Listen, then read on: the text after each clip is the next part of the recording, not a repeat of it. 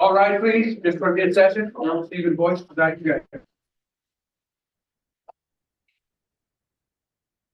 Thank you. Please be seated.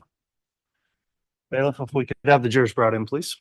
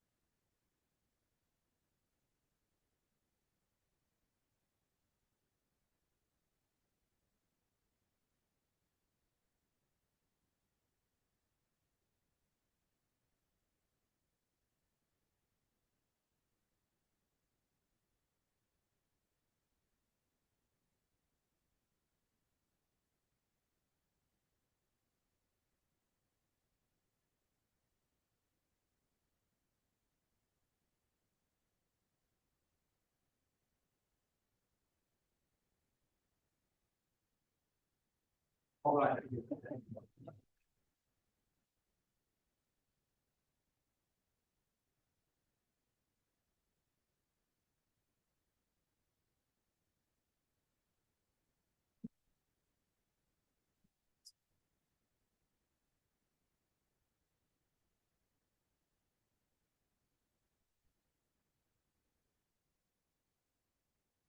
Front of the jury is present and accounted for. All right. Thank you, Mr. Bailiff. Please be seated.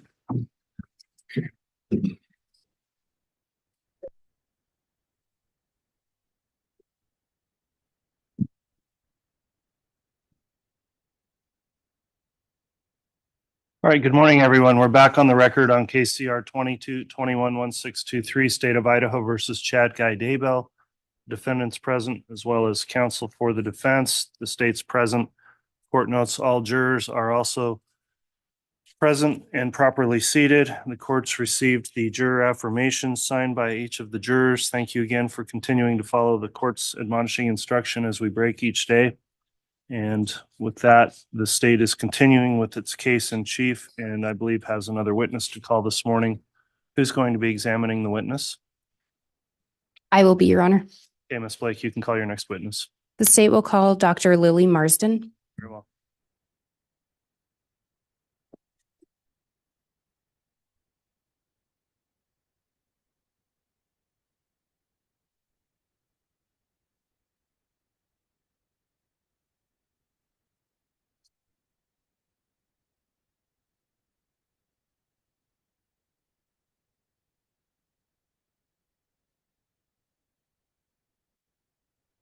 Testimony you're about to give will be the truth, the whole truth, and nothing but the truth, so help you God.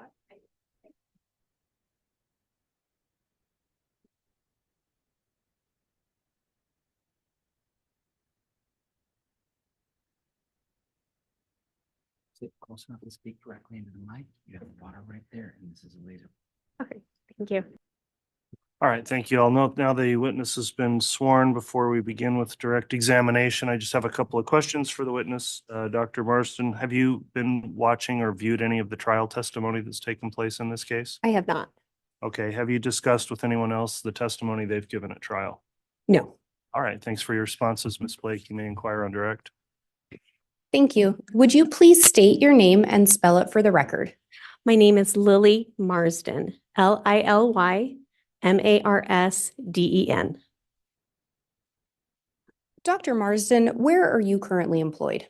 I am currently employed at the Utah Office of the Medical Examiner. What is your title or position? Right now, I am the Deputy Chief Medical Examiner. How long have you worked in that position? In this position, I've been the Deputy Chief for approximately a year. Did you work at the Office of the Utah Medical Examiner prior to that? Yes. What other positions have you held in that office? So I was also the Forensic Pathology Fellow during my training year and then was an Assistant Medical Examiner after that. Prior to working at the Office of the Utah Medical Examiner, did you have other experience as a pathologist? Yes. What was that? So I was the autopsy pathologist and medical director for Northwestern University in Chicago, Illinois. Do you have any specialized training in order to be a forensic pathologist? I do. Can you tell us a little bit about that? So the training to become a forensic pathologist starts with an undergraduate degree in college. After that, we go to medical school and finish a 4-year medical degree. We then receive a training program in anatomic and clinical pathology, which is 4 years. After that, I additionally did a year of pediatric and perinatal pathology in Chicago before starting as an autopsy pathologist for Northwestern. And then I did a year of forensic pathology fellowship training after that before starting as a forensic pathologist. And when you worked at Northwestern as a pathologist, was it in a different capacity than what you do now? Yes. And can you explain a little bit about that? So at Northwestern, there is a significant difference between hospital autopsy and forensic autopsy. So with hospital autopsies, our primary goal is to diagnose the natural disease processes that people have when they die in a hospitalized setting.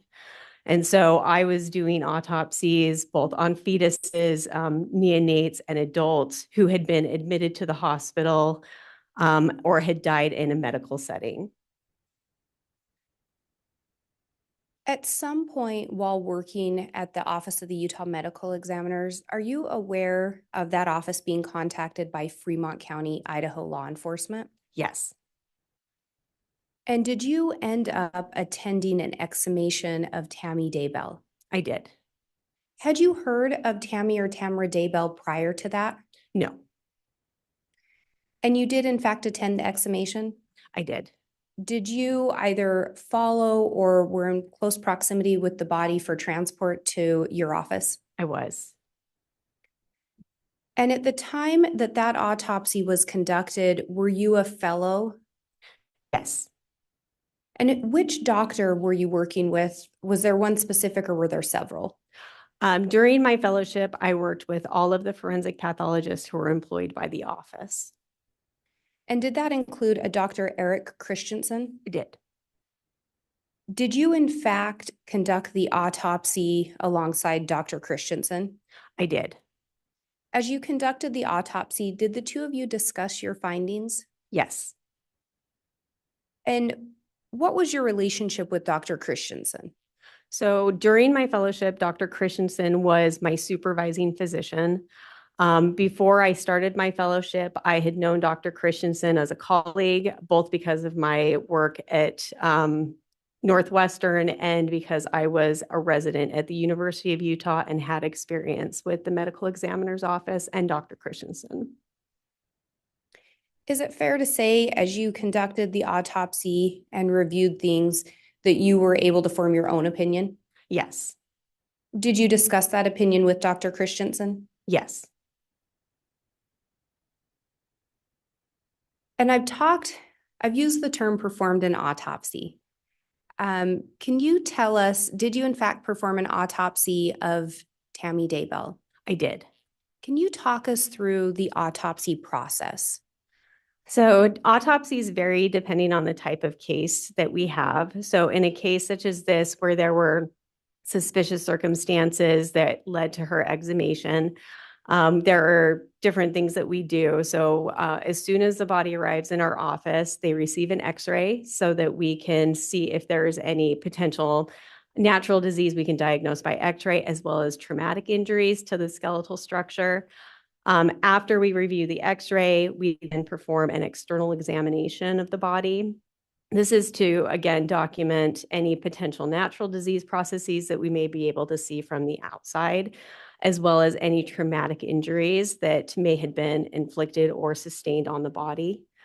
After an external examination is performed, if there's trace evidence that needs to be collected, we will do that. We will then do an internal examination where we dissect all of the major organs to look for any natural disease processes, any traumatic injuries, anything that could explain why a person has become deceased. And kind of breaking it down, when you started with the external examination of Tammy, did you notice anything? So Tammy, of course, had been embalmed previously and had been interred. So she had the findings that we see related to embalming, an incision near the neck for embalming, as well as a puncture in her abdomen where more embalming fluid is infused. She also had, the changes that you see with internment. So she had various molds that had unfortunately been growing on her body. And then in addition to that, she had some contusions, or what that's the technical term for a bruise, on her chest and on her arms. Through the external examination, did you find any noticeable or immediate cause of death? No. Your Honor, I would ask to be handed State's Exhibit 178, and if we may approach briefly. Yes.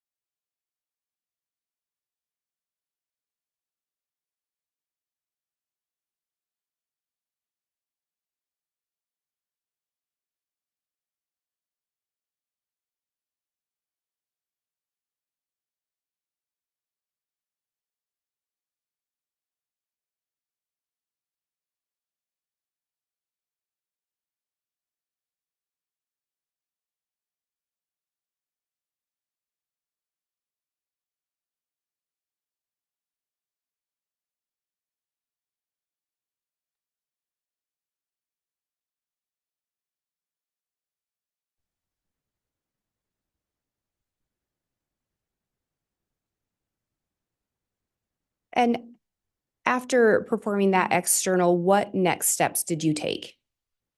So after her external examination, we did the general Y incision that we do to open the torso so that we can examine all the major organs. We then remove all of the organs, weigh them, and dissect them to look for any potential cause of death, whether that be natural, traumatic. And then we open the head, we do an incision through the scalp that can be easily hidden, and then open the skull cap to remove the brain. Which is then placed in a fixative so that it can be dissected at a later date more thoroughly so that we're not rushing. And as you went through that process, did a cause of death become apparent for Tammy Daybell? No. Did you find anything abnormal or anything that caught your attention in doing that internal exam? The only thing abnormal we really found on Tammy's examination was that she had a lot of fluid in her lungs, which we call pulmonary edema. And she had a foamy fluid in her airways, so her trachea and her larger bronchi.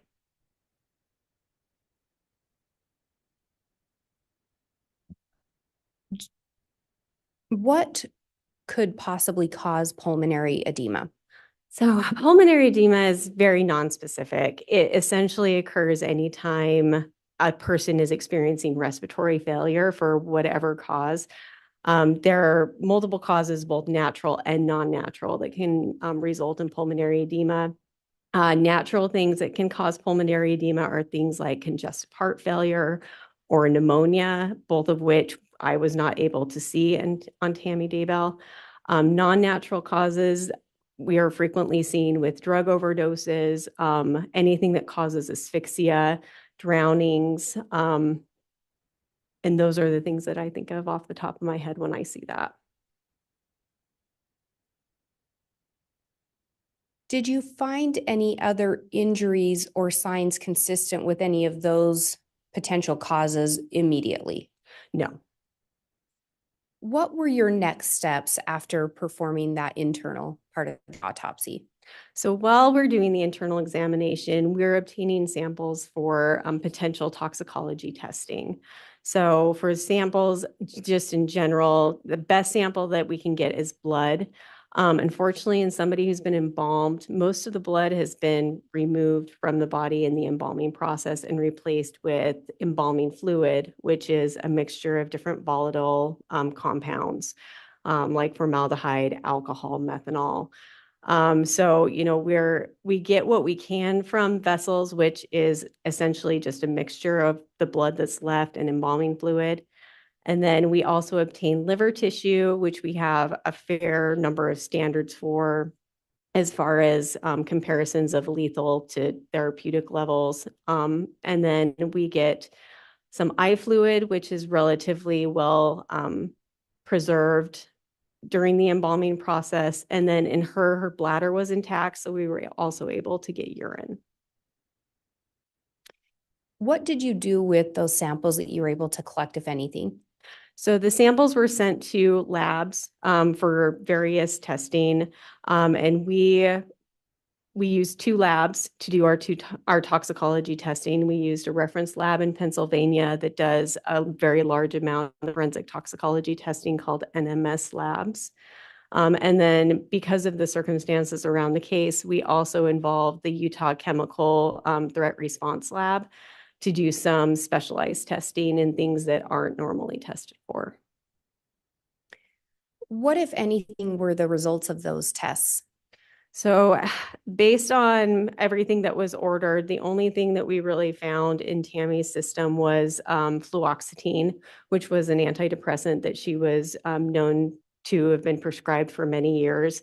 And that was detected in her liver tissue at a reported therapeutic level. Did you find any explanation or anything to explain the cause of death? Not with toxicology.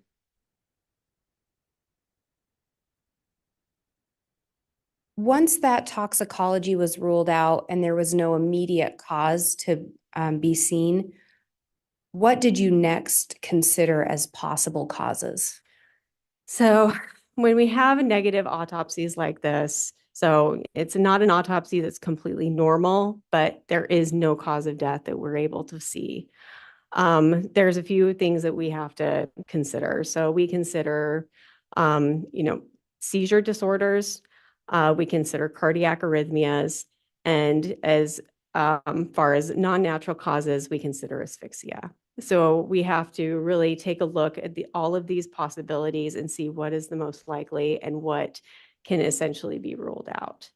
So in Tammy Daybell's case, we initially got some information at first that she had been having some minor shaking fits that looked like seizure activity. So we had our neuropathologist examine the brain very thoroughly to see if there was any possible reason why she could be having seizures. It is extremely unusual for a 49-year-old woman to just spontaneously start developing seizures without some anatomic reason, like a tumor or a brain bleed or something like that. And we just weren't able to find anything. The other thing that we think about are cardiac arrhythmias. So with cardiac arrhythmias, so abnormal heartbeats in the heart that can lead to sudden death, these again are very unusual in a 49-year-old who has no history of palpitations or anything that has been evaluated by a physician. So her heart was structurally normal. It was the normal size. It did not have dilated chambers. All of her valves were normal. So there was really no great reason why she would be experiencing a cardiac arrhythmia at this time of her life without anything preceding it. After that, we're left with asphyxia. And asphyxia is a diagnosis of exclusion. And in our opinion, we did thoroughly exclude the other potential causes of death with a negative autopsy. And when we talk about being left with asphyxia, is that what you ultimately determined to be the cause of death? We did. What did you determine to be the manner of death? Manner of death in this case was homicide. How many types of manners do you consider? So we have 5 manners of death that we get to choose from. And what are those? So there is natural, which is death by a natural disease process. Accident, which is death from an accidental external factor. Suicide, which is death by one's own volitional act. And homicide, which is death by the act of another person. And then if after the autopsy and examination, we don't have enough information to make a determination, we have a category that is cannot be determined. Have you ever conducted an autopsy where you determined the manner to be undetermined? Yes. Have you conducted other autopsies where you determined the manner to be homicide? Yes. Do you know approximately how many autopsies you've conducted? In my career, I've conducted approximately 2,000 autopsies.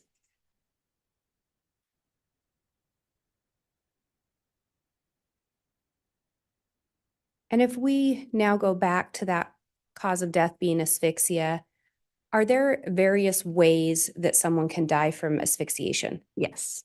What are some of those? So I separate asphyxia into 4 general categories. So the first is exclusion of oxygen. So the airway is obstructed by something. Examples of this would be like choking, drowning, having a bag placed over the face or over the head to exclude oxygen. The second category that we see the most in my line of work is neck compression. So this would be things like hanging. Then we have chemical asphyxia, which is there is some type of chemical that is displacing oxygen on your red blood cells. So that's like carbon monoxide poisoning or cyanide poisoning. And then the last is a mechanical asphyxia, where there is some weight that's on the chest that's not allowing it to rise or allowing a person to breathe. So with that last category, could that asphyxia be a cause that's linked to the manner being homicide? It could be. And again, we talked about the bruising that you observed. Do you recall where it was on Miss Daybell's body? So Miss Daybell had 1 bruise on the left side of her chest. She had 1 bruise on her left arm, and then she had a cluster of bruises on her right arm. In your opinion, could those be consistent with someone being restrained? Yes. Could they be consistent with someone having pressure applied? Yes. Did you do anything to attempt to determine the age of those bruises? Yes. And what did you do? So we took samples of the bruises to look at under the microscope. And when we did this, we're looking for, what causes the color of the bruise, which is hemorrhage or bleeding into the skin from the ruptured blood vessels. And then we're looking at any type of inflammatory response that the body is mounting to try to clean up all of the hemorrhage. And what were you able to determine, if anything, in relation to the bruises on Tammy Daybell? So all of the bruises on Miss Daybell were what we would call acute, which meant that under the microscope, the only thing there was bleeding into the soft tissues under the skin. So there was no inflammatory response. So the body had not started to mount a response to try to clean up the injury. What, if anything, were you able to determine in relation to the age of the bruising based on that? So I would consider these perimortem bruises, which would mean that they occurred probably within a couple hours of her death to maybe a few minutes after her death.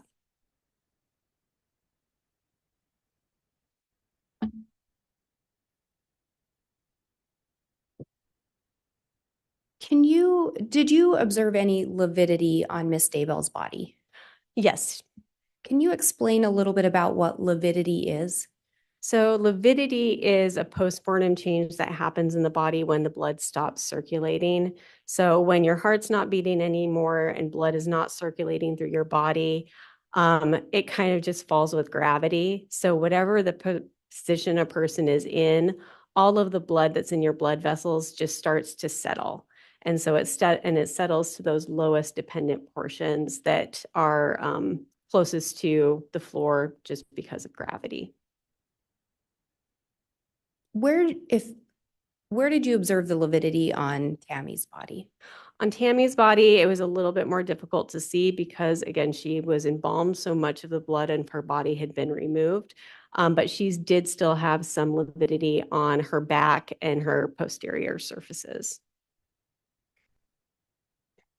And mentioning the embalming, does that create issues in conducting an autopsy? It can. In this case, did you feel that it affected your ability to perform the autopsy? No.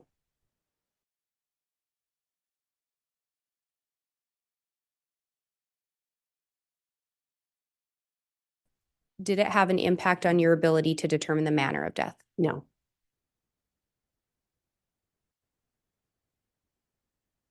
And have you ever, are you familiar with the coroner systems? Yes. And can you explain a little bit about the difference between a coroner and a medical examiner? Sure. So a medical examiner is a forensic pathologist. So they are physicians who go through medical training and then specialized training in pathology and forensic pathology to do what they do. Coroners are often either elected or appointed to a position where they are in some ways doing the same thing as a medical examiner, but not always with the same level of education. And in your experience, is it fair to say coroners don't even have to have any medical training? In some places, they do not. And you work in Utah, correct? Correct. And is that a medical examiner system? Yes. Are you, as part of that office, tasked with determining whether or not an autopsy should be conducted? Yes. And does that include for unattended deaths? Yes. Can you explain what an unattended death is? So in Utah, an unattended death is an individual who passes away when they are not under the routine care of a physician. So in Utah, we consider attended deaths if you are being treated for a lethal chronic medical condition within a year of you passing away. So if you have not seen a doctor for a year and pass away at home, that would be considered an unattended death, and those would be considered the jurisdiction of our office. When you're determining whether or not to get an autopsy, do you consider additional factors? Yes, Does that include police reports? it can. Can it include witness statements? Yes. Does it include medical records? Yes. In regards to Tammy Daybell, did you in fact look at those types of documents? Some of them before the autopsy and then additional afterwards. And I talked about in terms of requesting an autopsy, do you also look at those in assisting in determining a cause and manner of death? Absolutely. And did you do that in this case? Yes.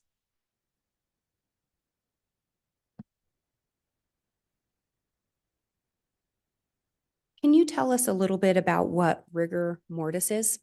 So rigor mortis is like lividity, again, a postmortem change. So when you stop breathing, all the oxygen that's currently in the body gets used up by your muscles until your muscles become stiff. And then once that happens, you usually continue to stay stiff until decomposition starts to break that down.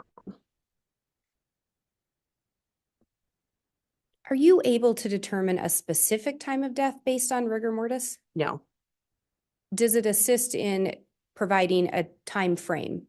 it could. If a body is described as stiff and cold, would that indicate anything to you? If they are being described as stiff and cold, what I would consider is that they've likely been deceased for a couple hours, but I would also be asking more questions of my investigators. What do you mean by stiff? Is it stiff in just her jaw? Is it stiff in her arms and her legs and her hips? Because that stiffening happens as a progression, starting with the smaller muscles and then going to the larger muscles. And so I would be asking my investigators more specifically, what are you meaning by stiff? And then that would give me more of a time frame that I can work with. But if somebody just says stiff to me, I would usually say a couple hours, but I can't be more specific than that. And in the case of Tammy Daybell, is it fair to say you were not on scene initially when her death was reported? No. When we talk about those bruises on Tammy's body, if someone's stiff or been dead for a few hours, would something cause bruising to the body at that point? Judge, speculation objection. She's an expert. I'm asking her expert opinion. It's overruled. Sorry, will you repeat the question? Yes. If someone's been described as stiff and potentially dead for a few hours, would you expect that body to be bruised by some kind of external factor at that point? Not at that point. And when we talk about the various ways that asphyxia can occur, can some of those not leave any external signs? Absolutely. Can some of them not leave very many internal signs? Absolutely. Is one of the internal signs of asphyxiation the pulmonary edema? It can be.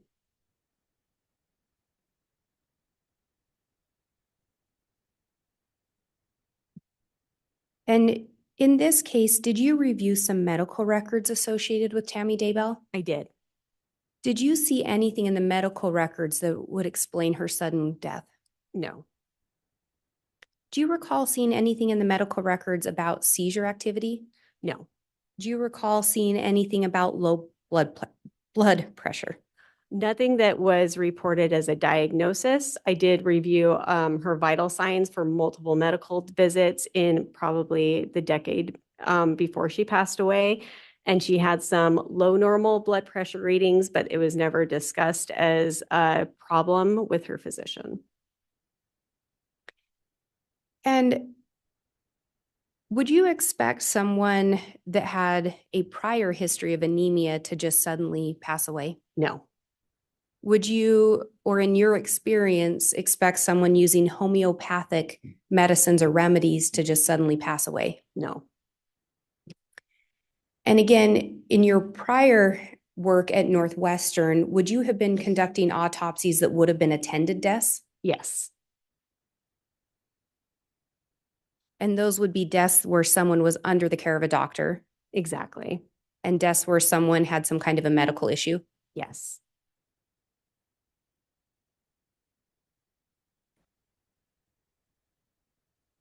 And I asked you about those bruises and not expecting to see them on a body that had been deceased for a few hours. Can you explain a little bit about why you wouldn't expect to see bruising? So when a person passes away, blood stops flowing through your vessels. And the reason why a bruise occurs in a living person is a force causes rupture of the blood vessels under the skin. And because your heart is pumping blood, the blood is exiting those ruptured vessels and accumulating in those tissues under the skin. So that is what causes a bruise. So a person who's deceased, who doesn't have blood pressure, who doesn't have blood circulating through their system, if those blood vessels are ruptured from a trauma after somebody is deceased, there's not going to be a lot of blood that is leaking out into the tissues because there's not blood flowing through those vessels.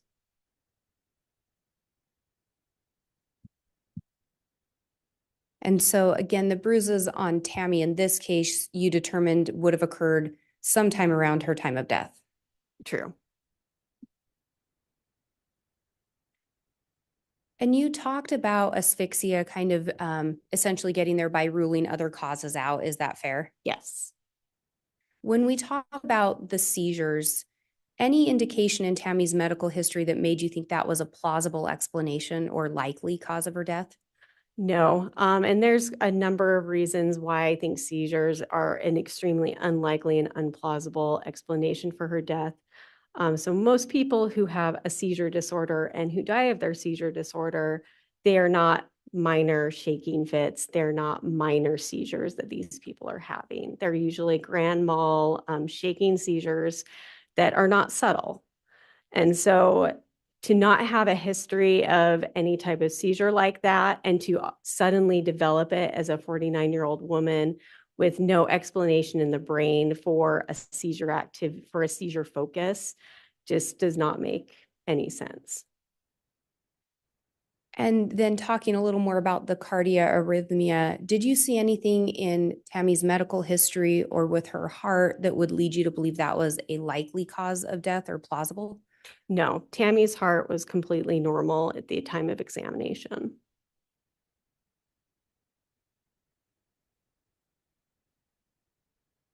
And then we talked about the different manners of death. Did you consider undetermined as a potential option? We did.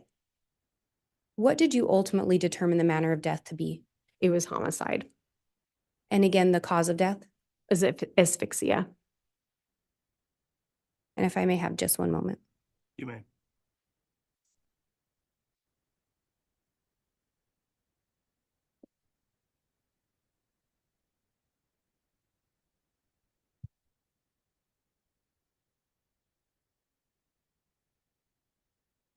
I have no further questions, Your Honor. All right, I have a question, Ms. Blake. You had discussed or potentially offered an exhibit 178. Are we not, is that being offered or not? I need to clarify. No, Your Honor, it's already been admitted into the record, just not republishing it. Okay, thank you for the clarification, Ms. Blake.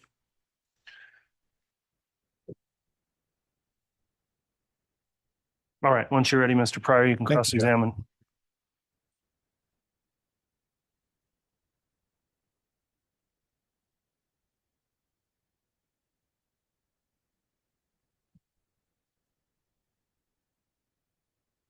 Good morning, Dr. Marsden. Morning. You mentioned that you're currently working at the Utah Medical Examiner's Office is that Salt Lake City, Utah? Correct. Okay. Do you have a recollection of what day Tammy Daybell was exhumed? I believe it was December 11th, 2019. And your examination took how long that day? I cannot remember off the top of my head, but it was likely 2 to 3 hours. Okay. And you were present for the exhuming of Tammy's body, is that right? Correct. Were you also present at the time when they reburied Tammy as well? No, I was not. And are you aware that whether or not they reburied her the same day that they exhumed her? That was my understanding by the court order that was required. Okay. And being present, did you see anybody from the family who was present for that process? No. Okay. You mentioned that you were contacted by the Fremont County Police Department regarding this matter. I was not, the office was. Do you have a recollection or knowledge as to when they contacted your office? I don't. I was not involved in that process at the time. You mentioned the subject of suspicious circumstances as to why they exhumed her body. You testified that because of the suspicious circumstances. What suspicious circumstances were you referring to?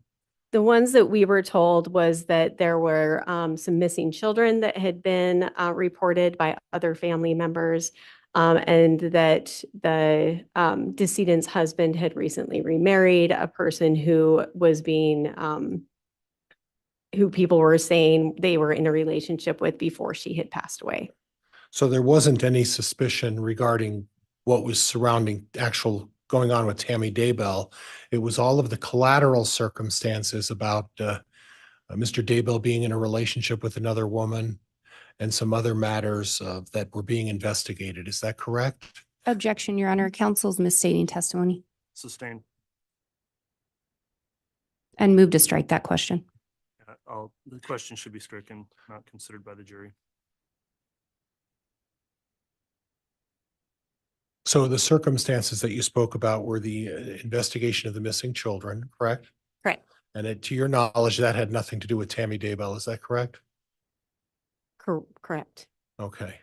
The fact that Mr. Daybell and Lori Vallow were in an affair relationship, that didn't reflect any physical signs of any foul play with Tammy Daybell, did it? It was suspicious mostly because she was a 49-year-old woman who was in good health leading up to her death, which was unexplained by the coroner on the death certificate. But the coroner had explained that this wasn't a homicide. You saw that, correct? Correct. And the coroner determined that there was no autopsy. They made the determination not to perform an autopsy. Is that correct? Correct. Now, the bruises that you spoke of, when someone uses the term, they're not specific. Can you explain to me what you mean by a bruise is not specific? So a bruise is not specific just because, there's usually not a pattern to it. So we really don't know with any degree of certainty what produced the bruise. And isn't it true, there really is no empirical way to determine when exactly a bruise is placed on a body? With any specificity, yeah. Right. So we can't really tell to a certainty or specificity when those bruises actually occurred on Tammy Daybell's body, correct? We could give a general time range, but not a specific time. And even that time range is a subjective determination. Isn't that true? Yes. In other words, you can't be certain when those bruises were placed on Tammy's body or how they were placed. Isn't that correct? Correct. On the subject of heavy lungs, one of your associates, Dr. Christensen, who you worked with on this, made some mention of heavy lungs, and explain to me what Objection, Your Honor. Misstates testimony, calls for speculation. Sustained. have you heard of the term heavy lungs? Yes. Did you observe or make a determination that there was a medical situation here that's consistent with heavy lungs?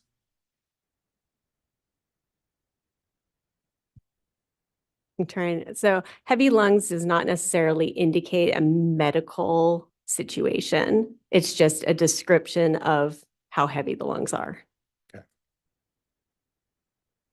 But there are underlying medical conditions that can be related to a determination that the lungs are heavy. Isn't that true?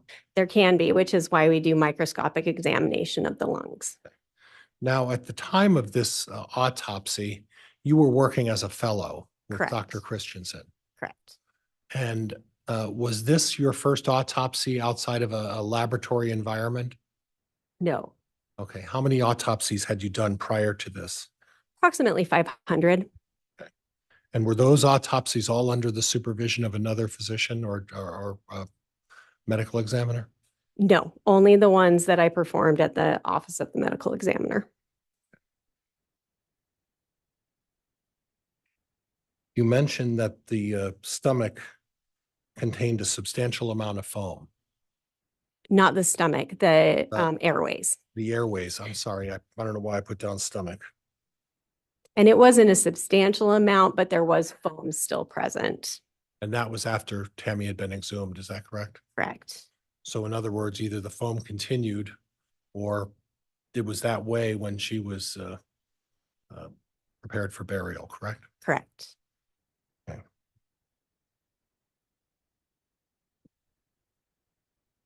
You talked about natural causes of death. And you said pulmonary and seizures.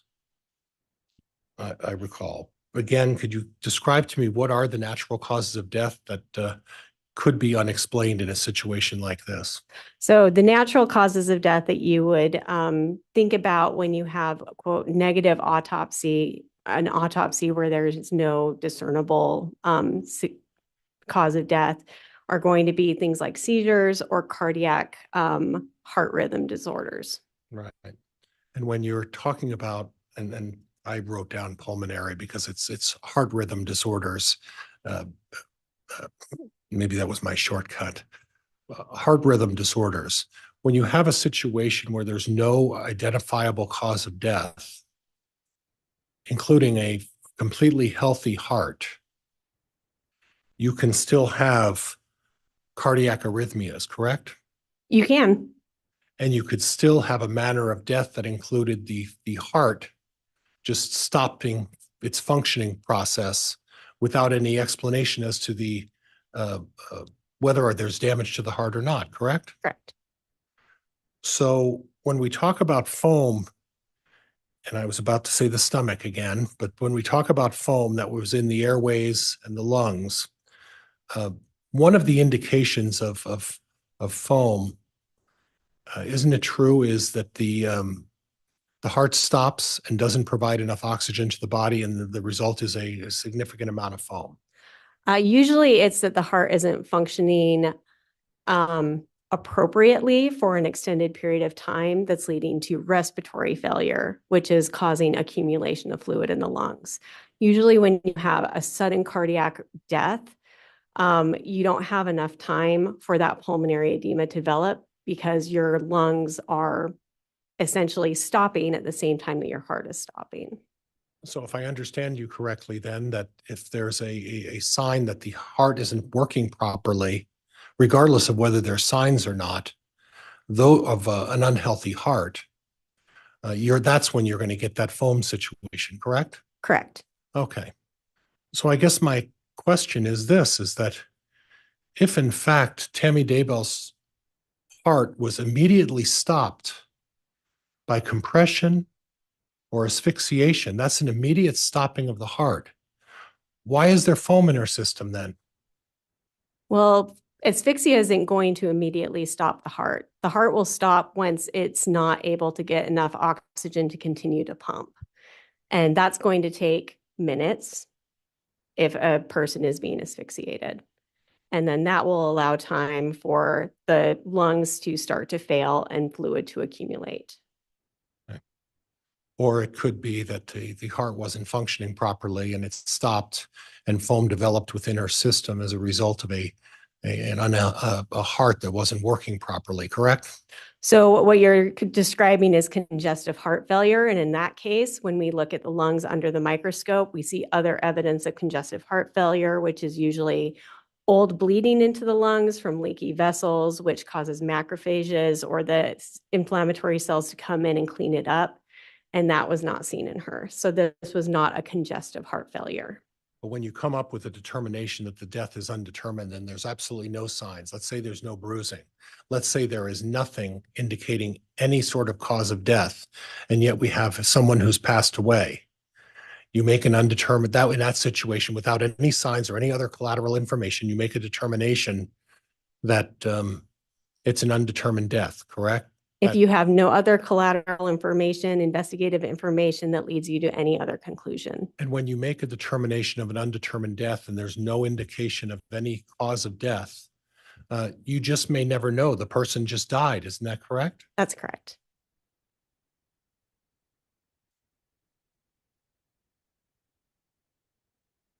And in a situation where the person just dies, you could have an absolutely healthy heart, correct? You can. You can have an absolutely healthy lung, correct? Correct. You can have absolutely healthy organs in every single manner, and yet the person can still die, correct? Correct. And that's not limited to someone who's 49 years old. That could be an athlete on a basketball court who passes away suddenly without any notice of anything or any sign of any damage or disease, correct? Could be.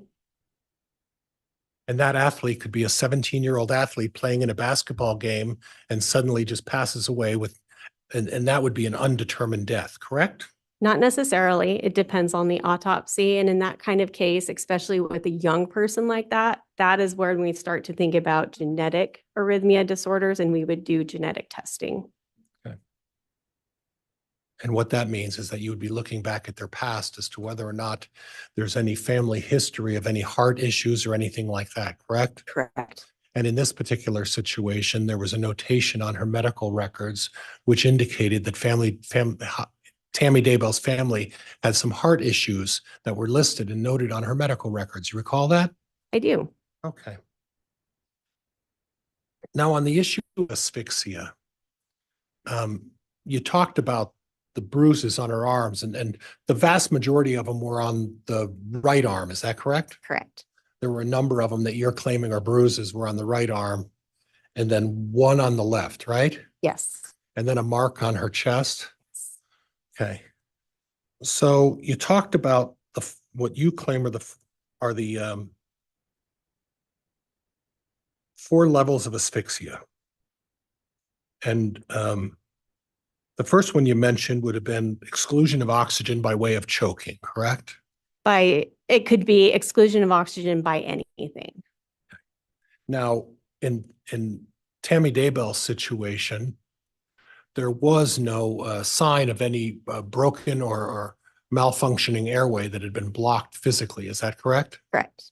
You didn't see any damage to the neck or the throat or any of the, and I'm going to hack the bone that's called the heat. The hyoid. Thank you. I'll never get it right. I could practice and I'll never get it right. That wasn't cracked or broken or anything like that, correct?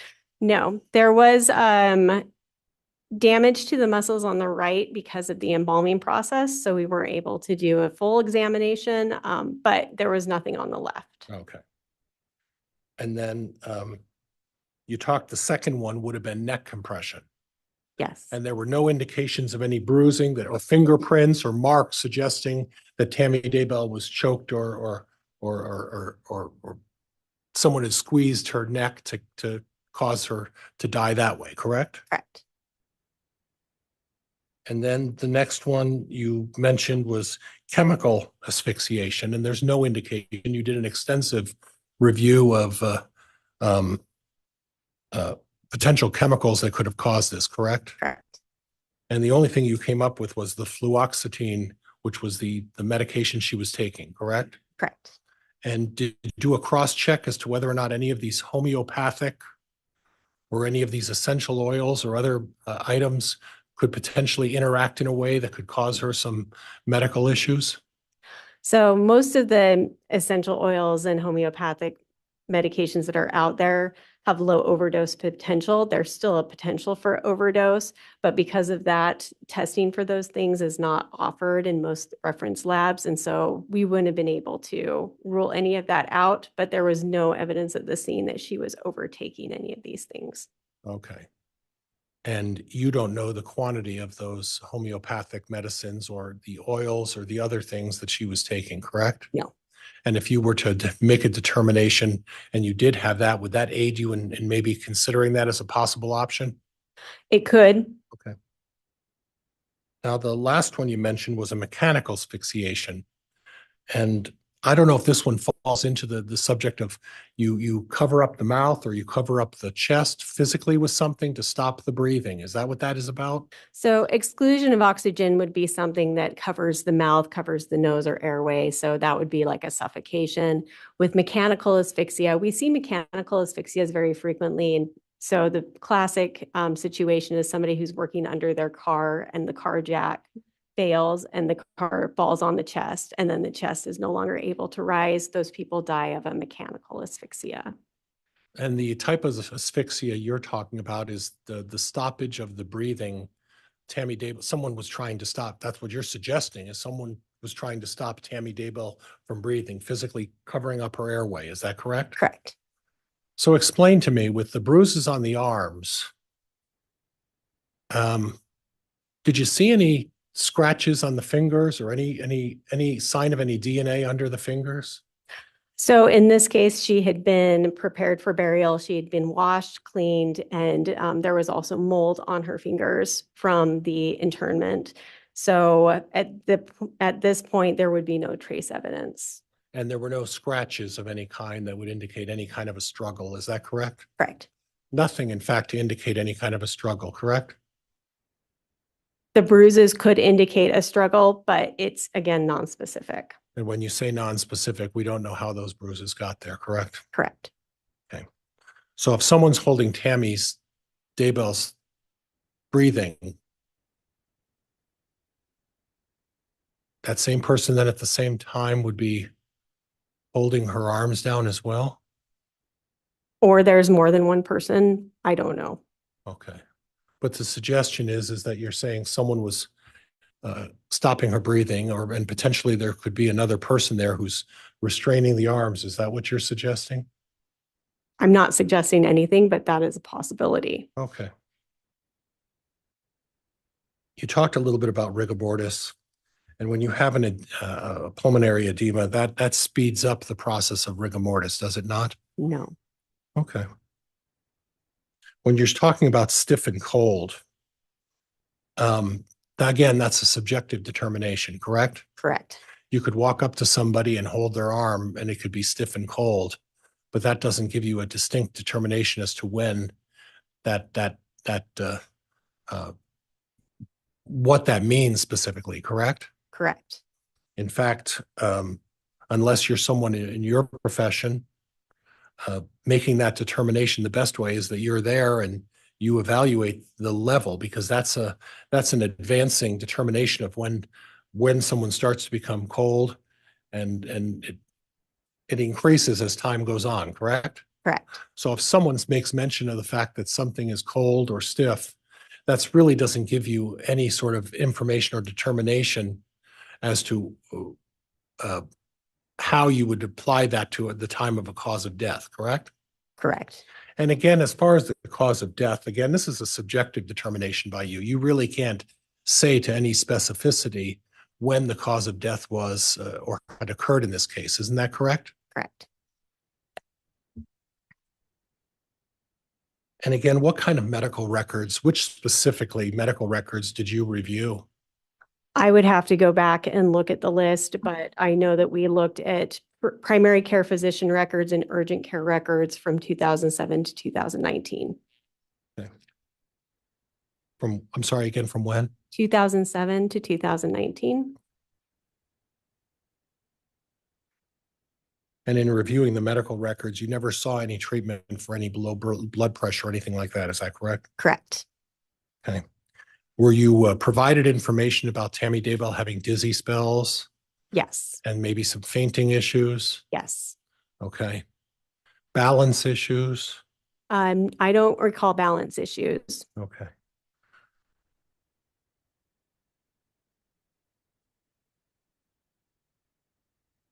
And in terms of the contents of her stomach, you found some, at least what I describe as potatoes or something like potato-like substance in her stomach? Yeah, she had about 3.5 ounces of a pink liquid that looked like had food substances that appeared to be consistent with potatoes and peanuts.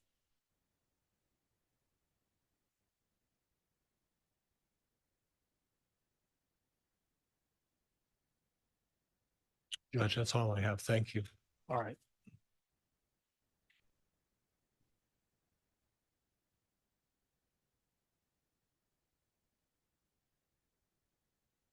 Direct. Thank you, Your Honor.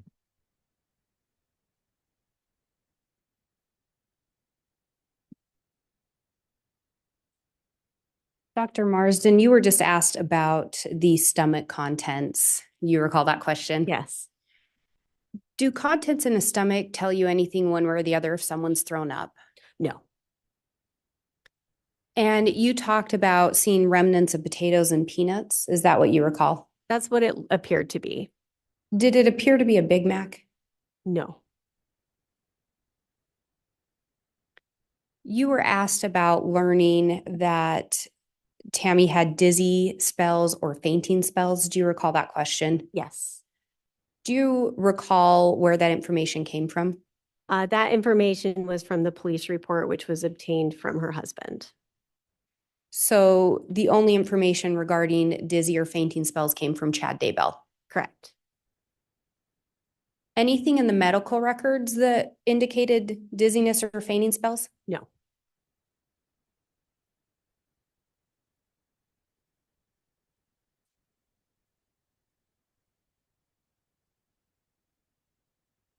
Did it surprise you not to see Tammy's family at the exhumation? No.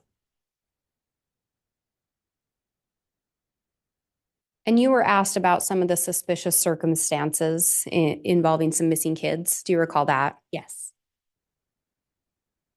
Did you learn that those missing kids were Chad's new wife's kids? Yes, I think I knew that. And Tammy Daybell was Chad's recently deceased wife. Yes.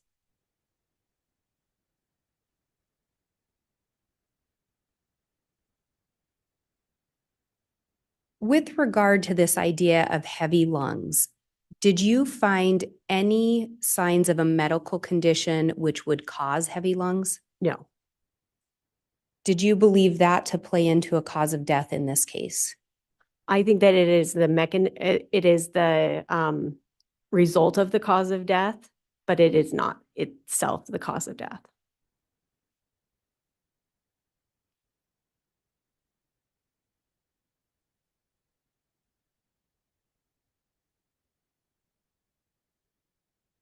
In looking at the history, Tammy's medical history and her family's medical history that was noted in her records, any concerns in relation to Tammy's heart based on that? No, and her records we specifically asked did not include any sudden cardiac deaths in young individuals in her family that would indicate a genetic cause of heart disease.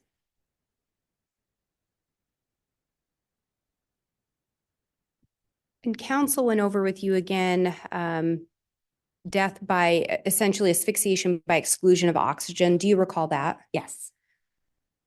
Are there ways that someone can cause someone else's death in that manner without leaving any signs or external injuries? Absolutely.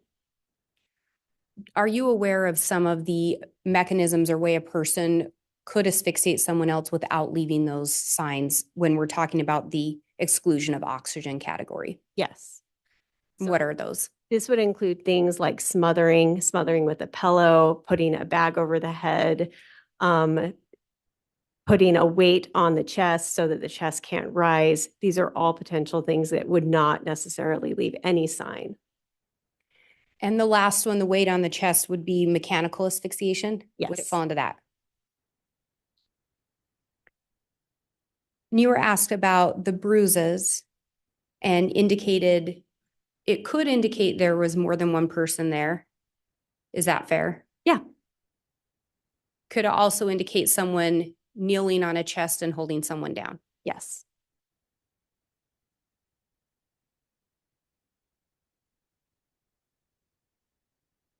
In reviewing possible causes of death, what did you determine in relation to a seizure as a possible cause? That it is extremely unlikely and improbable. What did you determine with regard to cardiarrhythmia as a cause? The same, extremely unlikely and improbable. And again, ultimately, what did you determine the cause to be? Asphyxia, And what did you determine the manner to be? homicide. In your experience, or would it be fair to say that dead bodies don't generally roll out of bed? True. I have no further questions. All right, thank you, Ms. Judge, Blake. could I have recross, please? On which issue? On the kneeling issue and the falling out of the bed. I think those are within the scope of the cross. I believe those were covered in cross as well, so I'm not going to allow any recross on that. I don't think the redirect went outside the scope to open a new topic, so I'll deny the request for any recross at this point. That will conclude the testimony then of Dr. Marsden. And with her testimony being concluded, is she going to remain under subpoena No, Your Honor, she can be released. from the defense? I didn't subpoena her, Judge. Okay, so that concludes your testimony. Thank you for appearing this morning. You can be excused. Thank you.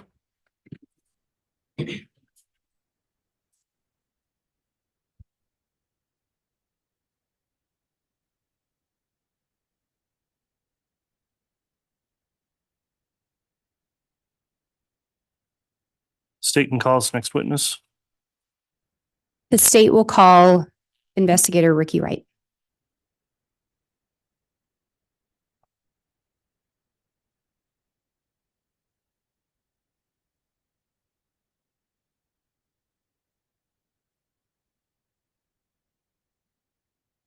Judge, that looks like Officer Hermosillo.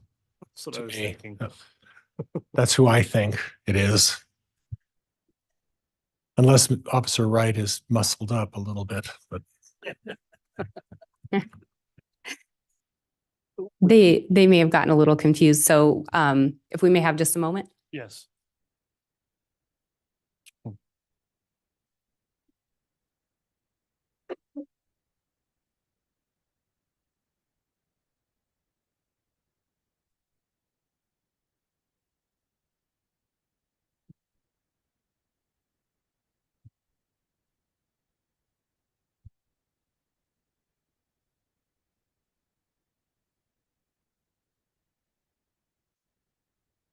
Swear or affirm the testimony you're about to give will be the truth, the whole truth, and nothing but the truth, so help you God. Yes.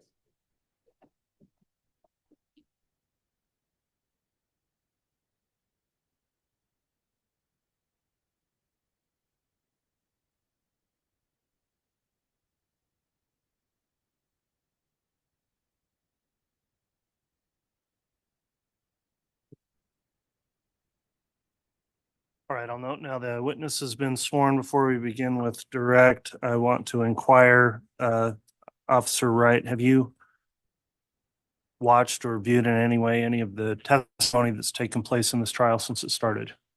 No, I have not. Okay, have you talked to anyone else about testimony they've given at trial? No, I have not. Very well. With that in mind, then, Ms. Blake, if you'd like to inquire, you may. Thank you. Would you please state your name and spell it for the record?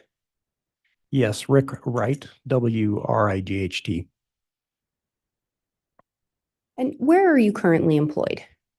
I am currently employed as a contract special investigator for the FBI in Pocatello.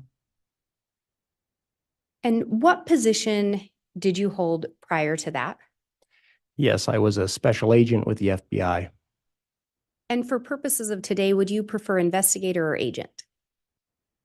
Investigator is fine, or Mr. Wright is fine. And how long were you employed with the FBI? I was a special agent for 24 and a half years. Do you have or did you receive any specialized training in order to be a special agent? Yes, I attended the FBI Academy in Quantico, Virginia in 1997. That's approximately 4 months. And then after that, I was assigned to my first office, which was the Denver division in Denver, Colorado. How long did you work in that division? I worked there for over 21 years. In addition to the initial training to be a special agent, have you received or did you receive any specialized training? Yes, after my initial new agents training, I worked a variety of violations throughout my career, primarily criminal matters for the FBI. The FBI is roughly divided in half between criminal investigations and national security investigations. So I worked primarily criminal investigations and received a variety of specialized training in those type of investigations that I conducted. What were some of the areas that you received specialized training in? So initially I worked drugs and organized crime cases. And then for a period of about 8.5 years, I worked financial crimes and public corruption. And then for the last 11 years in the Denver division, I worked violent crime and specialized primarily in violent crimes against children. And that was before I transferred to the Pocatello resident agency in late 2018. And once there, I worked more general criminal matters for the FBI there in Pocatello. So throughout my career, I received specialized training in all those types of investigations, particularly regarding crimes against children, which was much of my career. I received specialized training in responding to missing abducted children, sex trafficking of children, other exploitation of children, international parental kidnappings. And I received that training. Usually most of these trainings were 1 to 5 day trainings, usually once or twice a year. Much of that came from within the FBI, from the Violent Crimes Against Children unit or the Behavioral Analysis unit or the Child Abduction Rapid Deployment teams that the FBI uses for child abductions, or from outside agencies or organizations like the National Center for Missing and Exploited Children and other law enforcement agencies. And you indicated in about 2018, you ended up transferring to the Pocatello area. Yes. And is that a different division? How is that in relation to where you were at before in Denver? Yes. So I transferred to the Pocatello resident agency of the Salt Lake City division of the FBI. The Salt Lake City division is the headquarters. The headquarters is located in Salt Lake City, Utah, and that division covers all of Utah, Idaho, and Montana. The Denver division covered all of Colorado and Wyoming. And so within a division, there are often these satellite offices called resident agencies as was the case with the Pocatello resident agency being one. Within Idaho, there were 4 resident agencies at that time, one in Pocatello, another in Boise, Lewiston, and Coeur d'Alene, I believe. And when you transferred to that resident agency in Pocatello, how many agents were employed at that resident agency? Yes, at that time, there were 5 agents in the Pocatello resident agency. 3 of them did criminal work, which I was one, and the other 2 did national security work. That resident agency covered really all of eastern Idaho, about 17 counties, I believe. Our supervisor for the criminal agents in Pocatello was actually located in Boise, and that was Doug Hart.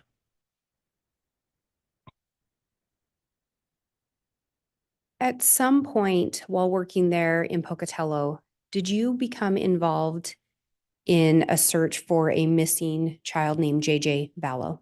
Yes, I did. Can you explain a little bit about why the FBI became involved? So the FBI was contacted by the Rexburg Police Department about a child missing in their jurisdiction. That was on November 27th of 2019. And I spoke with Lieutenant Ron Ball and I believe Detective Ray Hermosillo from the Rexburg Police Department about that missing child and the circumstances under which he was missing. The FBI assists in missing children cases because of the Federal Kidnapping Act. Under that act, when children are missing because of the potential interstate nature of a kidnapping, it is a potential federal crime. Unfortunately, we usually don't know up front whether a federal crime has been committed or even if there is a kidnapping that has taken place. But because of the time-sensitive nature of those types of investigations, it's necessary to respond right away. And allow the FBI's resources to assist with that. And so when they described the circumstances under which Joshua Vallow or JJ Vallow was missing, we believe that met these requirements of the FBI being involved. And generally, when we have a child, we define that as a child of tender years that's missing under suspicious circumstances. We should get involved. And a child of tender years, I believe, is defined as 12 and under. And did you know how old JJ Vallow was? I believe he was 7 at the time. When you first became involved, did you know anything about Tylee Ryan also being missing? Shortly thereafter, I became aware that JJ had a sibling named Tylee Ryan. We did not realize that she was missing from Idaho at that time. Do you recall approximately when yourself and or the FBI became involved in the search for JJ Vallow? Yes, really almost immediately after that telephone call from the Rexburg Police Department, we offered our assistance and began to communicate with them on how we could provide further assistance. We opened an investigation. I believe we opened it as a police cooperation matter at first, and then within a few days changed that to a kidnapping classification. And I was assigned as the case agent on that. And due to the scope of the investigation, really the size of the investigation, we actually assigned a second case agent was assigned, and that was Travis Homer, also at the Pocatello RA. And you'd already talked about being contacted by the Rexburg Police Department. Do you know if there were additional agencies involved in investigations linked to JJ being missing? Yes, there were some related investigations being conducted by other agencies. Do you know what those other investigations were looking into? Yes, I do. And what were those things? So Rexburg Police Department, of course, was looking into the JJ being missing, but the Fremont County Sheriff's Office, also in Idaho, was looking at the death of Tammy Daybell. And there were 2 agencies in Arizona that I became aware of that were looking at incidents in their jurisdiction. That was in the Gilbert Police Department was one, and they were looking into an attempted shooting of Brandon Boudreau and the Chandler, Arizona Police Department was looking into the death of Charles Vallow. Would it be fair to say that this turned into a joint investigation? Yes, And did you personally become involved in the investigation? yes, I did. Did you become involved in the investigation into Tammy Daybell's death? Yes, I did. And then did you also investigate the JJ and Tylee being missing? Yes, Did you ultimately assist in investigating their deaths as well? yes.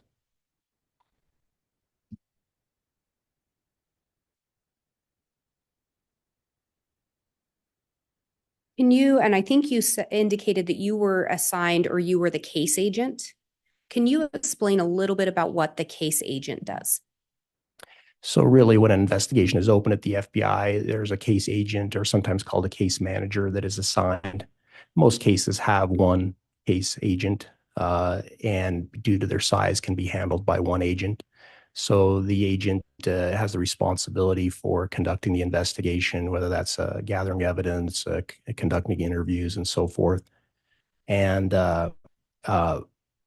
but the FBI, that agent can also call upon additional resources. Often that's other agents that may work in the unit, other staff within the office, and also pull up from resources from outside the office, but within the FBI. The FBI, being a national organization, has considerable resources, and that can include administrative, analytical, technical assistance, and so forth.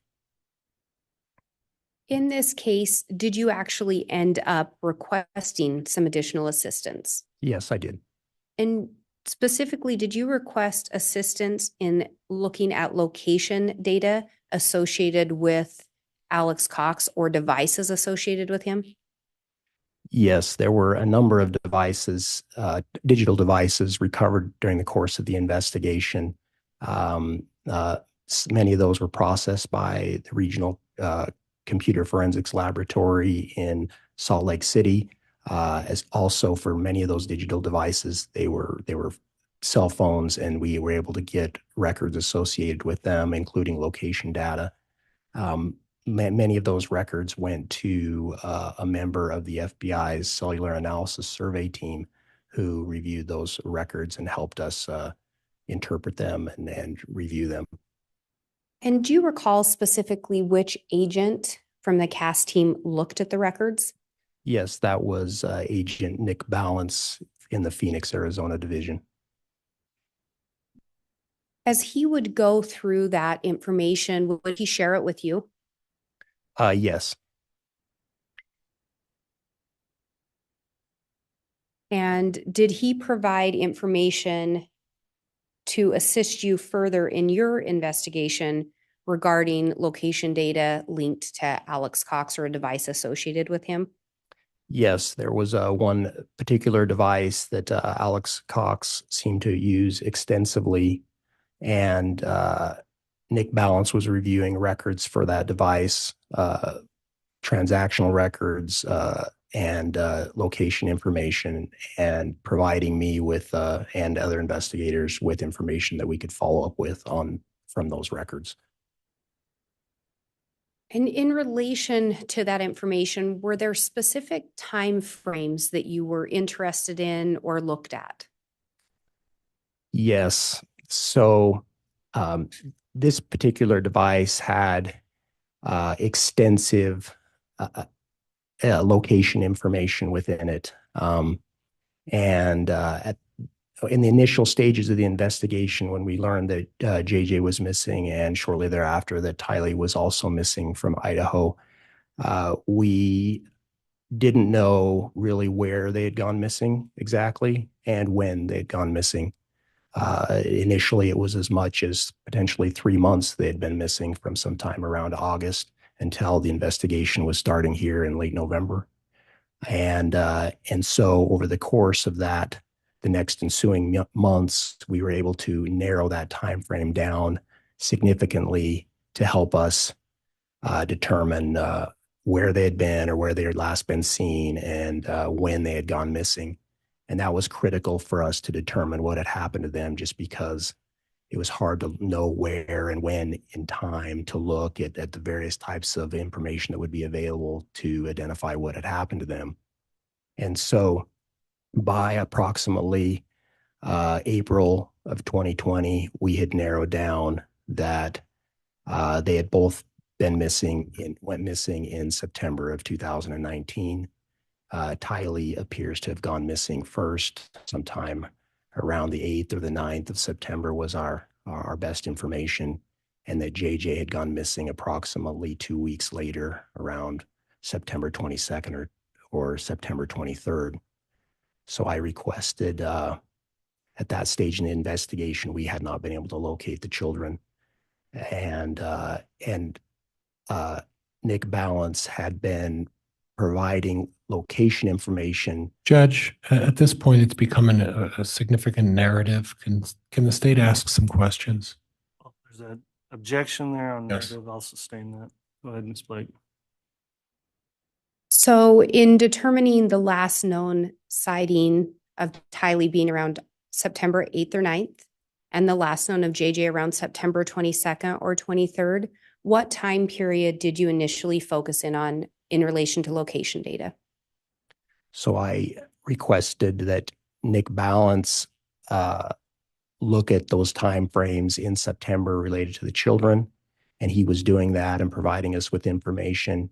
And due to the size and the amount of this information, I asked for him to provide me with the same information that he was reviewing, and put it in a format that I could review, that I could start that process of also looking at that data and see if there were potential avenues for investigation. So he provided me with a file of all of the location information for that particular device for really all of September of 2019, from September 1st through September 30th. At some point, did you also end up requesting location data for the month of October? I did. And why did you request location data for the month of October? So there were incidents that happened in October, not necessarily related to the children, but related to other components of this joint investigation. And at a later date, it was actually after the children had been recovered.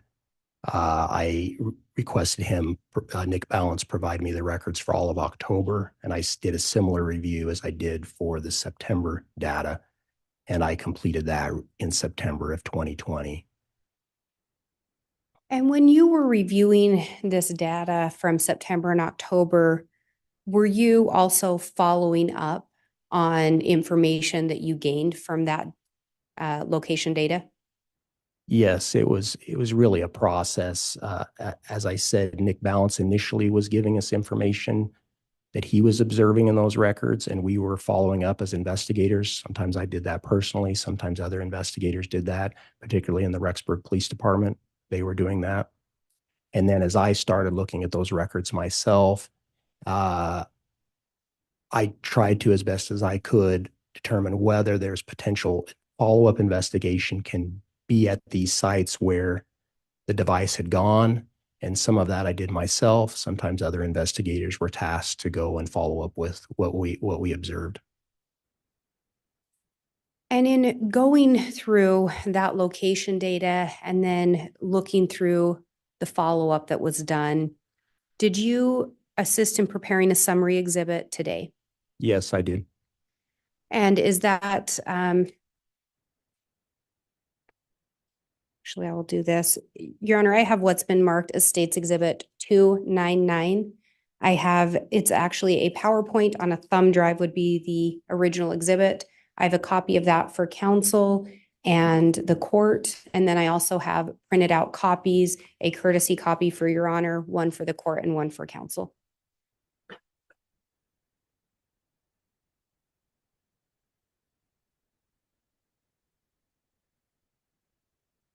And can you explain a little more about what the summary exhibit is? Yes, Your Honor. And I was going to see if I could have the witness shown a copy. Very well.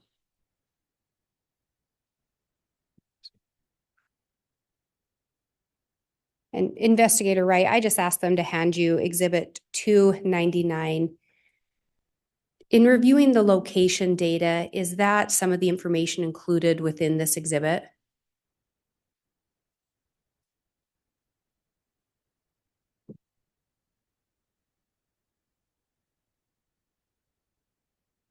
Yes, it is.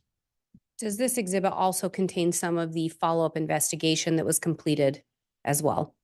Yes, it does. Would this, in looking through it, does this appear to be an accurate depiction of the exhibit created?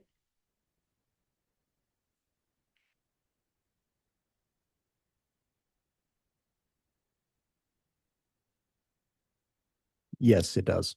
And would this aid you in your testimony today? Yes.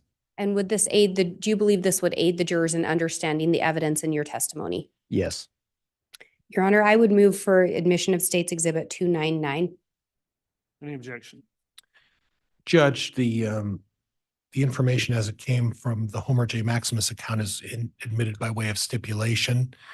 Just so we have a clear record, the other information that was not obtained from Homer J. Maximus and part of this officer's investigation, I won't object at this time to that admission of those. All right, so under Rule of Evidence 1006, then this may be admitted as a summary to prove content. And Your Honor, I'm just looking at the time and wondering if before I start publication, it may be a good time for the morning break. I think that's a good idea, Ms. Blake. Thank you. We'll go ahead and take a morning recess. It is just before 10 o'clock, so let's try and come back on at 10:20. All rise, please.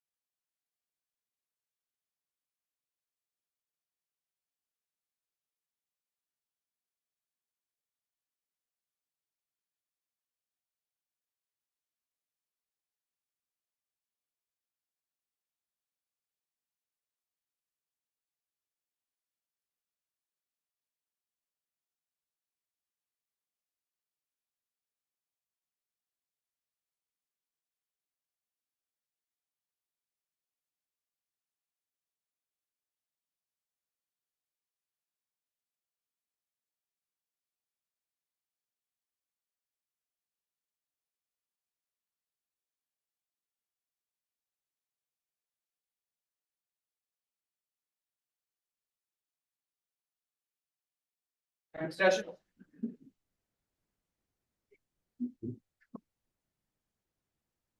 Thank you. Please be seated.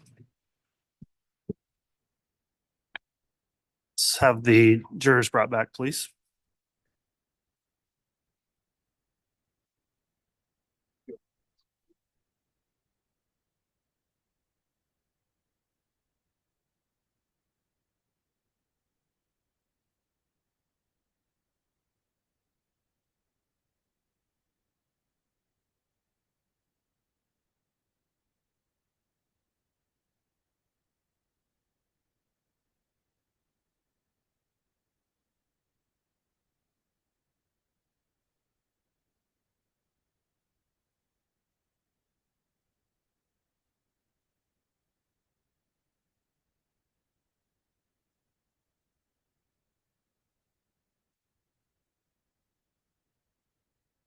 All rise, please.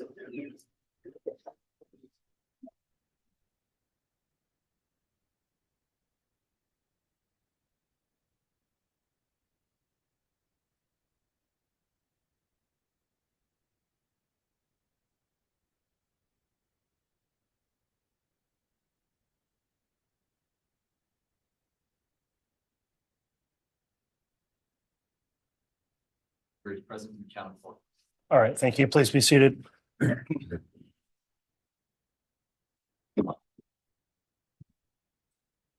right, if you'd like to continue with your direct, Ms. Blake, we did just admit States Exhibit 299, and you can continue with direct. Thank you, Your Honor. And I am going to be asking to have 299 on the jump drive to publish. Very well. We'll have the bailiff deliver that to you, and if you'd like to publish, you may.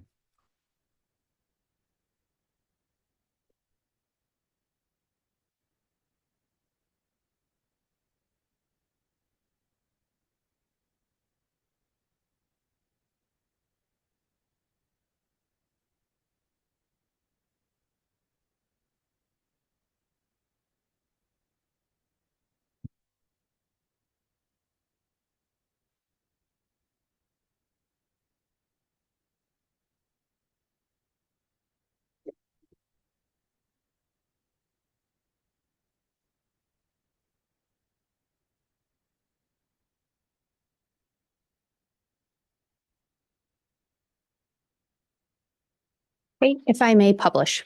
Yes, you may.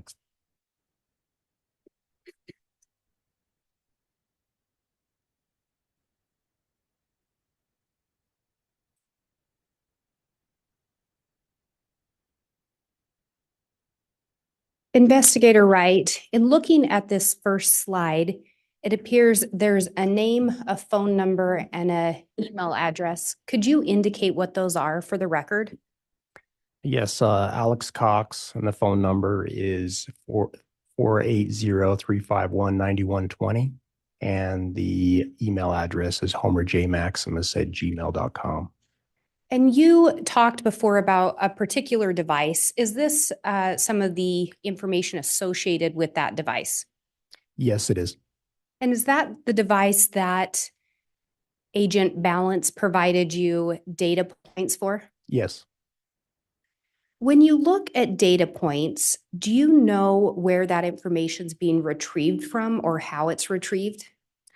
Yes, these location data points that Nick Balance provided to me came from two sources: from the cellular provider, in this case it was Verizon for that particular phone, and from Google, who retained location information associated with the Gmail account associated with that device.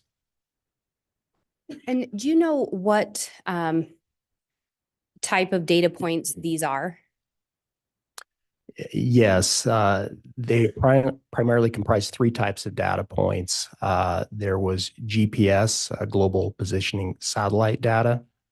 There was also Wi-Fi data, and there was also the cell tower.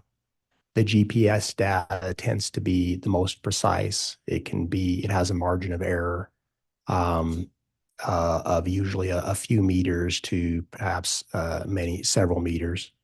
The Wi-Fi data, as I understand it, is more a little less precise, but still fairly precise. Usually, in my experience from my review, the margin of error on it was 15 meters to 100 or 200 meters.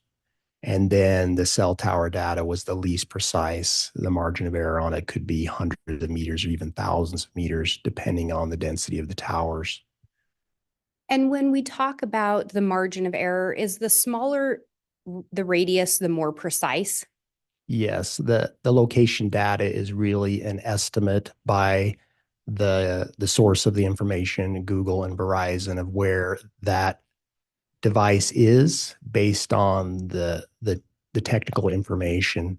And so when it gives us a margin of error, the smaller the number is, the more precise it is. They're telling us that they believe they don't know exactly where the device is, but they have drawn a radius and they believe that is the likely area that it is within. And when you're looking at these data points, is it fair to say that you try to focus in on the ones that are more precise? Yes. And as we go through this presentation, did you denote the time in military time?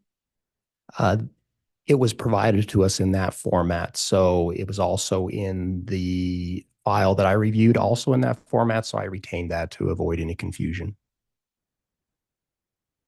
And as we go through this, did you learn how Alex Cox was related or played into the investigation?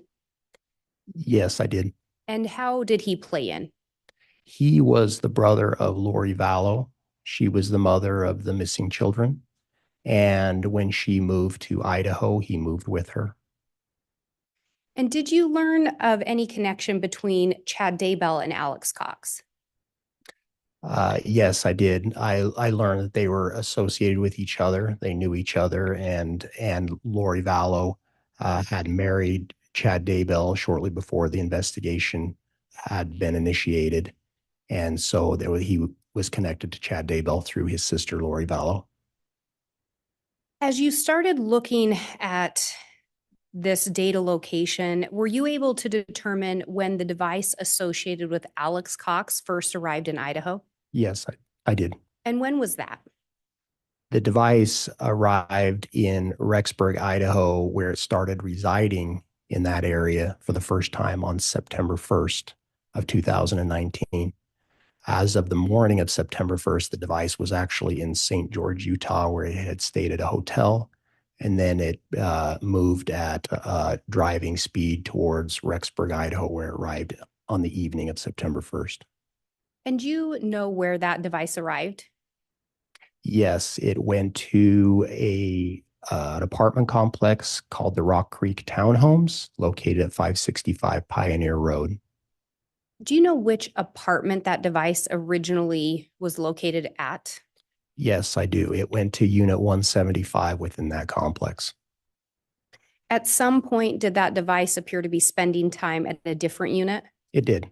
And which unit was that? Unit 107. And do you recall approximately when the device started being associated with Unit 107? Yes, on September 5th, it arrived in 107 for the first time. There was some data showing it going back and forth between 175 and 107 on September 5th, and beginning on the evening of September 5th, it began to spend its nights, primarily the nights that I reviewed, in 107. Through the investigation, did you learn who apartment 107 was associated with? Alex Cox was primarily using that address. And did you learn who was using the apartment 175? Yes, Lori Vallow and the children were primarily living there. And we talked about the fact that you focused on specific dates within September. Do you recall one of the first dates that you focused on? Yes, September 8th, 2019 became an important date in the investigation. And I believe there should be a laser pointer up there if it will assist you at any point. When we're looking at this slide, can you tell us what we're seeing here?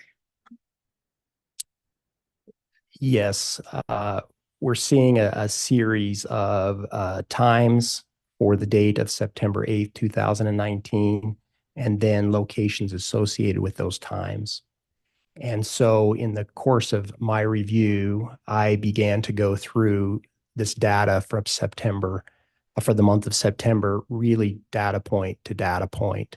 It helped the most to look at each data point individually and in order to be able to draw some conclusions about the data. And also each data point had underlying data associated with how precise the information was. And so it helped to look at it to know how much that information could be relied on. And so as I had done that, I'd gotten to this date of September 8th, and I progressed through that date. And then I prepared a report, really a summary report of where the device appeared to be at certain times. I didn't put in every data point that I observed or necessarily the data points in transit between points, but just this is where it was at a certain point. And then if I could determine where it went after that, where it was next. So on this particular slide, we're seeing some of the data points that you plotted in your report. Yes. And, or I should say included, not plotted. Yes. Correct. Correct. Was there a specific reason that September 8th was a focal point for you? Yes. We had, in other parts of the investigation, we had conducted a search on an iCloud account that was associated with Lori Vallow, the Lori for Style iCloud account, and had been able to retrieve some photographs from that account. And the photographs appeared to show Tylee Ryan, JJ Vallow, and Alexandra Cox in the vicinity of Old Faithful Geyser within Yellowstone National Park, and that those photos, or at least one in particular, was timestamped of 1549 on September 8th, 2019. And when we start looking at this slide, this is the location data associated with a device linked to Alex Cox. Yes, correct. And so can you talk us through the travel of that device? So on this particular date, it had been at 565 Pioneer Road earlier in the morning, and I didn't reflect that here. But the last stop that it made within Rexburg was at the Maverick at 859 West Main Street in Rexburg. It was there for a period of time, and I reflected the time it departed that, which was at 11:52. So that was the last time it was in Rexburg that morning. The device then begins to travel to the west entrance of Yellowstone National Park and gets there at 13:29. And if I pause there with you just briefly, did you learn anything in relation to when that vehicle entered the park? Yes, I did. What did you learn? We had obtained assistance from the National Park Service, and they were able to conduct provide a variety of assistance to us. But one thing was they had looked at cameras entering the park on that particular date and were able to identify a vehicle that Alex Cox was driving, and Tylee Ryan was seen in that vehicle. And if you would continue?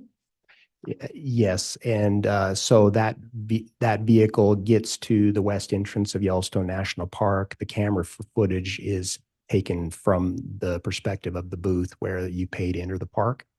And so it showed Alex Cox driving a F-150 pickup truck, and in the front passenger seat is Tylee Ryan. The rear windows are tinted, but it's clear there's other people in the back seat as well. So that was the main footage that we were able to get from the National Park Service on that particular date. And so then after entering the park, where did the device go? It traveled along the main loop road there within the national park to the area of Old Faithful. The data, it arrives in that area between 1450 and 1457. Some of the data is imprecise in that area, but we start getting more specific data at 1504. And from 1504 to 1522, it seems to be in the vicinity of the Old Faithful Lodge cafeteria, which is near the geyser itself. And then we get some more data from 1542 to 1604 that puts that device at the rim of Old Faithful or the boardwalk there where people can observe the geyser. And then at 1615 to 1627, we get some data points that seem to put the device in the Old Faithful parking lot area. And then the device leaves the Old Faithful area and travels westbound on US 287. I think it's also called maybe US 191 as well. It travels eastbound towards Yellowstone Lake and then turns south towards Lewis Lake. It passes Lewis Lake on that main road, which is a paved road. And at 1712, it appears to turn around, reverses course, drives back past Lewis Lake, past Yellowstone Lake, past Old Faithful, and then out of the west entrance of the national park at 1840. It then makes a stop in West Yellowstone, Montana itself in a commercial area at 1845 and leaves that area in 1902. And again, in relation to this device, when the device is shown to be at the entrance of the national park, there's also a video placing a pickup truck with Alex Cox and Tylee Ryan in the vehicle. When it enters the park, yes. When it exits the park, there was some camera footage, but I believe it just captured the back license plate. It didn't capture who was in the vehicle at that point. And if we go to this next slide, can you tell us what we're seeing on this slide? So that this is an image taken from the same mapping software that I was reviewing that had been provided to me by Nick Balance with the data points mapped in it. And this is an overhead view of the Old Faithful geyser and the lodge area around Old Faithful. And these are some of the data points we just talked about on the previous slide. Is that correct? Yes, it also can, these red data points are the data points that I just talked about that show the device in the area of some of those locations. I can point at those if you'd like. If you would, please do so. So the upper left here is the geyser itself, Old Faithful. This is a boardwalk area where spectators can see the geyser. This is the Old Faithful Lodge cafeteria. The Old Faithful parking lot is not in this photo, but it's located roughly southeast of this location. So we had a series of data points. First at the cafeteria area from 1504 to 1522. And then we had a series of GPS data points, fairly precise, from 1542 to 1604 clumped together here on the boardwalk. And then after that, we didn't get some data points until 1615 when they were in the Old Faithful Lodge parking lot and seemed to leave that area about 1627. And do you know what type of data points these are? I believe it's a mixture of Wi-Fi and GPS. When I say Wi-Fi, my understanding is it doesn't necessarily mean that they have joined a Wi-Fi network, but as a person moves around, a device can reach out and shake hands with Wi-Fi networks that it comes in contact with, and Google keeps that information and it uses it to help determine approximately where a device is. And so some of this was a mixture of that. There were also cellular data points, which a lot of times are off the map. They're where the nearest cell tower is usually. But these ones along the boardwalk were GPS data points. And when we talk about that boardwalk area, is there a reason, did you focus in on that particular area? Yes, I did. And why was that? The photograph taken of Tylee, JJ, and Alex, one in particular, seemed to be at or near that boardwalk in around Old Faithful, or at least a view of the geyser basin near Old Faithful. And is this the photo you're referencing?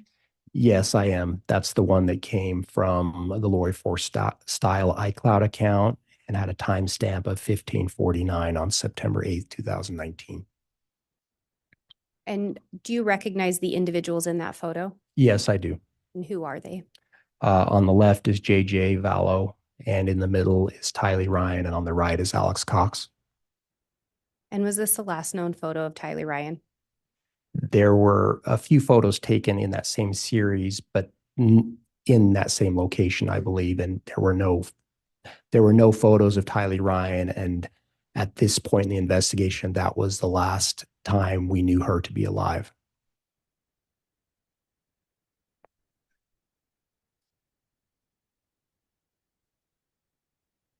And can you talk about what we're seeing in this particular slide? Yes. So this is again an image of from the mapping software, and there's a lot of data going on this, but I'll walk you through it. So in this upper left corner here is the Old Faithful Lodge area. And this is showing what those data points look at that I was reviewing. And they show the movement of the data points as at 1627 approximately, the device leaves this area, travels along 287, past this point, which is the west thumb of Yellowstone Lake, which is this area. It then the highway then turns south. It continues on that highway past this, which is Lewis Lake. And if it would have continued on this road, it would get into Grand Teton National Park.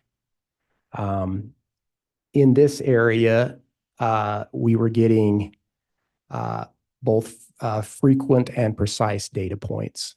Some of them were coming in multiple times a minute, which was helpful in determining that the vehicle appeared to have quickly turned around and immediately reverse course.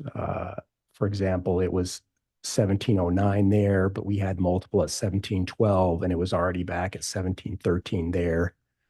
The reason I was looking hard at this particular information is first, it was the last known location for Tylee Ryan to be alive.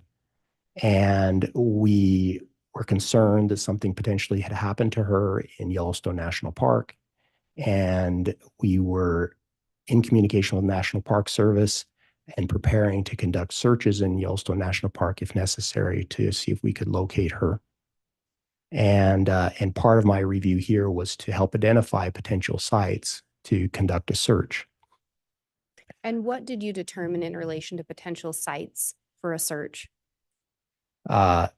Yes, I determined that it moved from Old Faithful down to this point at what appeared to be driving speed. It turned around fairly quickly within a minute or two. It didn't appear to have deviated off the main road. It didn't appear to have stopped for any substantial period of time. And then it reversed course. It reversed course back the way it came, back past Old Faithful without stopping, and then continued westbound and then northbound until it left the park. There are gaps in data points, for example, here and so forth, where for a few minutes at a time, we did not get any data. But based on what drive time between those data points was consistent with the vehicle or the device continuing to move at driving speed, it didn't appear to have had time to have deviated in any great amount or had to have been able to stop for any substantial length of time. I tried to estimate how long it takes to drive from Old Faithful down to the turnaround spot south of Lewis Lake and then reverse course and exit out the west entrance of Yellowstone National Park. I estimated the drive time to be about 2 hours and 50 minutes. The device covered that distance in about 2 hours and 13 minutes. So faster than would probably be a typical driving time. Of course, there's a lot of variables traveling within Yellowstone National Park because of traffic and animal activity and so forth. But based on my review, I really came to the conclusion that I could find really no place where there seemed to be any deviation from a populated area or any substantial period of time that it may have stopped other than the very public area at Old Faithful.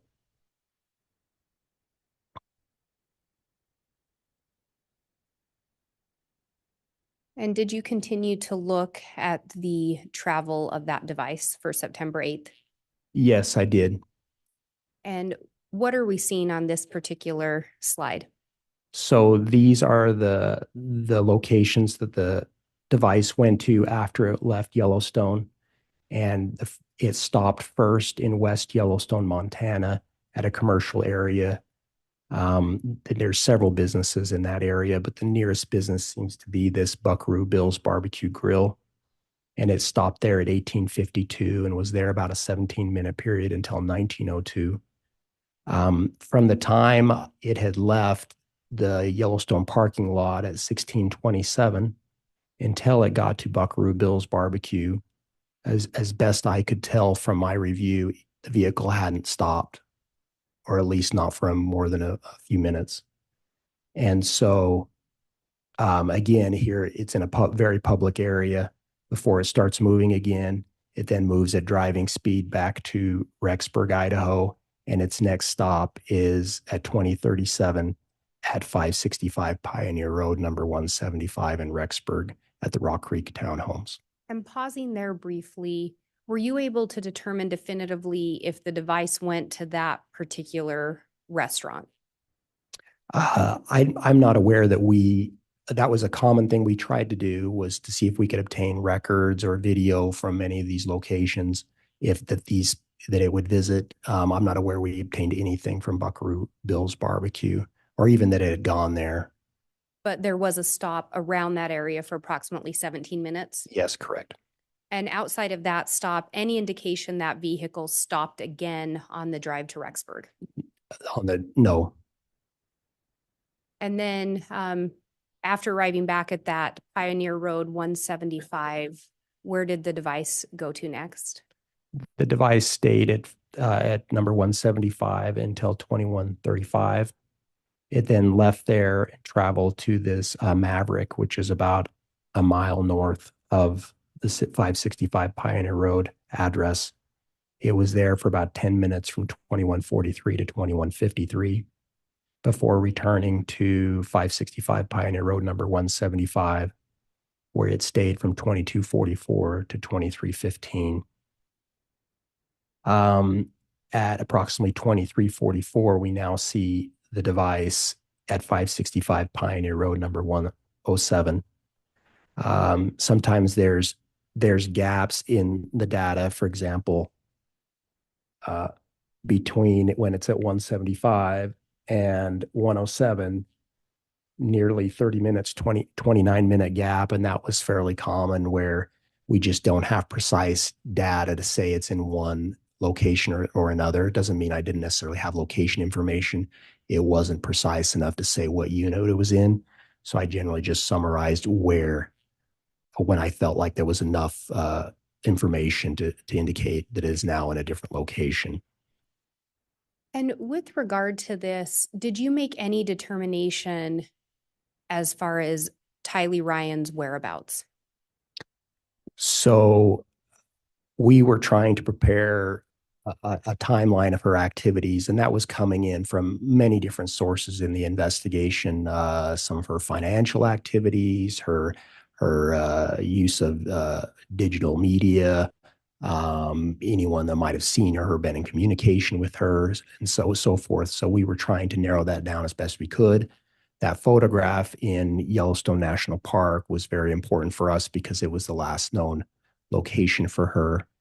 After I completed this review on that particular day, it was my conclusion that it really had only made one stop from the time that photo appeared to have been taken, and that was in West Yellowstone, Montana, at a in a public area. So my best conclusion as of the last known location for Tylee Ryan was at 565 Pioneer Road, number 175, and that would have been at 2037 that evening.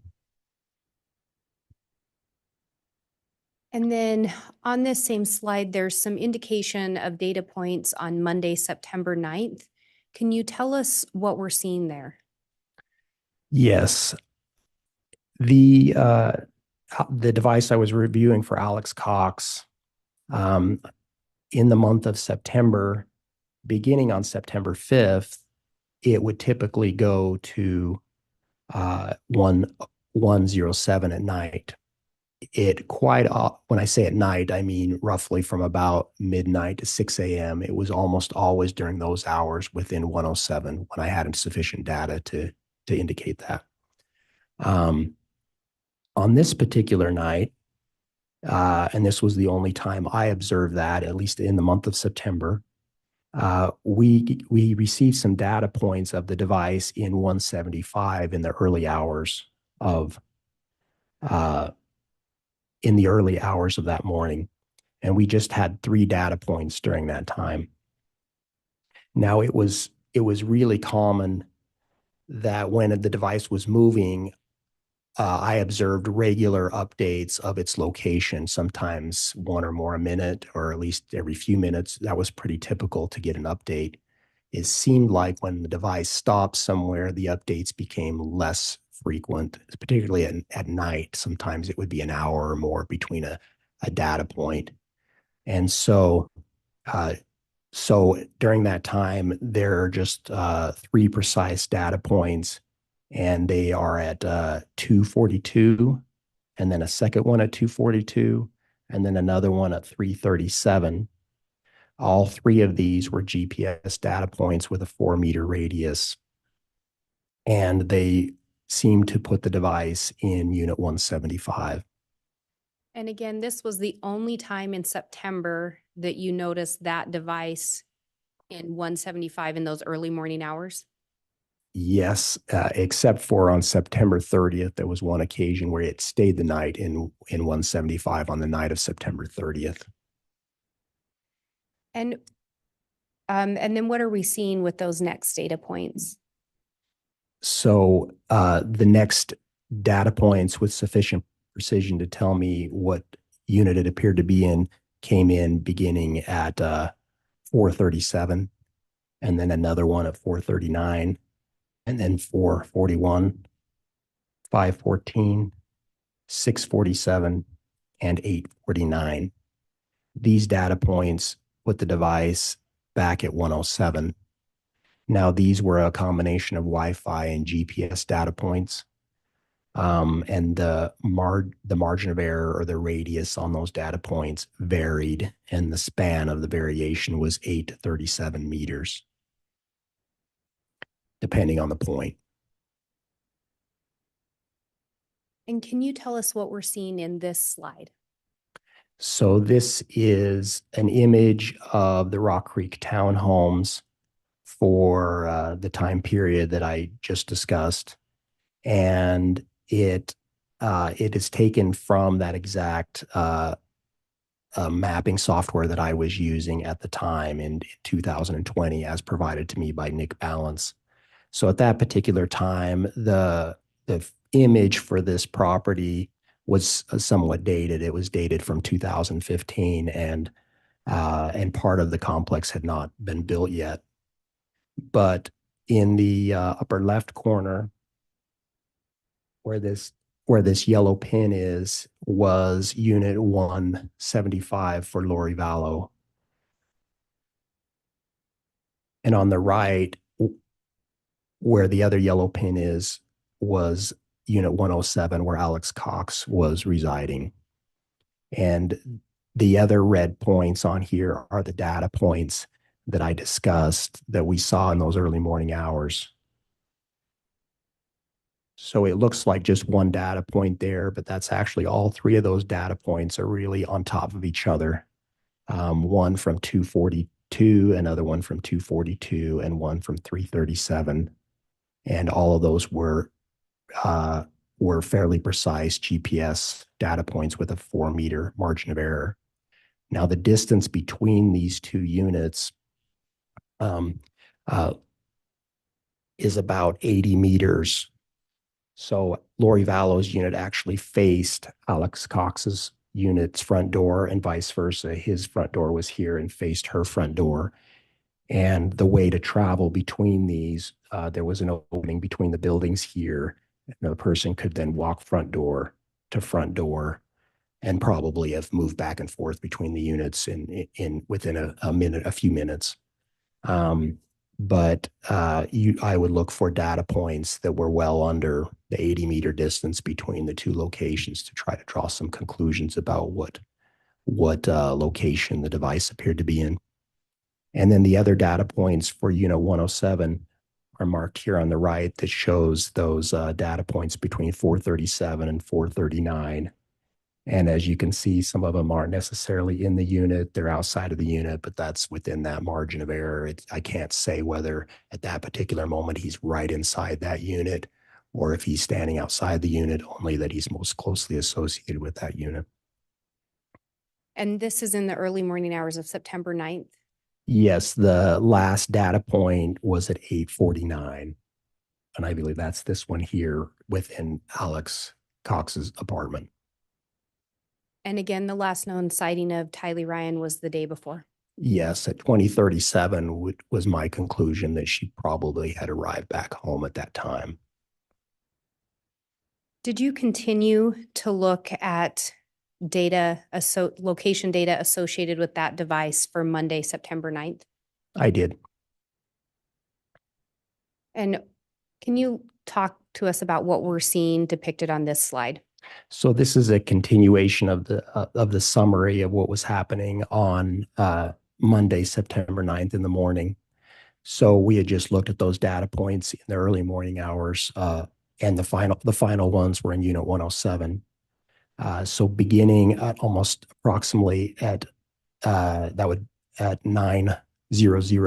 o'clock, it seems to leave 565 Pioneer Road, number 107, and moves at driving speed north to US. It gets on US 20 and it continues towards an address of 202 North, 1900 East in Rexburg, Idaho.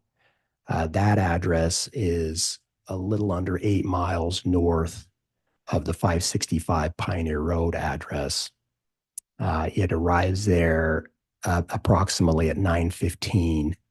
Now, there's a series of data points showing it's that movement, kind of like breadcrumbs. And I believe the final data point at 9:15 is just maybe 100 yards south of the address. So it appears to be arriving at approximately that time. And did you determine who that address is associated with?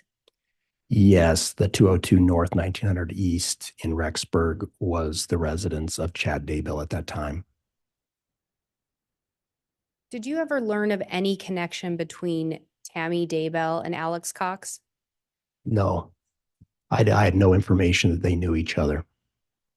So their only connection would be Chad Daybell? Yes, as far as I know. And once that device arrives by the residence of Chad Daybell, what did you determine next in relation to the location data? Between about approximately a 2.5-hour period, there were numerous data points generally around the Daybell residence. There were only 4 of fairly great precision. One was at 9:21, one was at 9:22, one was at 10:39, and one was at 10:57. Now, there were other data points, cell tower data, for example, that did not seem to indicate that it had left that area, but weren't precise enough to give me any indication of if it was there continuously during that period, that 2.5-hour period. Only that we had some precise data that seemed to show that it was on the Daybell property at those 4 times. Now, the first data point that we got at 921 is actually behind the main residence at the Daybell property, back on the rear of the property. And that is a GPS coordinate with a 6-meter radius. And then at 922, we get another one that's actually on the northwest corner of the Daybell residence, near a gate there. And that is also a GPS data point with a 3-meter radius. And then we have a gap in time where we don't have any precise information, but until 1039, when there's another data point, also a GPS data point that's behind the residence, and this has a 43-meter radius. And then at 1057, there's another also behind the residence with a 5-meter radius, also GPS. As best I could determine, it seems like the device is leaving that area of the residence at approximately 1145. I actually see briefly, it seems to drive north from the residence, the opposite direction of Rexburg, for just a minute or two. Maybe goes about a block north shortly before 1145.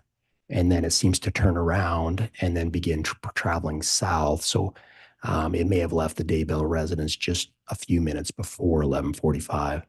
But by 1145, it is driving southbound back into Rexburg. And its next stop is at 1152 in northern part of Rexburg at Del Taco at 568 North 2nd East, where it stays for about 10 minutes.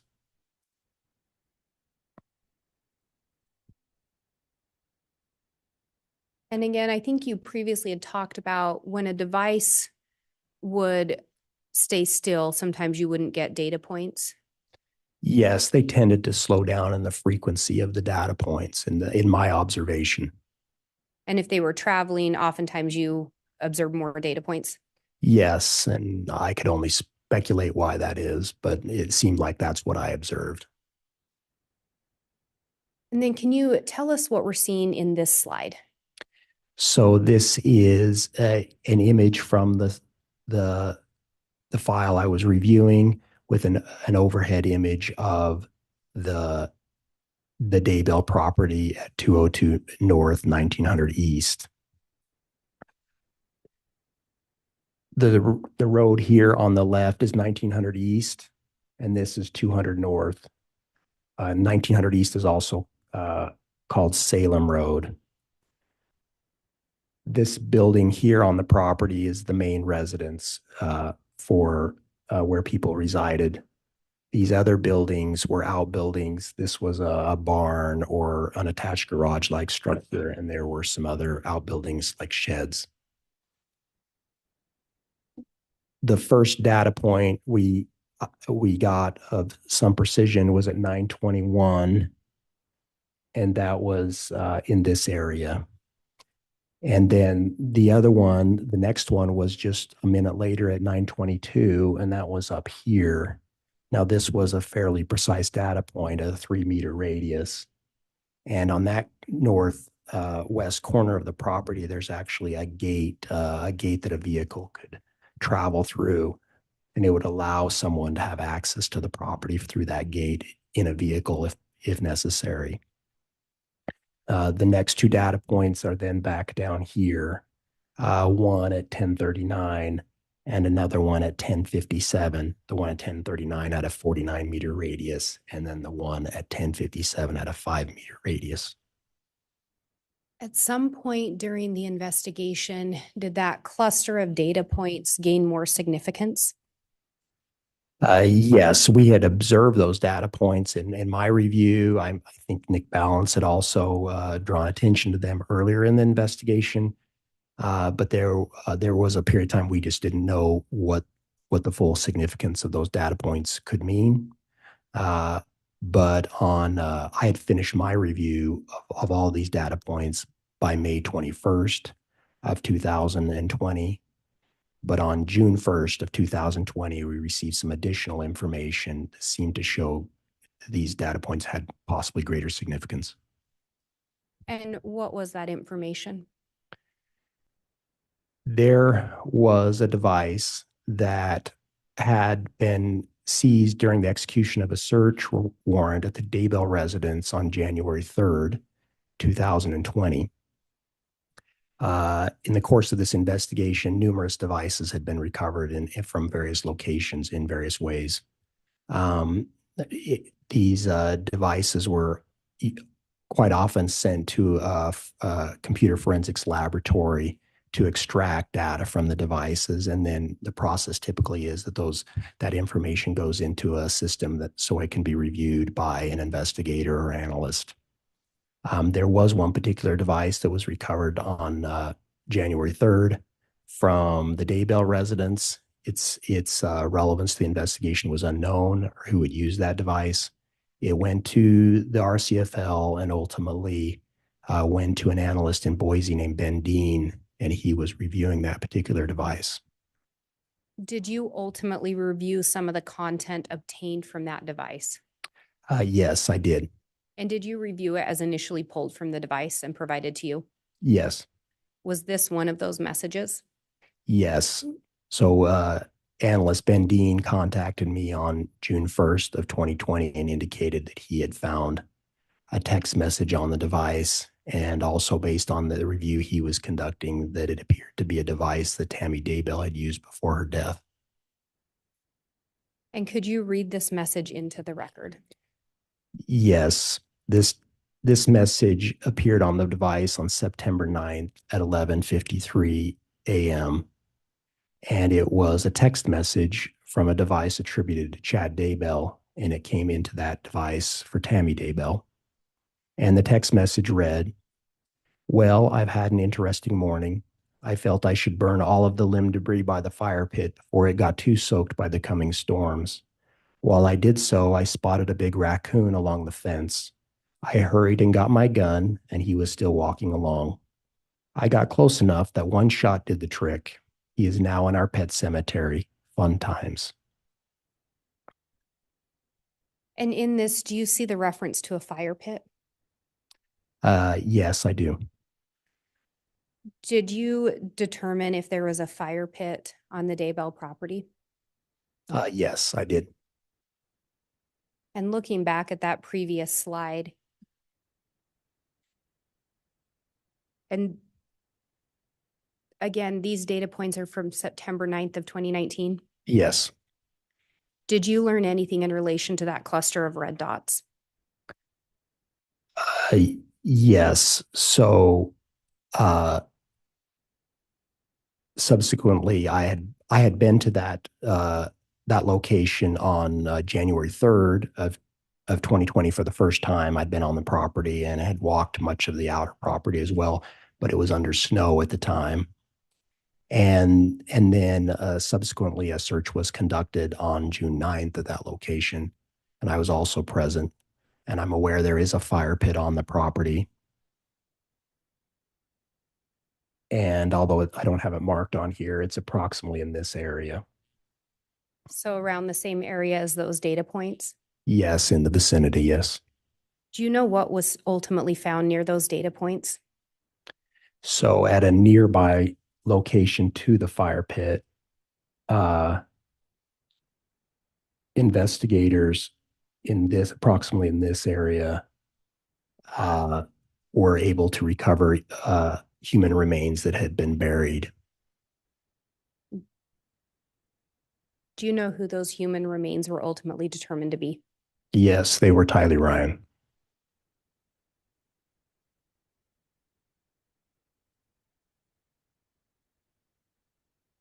And from there, that device left and went to Del Taco? Yes, the device I was reviewing for Alex Cox had left at approximately 11:45 a.m. on September 9th, left the Daybell property, and traveled at driving speed back to Rexburg, where it stopped at the Del Taco at about 11:52. So approximately the time this text was sent.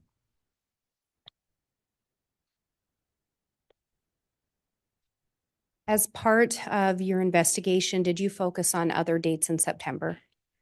Yes, I did. What were those dates? So We had also looked at dates associated with JJ Vallow, that we believe that JJ Vallow was we knew he was in school after September 9th. We also had other information that he had been observed up until at least September 22nd. His first date of being absent from school was September 23rd. Fairly early in the investigation, there was actually some confusion whether he had attended school on the 23rd or not. We initially thought he had been in school the 23rd, and then asked for further clarification from the school on the attendance records and determined that was actually his first day of absence from school. So his last known time in school was September 20th.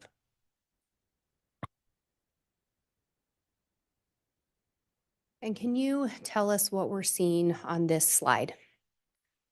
Yes, this is a summary of my review of the device for Alex Cox and its activities on the evening of Sunday, September 22nd, 2019, into Monday, September 23rd, 2019. And what did you determine in relation to the device associated with Alex for Sunday, September 22nd? Yes, from 1626 in the afternoon and really until 9:41 a.m.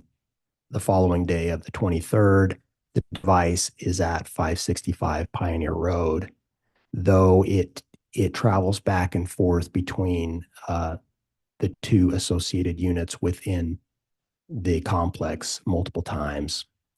So as from 1626 to 1708, it appears to be in 175. I should note that all of these locations, we had data points that were either GPS or Wi-Fi, and the range of the margin of error was 4 to 17 meters. So it leaves 175, and by 1709, it seems to be in 107 from 1709 to 1711. Then from 1712 to 1845, it appears to be back in 175. From 1046 to 2003, it appears to be in 107 again. And then from 2004 to 2009, it is back in 175. At 2011, it goes back to 107 and appears to stay there for the night. Although here it shows it ending at 2356 on September 22nd. That was just helped me to really break the last data point on September 22nd. And the next data point we get is at 0011 on the 23rd, and it's still in 107. And the range of the times that appears to be in 107 stays there, that it stays there from until 0941. And again, you had indicated that those units were within a short walking distance. Yes, approximately 80 meters between the units. Approximately 80 minutes between the units. 80 meters. Sorry, I apologize. 80 meters between the units, is that correct? Yes. And a 1 to 2 minute walk? Yes, that's what I would estimate. Did you continue to look at the location data for Monday, September 23rd? I did. And can you tell us what we're seeing in this slide? Yes, on the morning of September 23rd, 2019, that device leaves Unit 107 at approximately 9:41 a.m. It travels north. It's on US Highway 20 and travels to the residence of Chad Daybell, 202 North, 1900 East, where it arrives at approximately 9:55. And then between 9:55 and 10:12, approximately 17 minutes, the device is in the vicinity of the Daybell residence. We get 6 data points during that period of time are in or around the Daybell property. The first one is at 9:55. It's at the front of the property near the garage, and this is a Wi-Fi data point with a 50-meter radius. And then at 9:56, there is another data point on the rear northern part of the property. And it is by what appears to be a pond on the property. And I use that term pond, but it's some kind of, it could be a pond or a pit. The 2 occasions I was on the property, it didn't have any water in it. There's that data point there, and it's a GPS data point with a 4-meter radius. And then at 10:02, there's also another GPS data point by the pond on the property. By 10:05, the next data point I receive is near the front door of the house. And it's a Wi-Fi data point with a 68-meter radius. There's another one at 10:07, also near the front of the house. That's a Wi-Fi data point with a 92-meter radius. And then by 10:12, that data point is actually in the middle of the road, a Salem Road and 200 North. And from there, there's a series of data points. And that one is a Wi-Fi data point with a 28-meter radius. And after that, there's a series of data points seeming to show the device leaving at driving speed, and it returns to 565 Pioneer Road and goes to Unit 175 and arrives there at 10:22 and stays there until 11:14. So just to summarize, from the time it left Alex's residence at 9:41, it took 41 minutes for it to return again to the same 565 Pioneer Road complex, but then go to Lori Vallow's unit. And there's approximately a 10 to 14-minute drive either way. To be clear, this device leaves from the residence associated with Alex Cox and goes to Chad Daybell's residence. Is that correct? Yes. And then the device goes from Chad Daybell's residence to Lori Vallow's residence. Is that correct? Yes. And this is the day after the last known sighting of JJ Vallow? Yes.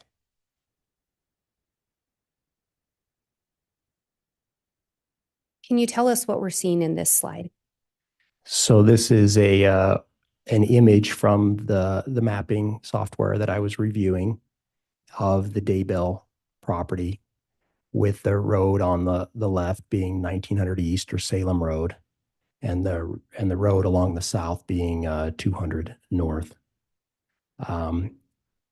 Again, this is the main residence for the Daybells, and these were outbuildings on the property.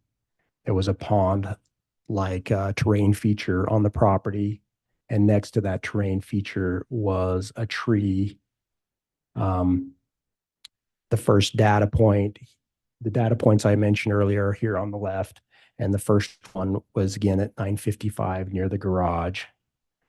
That was here, and that's again a Wi-Fi data point with a 50-meter radius. Approximately 1 minute later at 9:56, the data point is here by the pond, and that's a GPS data point with a 4-meter radius. And then at 10:02, there's another data point near the last one. It's a GPS data point with a 3-meter radius. By 10:05, we get data points just here in front of the house. One is near the front door. It's a Wi-Fi data point with a 38-meter radius. And then at 10:07, one next to it, also near the front of the house, a Wi-Fi data point with a 92-meter radius. And the final data point is right here at 10:12.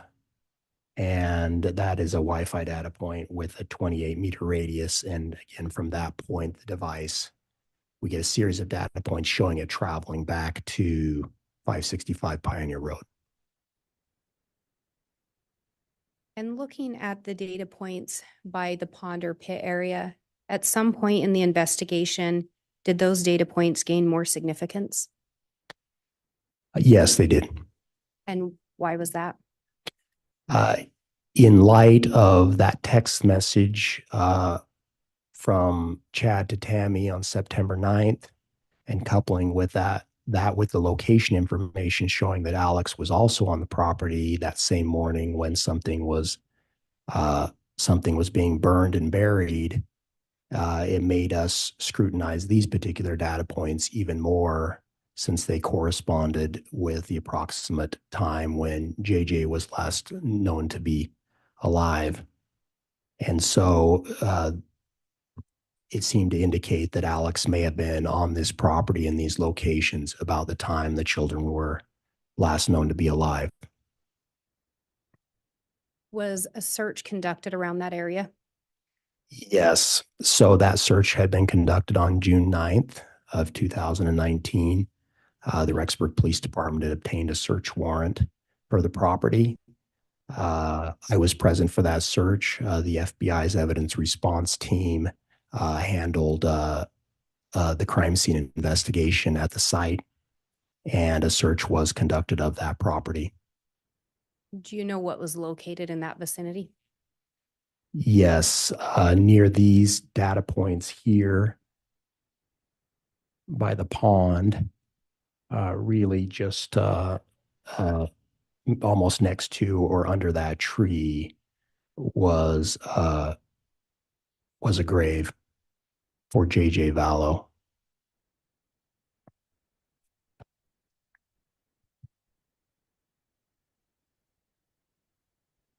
Did you look at how many times that device associated with Alex Cox was in the vicinity of the Daybell residence for the month of September? Yes, I did. As part of going through the day-by-day activities of that device, I observed it seemed to be at or in the vicinity of the Daybell residence in the month of September 4 times. These were Friday, September 6th. It was there from 12:42 to 12:53. These data points seem to be near the front or possibly in the residence, but just near the front of the residence. I didn't observe anything on the back property. On September 9th, again, as I previously discussed, we had a series of data points, including some on the back property. And then on September 3rd, we had a series of data points from 9:55 to 10:12, some of which were also on the back property. And then on September 25th, this device for Alex was at the Daybell residence from about 10:05 to 10:22. And these did not seem to be on the back property. They were also near the front of the residence. And out of those, the two dates of significance, would it be fair to say they were September 9th and September 23rd? Yes.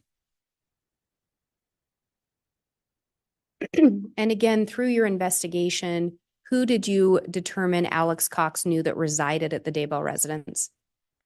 The only person I'm aware that he knew was Chad Daybell. Did you also look at some data points associated with window tinting? Yes. Some of the activities that this device, places that it seemed to have gone was a particular window tinting place in Rexburg. And I saw it visit the window tinting place 3 times, although briefly each time. The first time was on September 23rd, 2019. And so this is the afternoon after the device had been at the Daybell residence. And this was from 1353 to 1958. It went to this Dan's window tinting at 2551 West, 6800 South in Rexburg. And I think you may have said 1958. Was it 1358? Yes, I'm sorry. It was from 1353 to 1358. So just a 5-minute stop. Yes. Thank you. And then proceed. And then on September 25th, 2019, from 9:02 to 9:03, it returned to that same Dan's window tinting. And then later that day, it was there again from 11:57 to 11:59. And could those short stops be consistent with someone dropping a vehicle off to get window tinting put on? It could be, yes.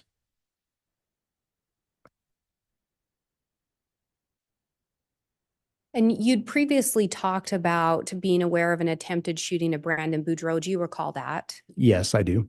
Do you know when that attempted shooting occurred? Yes, it happened on the morning of October 2nd, 2019. What are we seeing in this slide? So the images on the right of the vehicle is a Jeep that belonged to Tylee Ryan. This vehicle was a search of the vehicle was conducted by the Rexburg Police Department, I believe about December 18th of 2019. And the FBI's evidence response team in Salt Lake assisted with processing this vehicle. And I was not present during this search. And at a later time, as I reviewed photographs taken during the search, I noted there were some receipts taken by the evidence response team of 2 receipts that they had located within the vehicle. And I further scrutinized those two receipts and obtained some information off of them. And was there information on those receipts that caught your attention? Yes, both of the receipts possibly had some significance. The first receipt on the right there was a receipt from October 1st, 2019 at 13:12. And it was from a restaurant in Mesa, Arizona called Los Favoritos. And it was for for food and a beverage. And it was a cash transaction in the amount of $886. The second receipt was from October 18th, 2019 at 8:05 p.m. And it's from Chick-fil-A in Ammon, Idaho, also for food and a beverage. And it was a cash transaction in the amount of $8.15. And when we look at this Jeep, can you tell if the windows appear to be tinted? Yes, they do. And when we talked about the device going to the window tint shop for the first time, do you recall the date that device first showed up at the tinting shop? Yes, September 23rd, 2019. And was that after that device had been up in the vicinity of Chad Daybell's property? Yes. Do you know where the attempted shooting of Brandon Boudreaux took place? Yes, it took place at the residence where Brandon Boudreaux was residing in Gilbert, Arizona, in front of his house. And again, the date of that attempted shooting? October 2nd, 2019, in the morning, roughly 9 a.m., I believe. And with regard to that second receipt, was there something significant about October 18th of 2019? Yes. On the night of October 18th, 2019 into October 19th, 2019, Tammy Daybell died at her residence.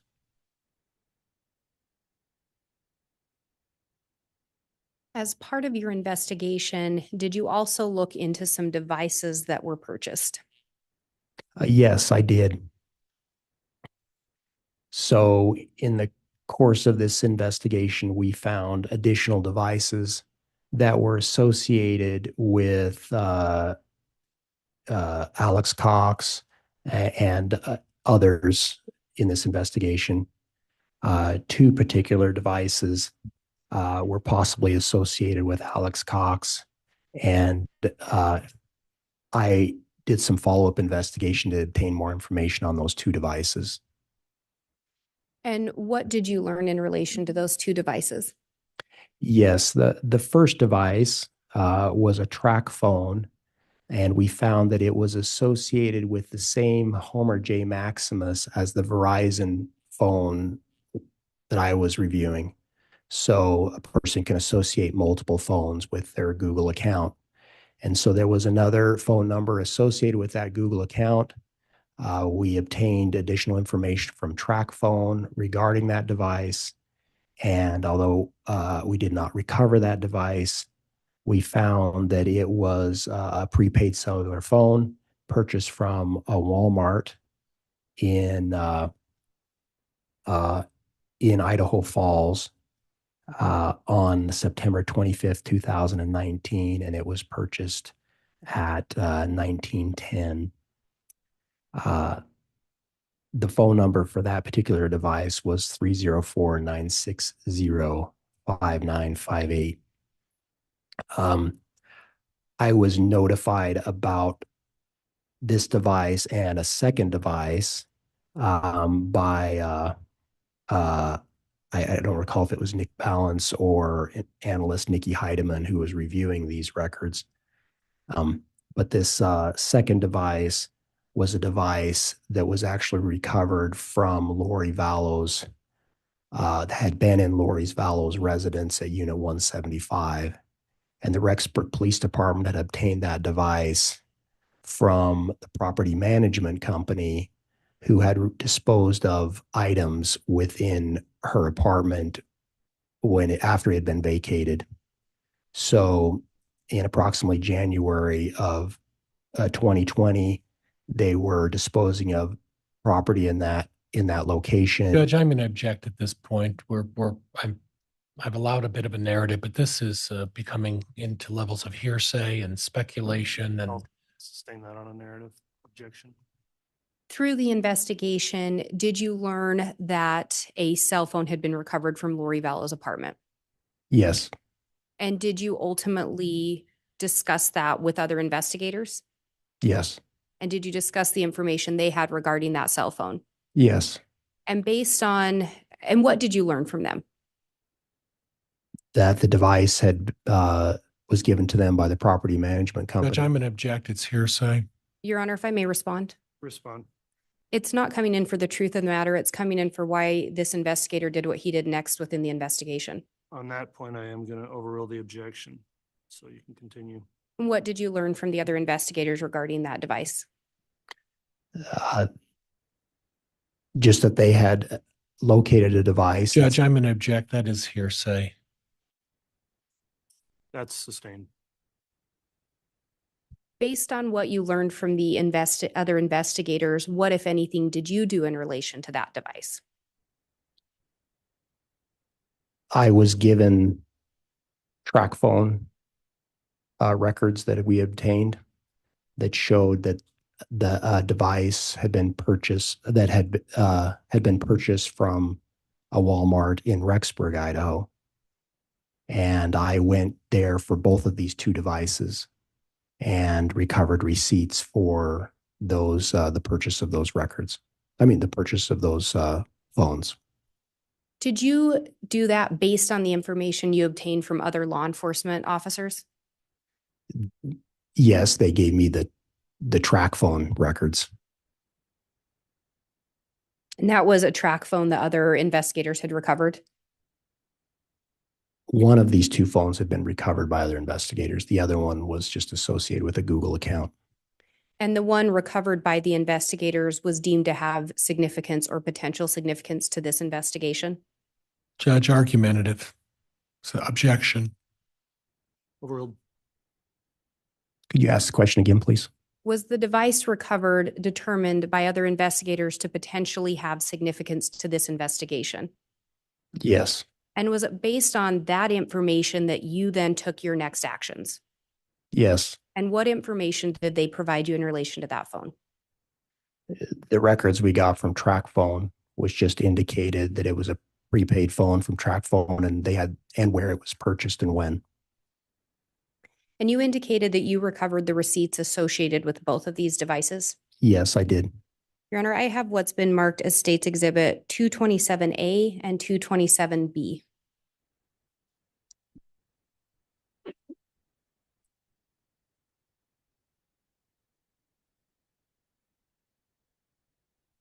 And there's a copy for counsel, the court, and a courtesy copy for your honor. Thank you.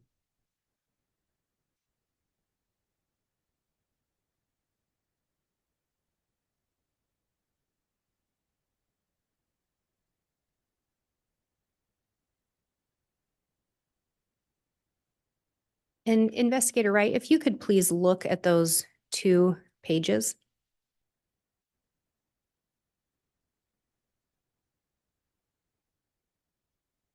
And do you recognize those receipts?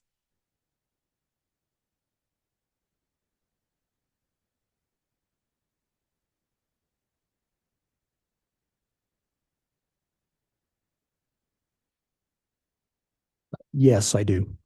And do those appear to be images of the receipts you recovered from Walmart? Yes, they are. Your Honor, the state would move for admission of States Exhibit 227A and B. I believe they may have been stipulated to, but if not, I believe foundation's been laid. All right, any objection to the admission of 227A? Judge, there was a previous stipulation regarding the business records with Walmart, and the agreement was that these exhibits would be stipulated to. All right, so 227A and 227B are both now admitted. Thank you, Your Honor. And if they can just be handed to the court. Thank you.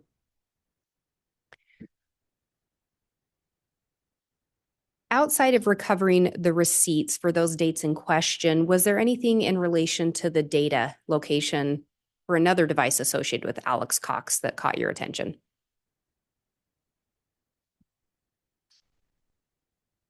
No, I'm not sure. Yeah, I'll rephrase. what you're asking. On this slide, there's some timestamps. Are those in relation to some data location? Oh, yes. Yes. So,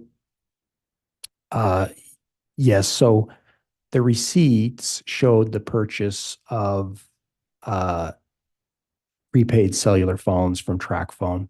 And those purchases were made on, one was made on September 25th, 2019 at 1910. And the other one was made on October 8th, 2019 at 1525.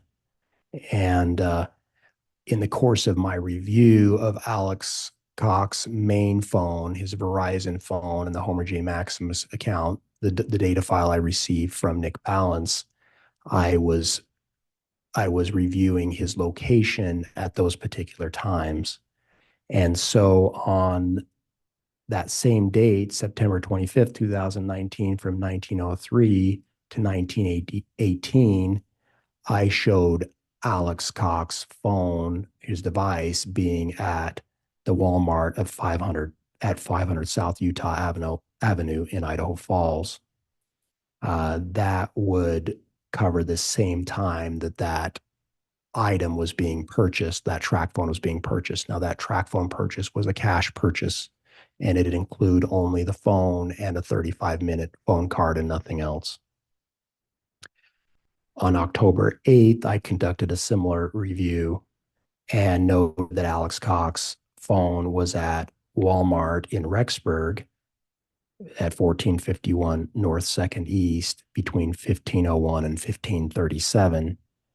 And I noted that the receipt for the purchase of the TracFone, also a cash transaction that included just the phone and a 35-minute card, took place at 1525 within the range of the period of time when I showed Alex Cox's device being at that same Walmart.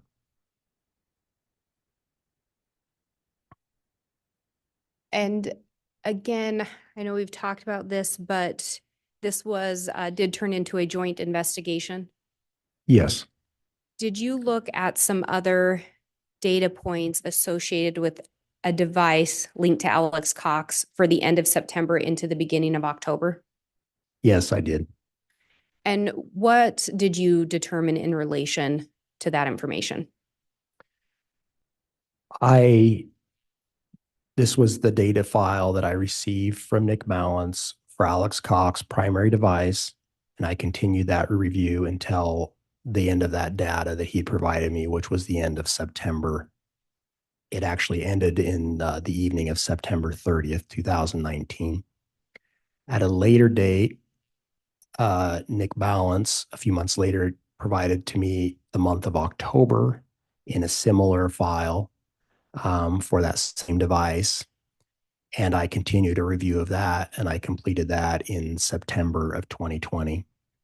So in the course of that review, I noted some activity on the device from September 30th through October 3rd.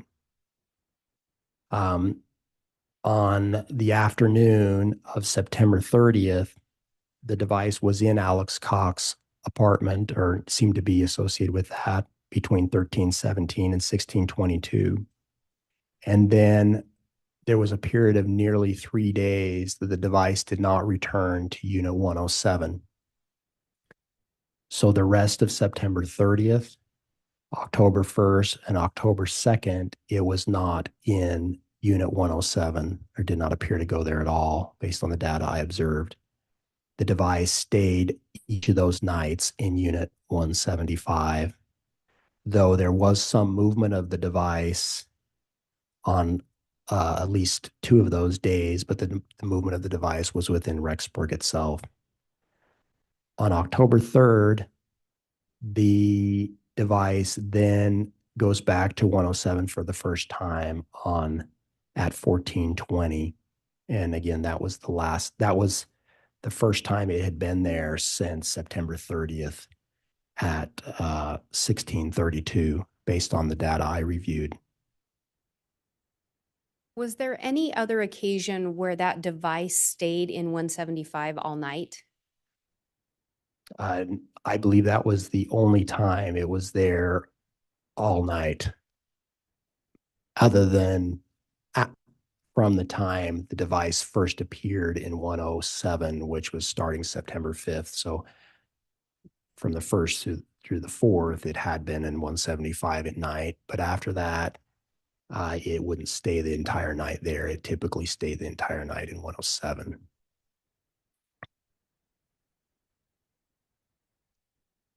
And the attempted shooting of Brandon Boudreaux was on October 2nd? Yes, in Arizona. But this device did not leave Idaho, from what I observed during that particular date. And previously on September 25th, this device was at a Walmart where another phone was purchased?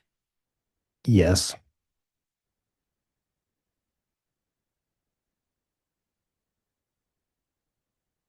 As part of your investigation, did you also look into data associated with the device and gun ranges? Yes, I did. And with regard to the month of September, what did you find in relation to that? I discovered that it went to gun ranges on multiple days in the month of September. And can you tell us what we're seeing on this slide?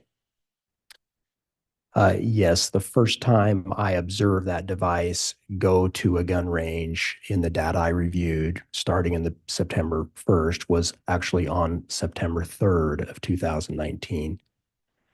The device went to the same gun range 2 times that day. The first visit to the gun range, which is the Unified Sportsman's Gun Club in Rexburg, was at 1345, and it left almost immediately at 1346. Now, that gun range is located approximately 8 miles due west of Rexburg, and it's fairly isolated. There's not much else around that range. After it left that range that early afternoon at 14:05, it arrives at a Walmart in Rexburg, and it stays till 14:36. And then later that afternoon at 14:59, it returns to the Unified Sportsman's Gun Club and stays there until 16:51. On September 26th, I saw it go to that same Unified Sportsman's Gun Club again, and it stayed there from 16:54 to 18:58. Now, I noted there was some imprecise data sometimes it's hard to tell exactly where in the gun range it is, or I only can say it's in that general vicinity, and it seems to be at that gun range. Then on Friday, September 27th, it goes to that same gun range again, where it seems to stay from 1554 to 1845. And again, this had some, I noted there was some imprecise data and exactly breaks in the data, but it seemed to be there approximately that range of time. And was there another date in September that you looked at in relation to that device in a gun range?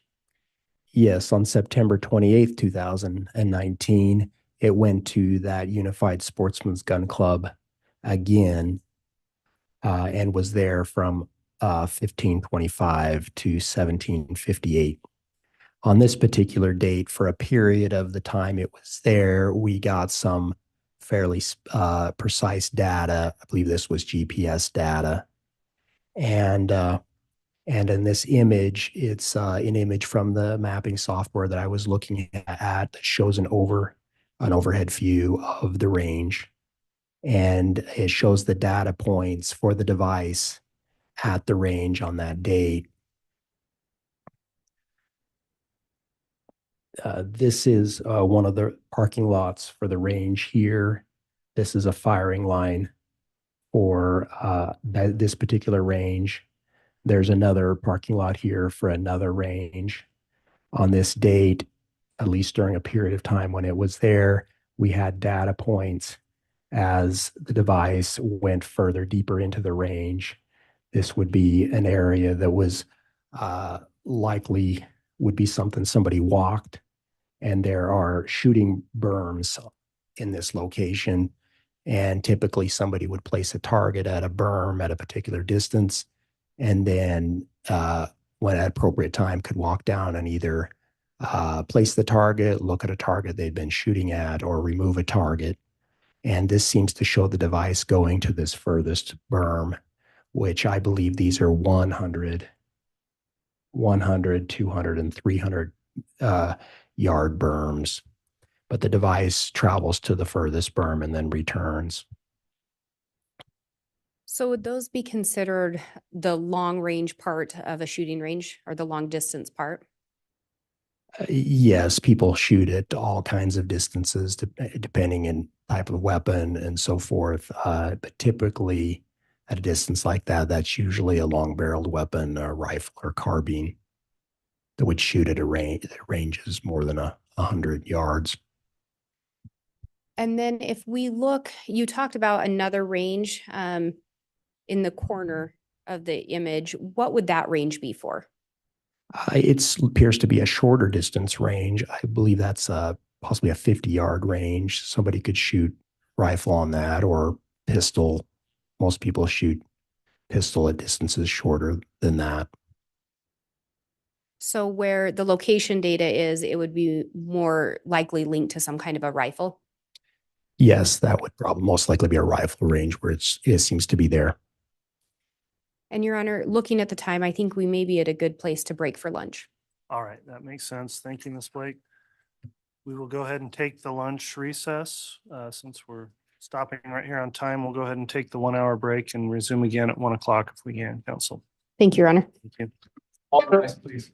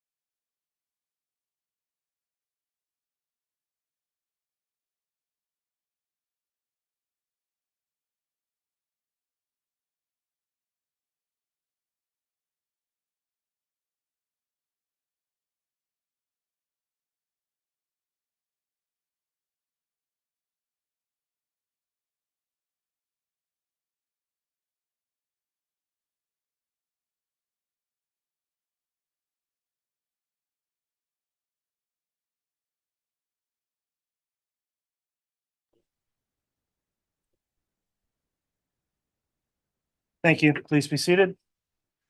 Mr. Bailiff, we could have the jurors brought in, please.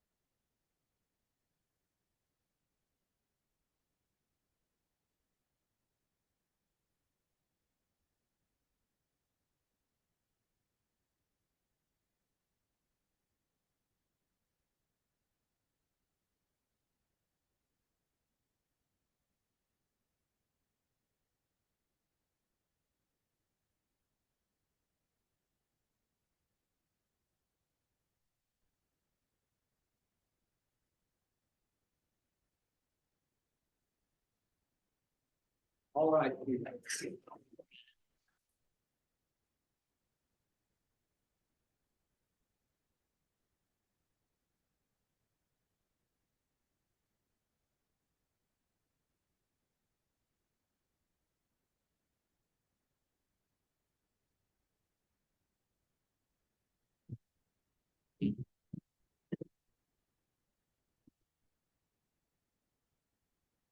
You're present and accounted for. All right, thank you. Please be seated.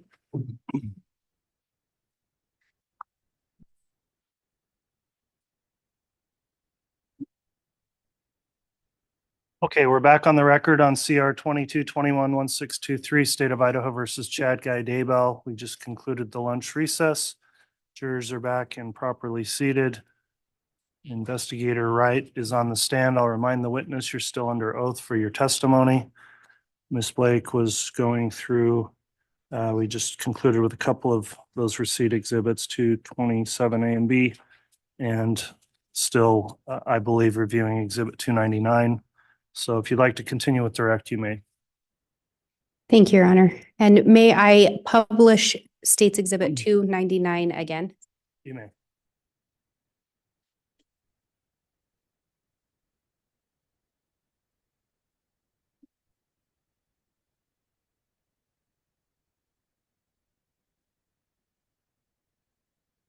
And Investigator Wright, I think we'd left off talking about gun range data that you looked at or location data associated with Alex Cox's device in relation to gun ranges. Do you recall that? Yes, I do. And we'd been talking about specifically the month of September. Did you also look at location data associated with that device for the month of October? Yes, I did. And what did you discover in relation to that device and shooting ranges in the month of October? I determined that the device also went to gun ranges in October on multiple occasions. And can you tell us what we're seeing on this slide? Yes, one of those dates that it went to gun ranges was October 7th of 2019. And on that particular date, it actually went to a gun range on 4 occasions. The first gun range it went to that day was the Fremont County Sportsman's Club public shooting range. That's located in St. Anthony, Idaho. And that's approximately 15 miles northeast of Rexburg. It went to that location, but didn't seem to stay for any significant duration. It basically drove there and left immediately. It then returned to 565 Pioneer Road, number 107, and was there from 1309, really one data point until 1309. It then left and returned to a different gun and went to a different gun range, the Unified Sportsman's Gun Club in Rexburg, and was there from 1325 to 1329, a fairly short period of time. And then it left again and went to the Fremont County Sportsman's Club public shooting range again, and was there from 1350 to 1416. It then left there and returned back to 565 Pioneer Road, Unit 107, and was there from 1437 to 1443, and then returned back to the Fremont County Sportsman's Club Public Shooting Range, where it was from approximately 15:03 to 15:24. On October 8th, it also visited two gun ranges, the Unified Sportsman's Club Gun Club in Rexburg. And again, it went from 10:28 to 10:29, and it was a very short duration. It left there and later went to the Fremont County Sportsman's Club Public Shooting Range, where it was from 11:07 to 12:29. On that particular instance, when it was at the Fremont County Sportsman's Club Public Shooting Range, there was sufficient data to indicate that it seemed to be near 100-yard range is where the data was. And in relation to the investigation, was there something that happened on October 9th of 2019? Yes, there was. What was that? There was an incident at the Chad and Tammy Daybell residence regarding Tammy Daybell. And do you know what was reported to have occurred? That in the evening of October 9th, 2019, she was in her driveway unloading her car when an unknown individual wearing a mask had pointed a weapon or paintball gun or something similar at her, and then had left the area. In relation to the location data, did you look at additional dates in October? Yes, I did. And with regard to the shooting ranges, what else did you learn? That the device continued to go to gun ranges in October. It went there on October 12th, 2019, and it went to the Fremont County Sportsman's Club Public Shooting Range from 1457 to 1701. And that's in St. Anthony, Idaho. And at that time, it seemed to be near a 50-yard range. And then the following day, it also returned to that same gun range at the Fremont County Sportsman's Club Public Shooting Range, and was there from 12:49 to 14:40. And the device appeared to be near what would be considered both a rifle and another range, which was a pistol range. There was some data at both sites. And to be clear, Tammy Daybell did not end up being shot on October 9th. Is that correct? That's correct. And this is just several days after that. Yes. And can you tell us a little bit about what we're seeing on this slide? Yes. So on another occasion, another date, the device did go to shooting ranges, and that was on October 15th, 2019. And it went to the Fremont County Sportsman's Club Public Shooting Range twice on that date. It went in the morning from 8:01 to 9:20, and it appeared to be near a 50-yard range on that occasion. It left there and went to Walmart in Rexburg from 9:34 to 10:15, and then went to Alex's address at 565 Pioneer Road, number 107, from 10:24 to 12:16, and then went to Unit 175, Lori Vallow's residence, from 12:17 to 13:17, and then back to Unit 107 from 13:19 to 13:27. It then left there and went to the residence of Chad Daybell, 202 North, 1900 East in Rexburg, from 13:41 to 13:56. After that, it went back to 565 Pioneer Road to the Unit 175, and was there from 14:54 to 15:15, and then went to Unit 107 in that same complex from 15:17 to 16:01. It then left there and went to the Fremont County Sportsman's Club Public Shooting Range again that day from 16:23 to 18:17. And it appeared to be either at this 50-yard range or 100-yard range in that area. And again, on this slide, we see the device leave from the apartment associated with Alex Cox and go to the residence associated with Chad Daybell. Is that correct? Yes, And then leave from the residence associated with Chad Daybell and go to the residence associated with Lori Vallow. yes. We talked about the shooting or attempted shooting on October 9th. Did you end up looking at some additional information related to that particular day? I did. And can you tell us what we're seeing on this slide? Yes, this is an image from that file I was reviewing, and it's an overhead map of the Sportsman's Warehouse at 2909 South 25th East in Ammon, Idaho. And this includes data points for October 9th, 2019. And to back up a little bit, was part of the reason why you were looking at the gun range data in relation to this event that happened on October 9th? Yes, it was. With regard to the Sportsman's Warehouse, can you tell us with the cluster of data points what those are showing?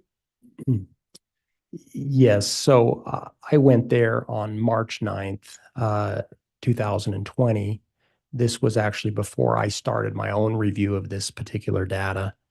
This was when Nick Balance was reviewing the data, and he had provided this information to me about a visit there by Alex Cox, and this same information we're looking at now. So I went to that location to see if I could conduct some follow-up investigation.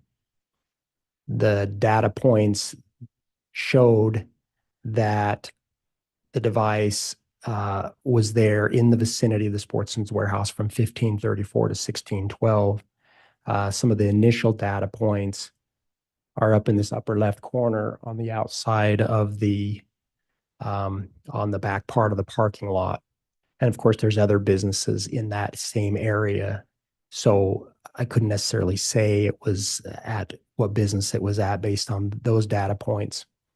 These data points here on this map are all Wi-Fi data points, and the range, the margin of error or the radius of them was between 15 and 87 meters, depending on the point. And but then I observed these additional data points that are within this building here, which is the Sportsman's Warehouse itself. And for a period of time, the device seemed to be closely associated with that location. Based on that information, did you do any additional follow-up? Yes, on March 9th, 2019, I went to that location and spoke with employees of Sportsman's Warehouse and attempted to do some additional investigation. Did you end up requesting receipts for a specific period of time? Yes, I obtained receipts for a period of time that overlapped this time period that the device seemed to be at the store. So I actually asked for receipts from 1530 to 1615 for a 45-minute period. And they provided me every transaction that they had during that time period. It was almost 60 transactions, I believe. Did you review those transaction receipts? I did. I actually reviewed them before I left the area, and then made additional inquiries into a particular receipt that I observed. With those receipts, did some of them have a payment form of a credit or debit card? Yes, they did. Were any of those associated with Alex Cox? No, they weren't. And you talked about a particular receipt that caught your attention. Can you tell me about that? Yes, there was one receipt for a cash transaction, and the checkout time for the receipt was 4:11 p.m., so just a minute or so before the device left the area. And it was for 5 items. And the receipt is a little difficult to read, but the 5 items are listed here on the right. And this is how they're listed on the receipt. One was something called M's Woodland Cam. Another one was Kenai Flip Mitt. One was Thermo 3-hole FA. Another item was a blue bullfrog rain, and then a 20-ounce Dr. Pepper. The receipt has some specific information regarding these particular items. And these numbers here to the left of the names are something called a stock keeping unit number. I've heard it referred to as a SKU or SKU. The stock keeping unit number is an inventory control number that was unique to Sportsman's Warehouse. It would identify that specific item in their inventory control system. There's another number underneath these that's marked UPC, and that's the Universal Product Code. And my understanding is that's a unique identifier given to a product by the manufacturer. There was one particular item on this list that caught my attention, and because of that, I wanted to do additional follow-up on it. And what item was that? The bullfrog rain.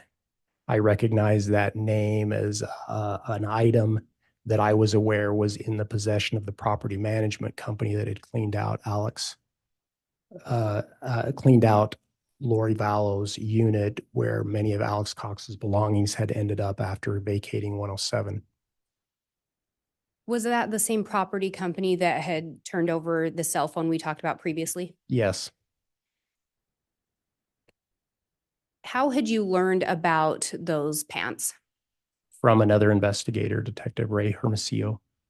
Did you end up personally observing that item? At a later date, I did. Yes. And this was also a cash transaction? Yes, it was. And it was done during the time the data location placed a device associated with Alex Cox in Sportsman's Warehouse? Yes. Did you do anything additional in relation to the SKUs or UPCs? Yes, I requested additional information on site from Sportsman's Warehouse regarding these particular items and what they might be and whether they had any of these items in stock that I could look at. They were able to show me in the store the items that were still in stock. I particularly focused on the top four and not so much the soft drink. But of the first four items, the Woodland Cam item was a Woodland Camo beanie, but it was not in stock and I wasn't able to view it. I was able to view the exact item or similar item for the other three. And in relation to these items, did you also look for them on the Sportsman's Warehouse website? Yes, obviously the Sportsman's Warehouse sold many of their products online, and you could search those products by name, but also by the SKU and that stock keeping unit number, and you could look at their inventory there. So at a later time, I did look at that as well, just to make sure the items that I had observed in store using that SKU were also the same item, or see if there was additional information regarding them online. Were you ever able to retrieve an image of the Woodland Camo beanie? No, I was not. Were you able to retrieve images of the other three items? Yes. What are we seeing in this slide? Yes, so that item that had been listed on the receipt as a Kenai Flip Mitt is actually, this is the item. It's a Glacier Glove Alaska River Flip Mitt. Now the SKU is size specific, and so the one that was purchased according to their inventory system was a large. They did not have a large in stock, but they did have a small of that. And that is me holding that there in the store. And I took photographs of that item. It's a set of gloves. It's a glove that is a fingerless glove, but also has a mitten portion that can cover the gloves and keep them warm when you don't need manual dexterity with your fingers. But then that can be peeled back to expose the fingers to do tasks that might require additional dexterity.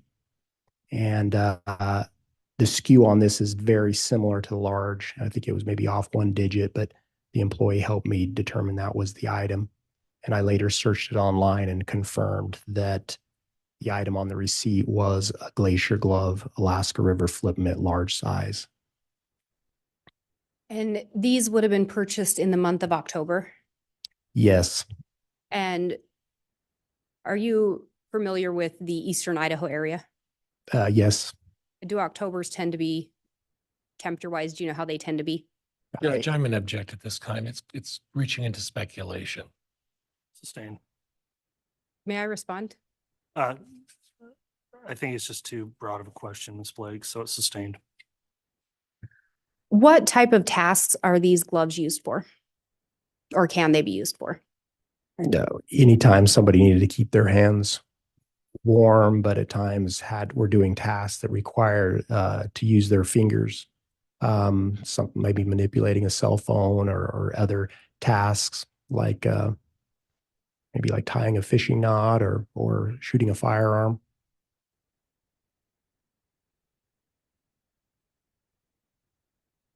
And what are we seeing in this slide?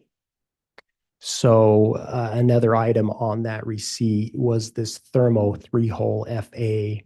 That turned out to be a ski mask. The actual product is an Igloo's 3-hole ski mask. They did have one in stock. There was only one size, one color with that SKU. And this is the item on the right in store that I took a picture of. An employee helped me use a handheld scanner they had to scan that item and compare the SKU with the SKU on the receipt, and it was the same. I later went to the Sportsman's Warehouse website and put in that SKU, and they had a photo of the product, and that is on the left. That was what was on their website for the same product. And again, in relation to the incident involving Tammy Daybell on October 9th, I think you previously indicated, or do you know if the individual that approached her was described to be wearing a mask? Yes, he was.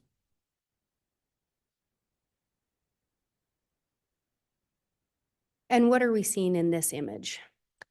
So the item that was listed on the receipt as a bullfrog rein was this item. It was a Frog Tog brand, and the bullfrog is the model number or the model name.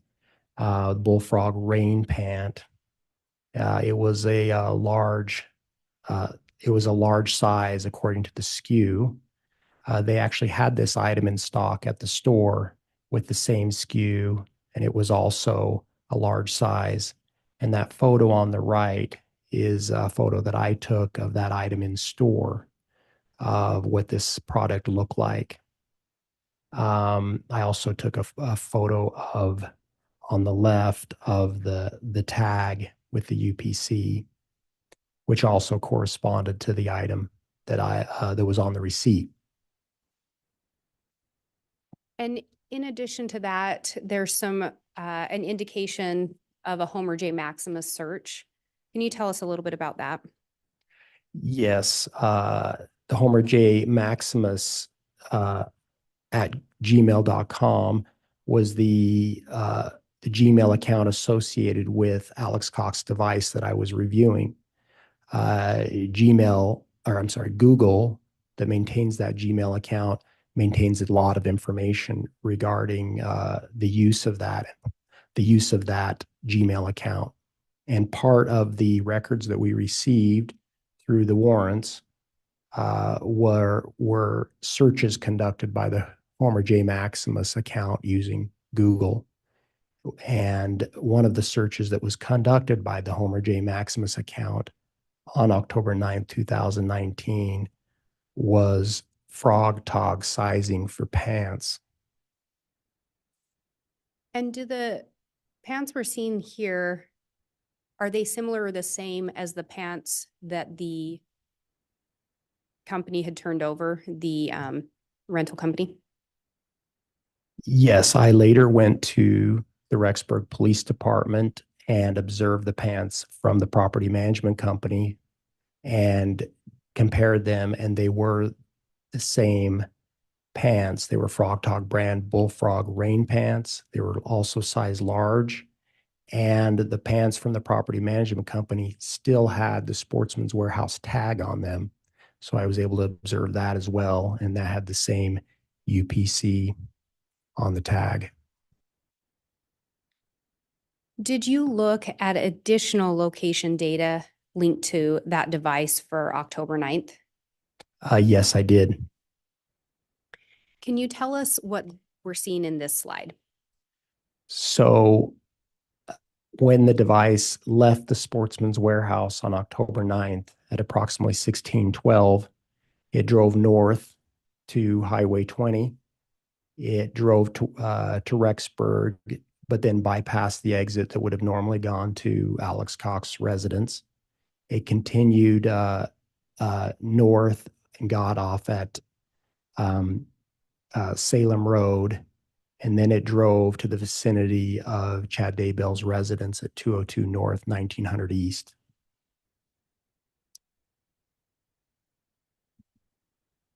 And again, who did Alex Cox know at the Daybell residence? Chad Daybell. After being at the Daybell residence, were you able to determine where? I'm going to object. That's mischaracterization of evidence. You want to respond to that, Ms. Blake? I can just re-ask a different question. Okay, thank you. Let me restate that. And actually, I want to back up. There's an indication of one particular GPS point. Can you tell us why that's noted in there? So yes, the device did not seem to stop at the Daybell residence on that occasion. The device arrives in the vicinity of the Daybell residence at 1650. It then turns eastbound on 200 North. It drives approximately 2 miles to Highway 20. It turns around and then drives back by the Daybell residence approximately 1703 and then goes back southbound on Salem Road. So there didn't appear to be a stop of any significant duration at the Daybell residence, although the device seemed to go by the Daybell residence twice. At 1651, there's a location on the first pass by the residence where there's a location by a canal where we get a data point, and that there's a parking pole out near that spot. After leaving that area, the device then returns to 565 Pioneer Road, 107, arrives there about 7:16. That device then stays there the rest of the night. The last data point on the 9th is at 23:53, and the first data point on October 10th is at 00:03, and it continues to stay in that unit until 11:28 that morning of the 10th. And moving to the next slide, can you tell us what we're seeing here? Yes, this is an image from the software that or the file I was reviewing. This shows those data points that I was referring to. And so in this lower left corner is Salem Road, and that's this yellow line running north and south. This yellow pin in the corner there of that intersection is the Daybell residence. And this road here is 200 North, and this is Highway 20. So as it's coming from, it had been at the Sportsman's Warehouse. It had progressed to this point by 1649 and was driving north or traveling north at driving speed on Salem Road. Here's a data point at 1650. And then there's another one there at 1651 and another one at 1652. The device then travels to Highway 20, and just past Highway 20, it actually turns around here, appears to turn around. reverse course. The final data points are one here is 1701, and then another one in that area at 1703 as the device travels south out of the area and returns to Alex Cox's residence. And can you tell us what we're seeing on this slide? So this is a zoomed in image of that same location. The yellow road here on the left is Salem Road or 1900 East. This road is 200 North, and then the yellow pin marks the Daybell residence. And this just shows those two data points at 1651 and 1652 that are by this irrigation canal, which runs under 200 North. The first data point is a GPS data point, and although the next one appears in the same spot, it's a cellular data point with a wider margin of error. So the device could have still been moving at that location. That road, I have been to that location. It is, that road is fairly narrow. There aren't a lot of locations for anyone to have parked a vehicle. And except for at that right here, there is a spot where there's a pull off where a vehicle could park. And I believe there's some controls for the irrigation canal there. And there's also a gate into this pasture near that location. This location to the northwest corner of the Daybell residence, I believe near the corner of the garage, is approximately 625 yards. And talking about that road being narrow and the pull out there, is there anywhere else along that road outside of private driveways where a vehicle could pull out? Really, not that I observed. So the road doesn't have much of a shoulder. It slopes off fairly steeply into ditches. If a vehicle parked along the road, along here, it would be tough to get the vehicle fully out of traffic. Nearby roads, the next one to the east is 2100 East, which is a mile from 1900 East, is my understanding. And then if you travel, say, by foot through the pasture, you run into another canal approximately a mile north as well. So there are a few locations where anyone could park a vehicle except that pull out. But I don't know that he stopped there other than he did drive by that location. And we talked about the device associated with Alex Cox after being in the vicinity of the Daybell residence, returning to the apartment associated with Alex Cox. Is that correct? Yes. Do you recall also talking about looking into some additional devices that were purchased from Walmart? Yes, I do. And was one of those devices actually purchased on October 8th? Yes, that one I pulled that receipt for was purchased on October 8th. And again, the device or a device associated with Alex Cox was at the Walmart at that same time. Yes. And what are we seeing on this slide? So that it indicates that device that was purchased at the Walmart was purchased with a cash transaction at the same time that Alex Cox was at the Walmart. That device, which was a track phone, was not activated till the following day for the first time. It was activated on October 9th, 2019 at 1:20 p.m. I've reviewed the transactional records or the call detail records for that particular device. And there are 10 messages with that device on October 9th, 2019 between another device attributed to Chad Daybell. That is between the period of 17:30 to 10:30 p.m. Now, these transactional records were all text messages. There were some attempts to make calls between the two devices, but none of the calls had been completed.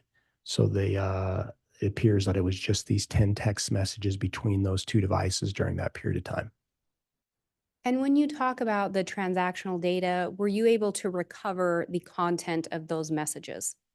No, there's no text message content that was retained by the carrier at that particular time. And would these messages have been around the time of the incident involving Tammy Daybell? Yes, it would have. That incident happened in between that time. Were you able to recover any location data associated with that new device? No, it turned out because it was text messages, the carrier did not retain cellular data for that. And likewise, we were not able to get any other data such as GPS or Wi-Fi information. So we had no location information for those devices. And so we don't know where those devices were when these transactions were taking place. As part of your investigation, did you look at additional days or focus on additional days in October? Yes, I did. And can you tell us what we're seeing in this slide?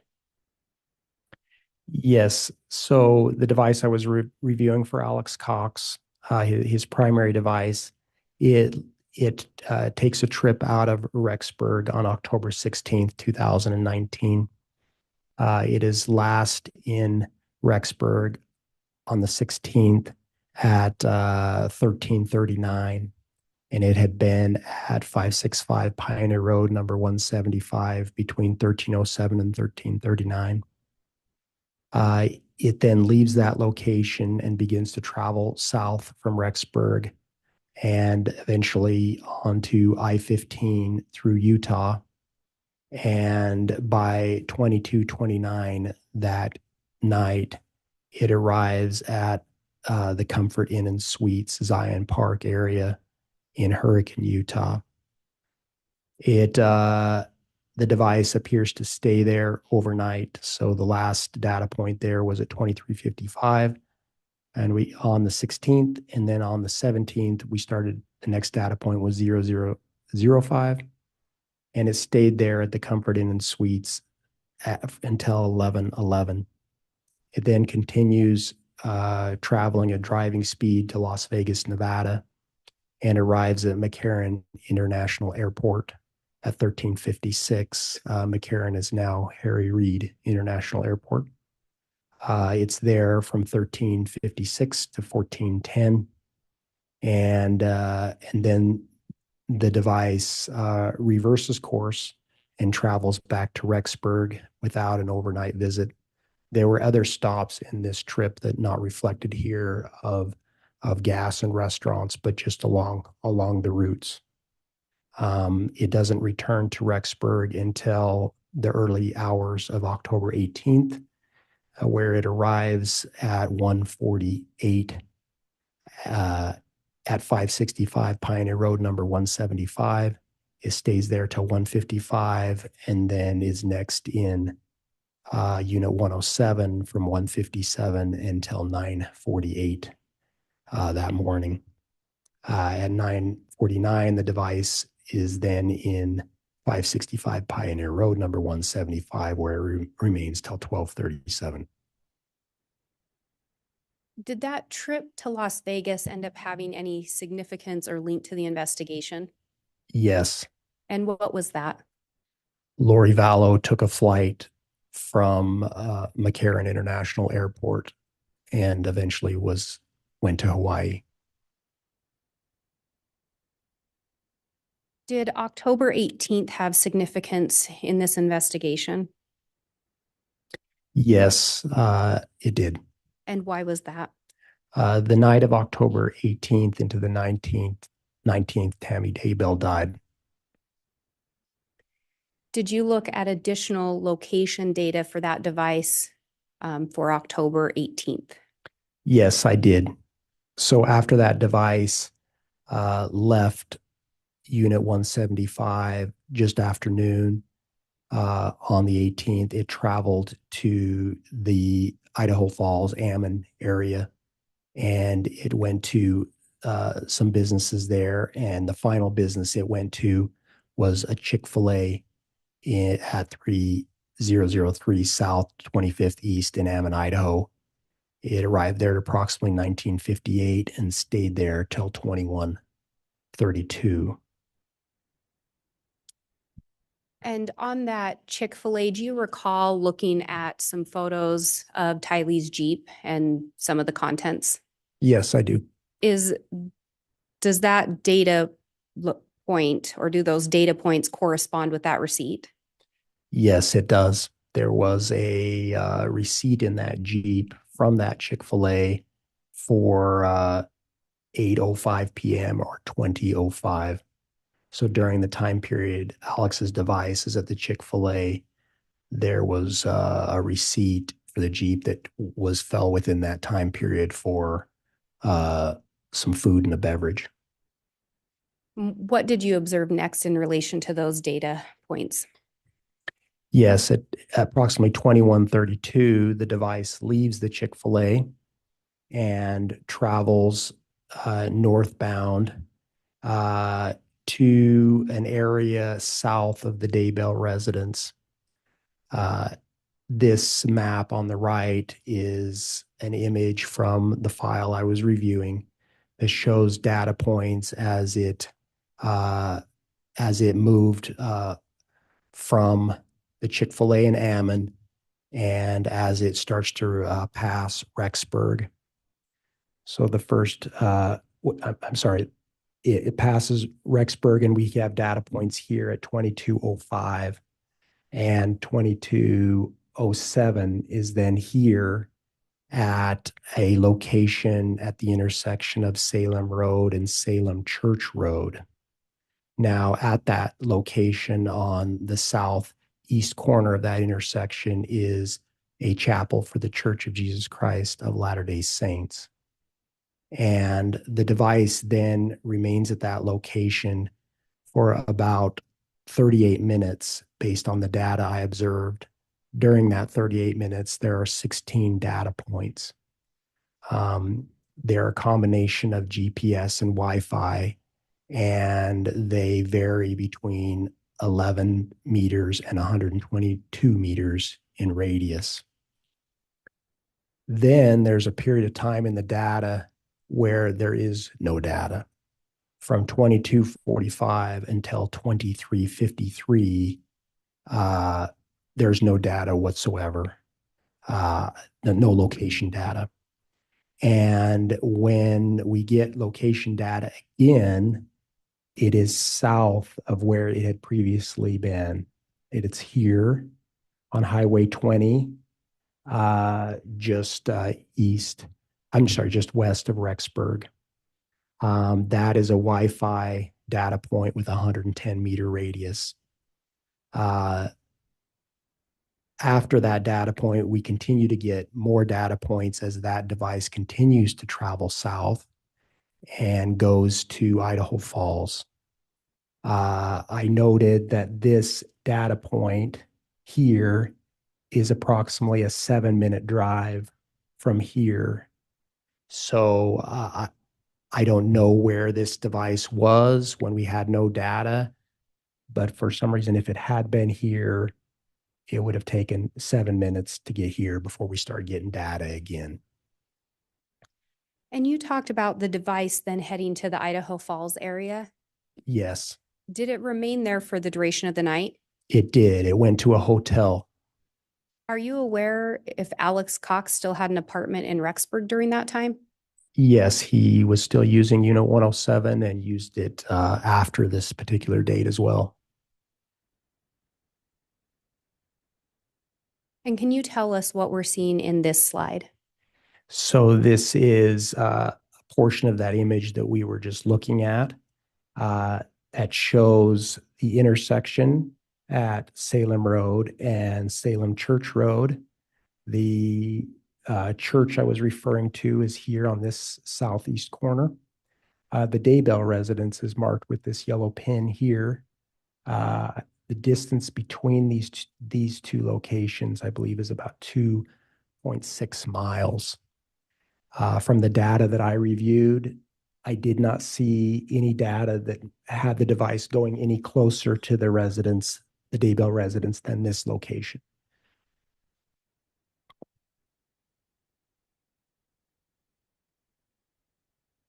And what are we seeing in this slide?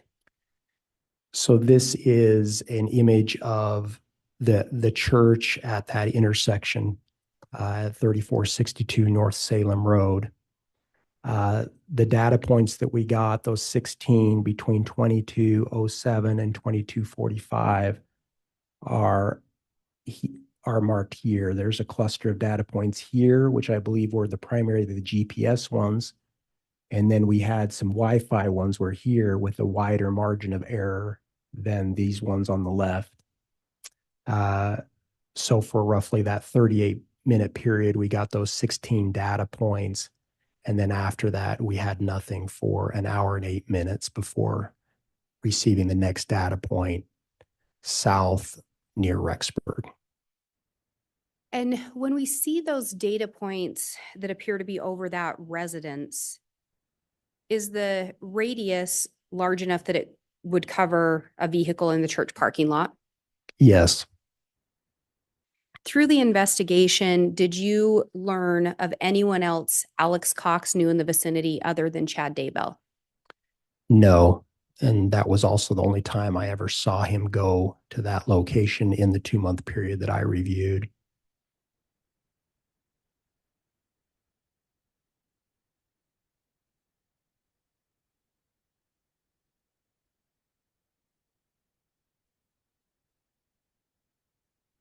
And can you go over what this slide is telling us?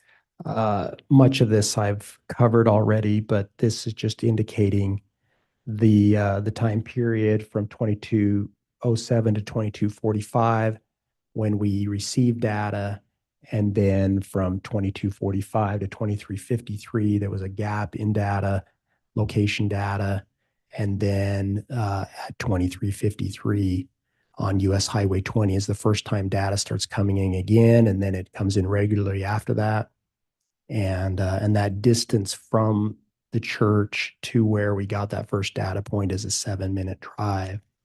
So if it had driven from the church to that point, it would have left the church about 2346.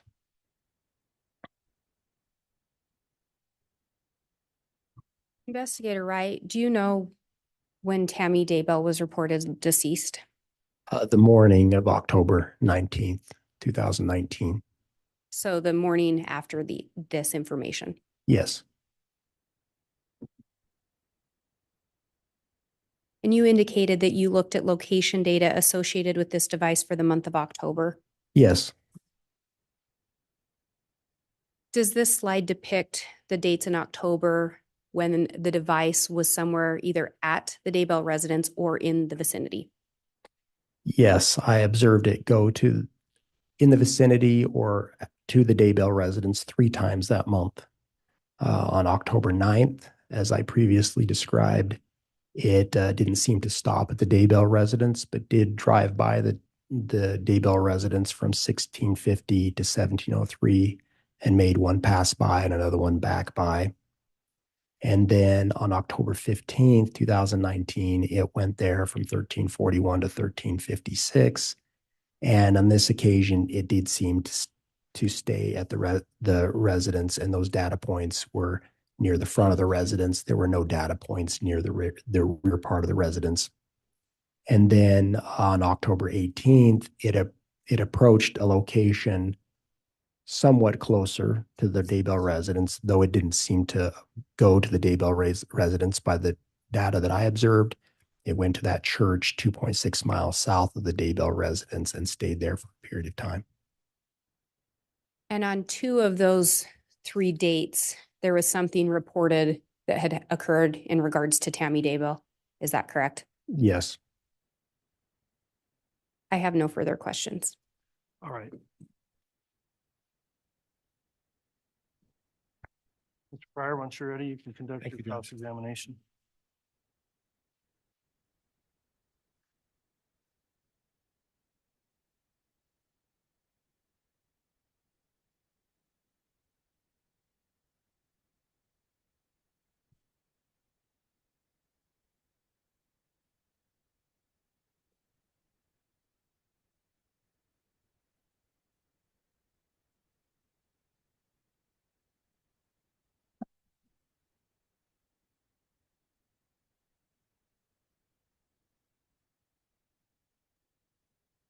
And Judge, could I have Exhibit 7,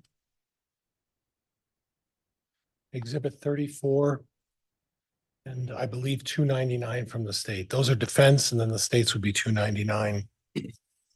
All right, 299 was the one we were just referring to. We'll get Counsel 7 may and have 34 for you. 299. Sure. Okay.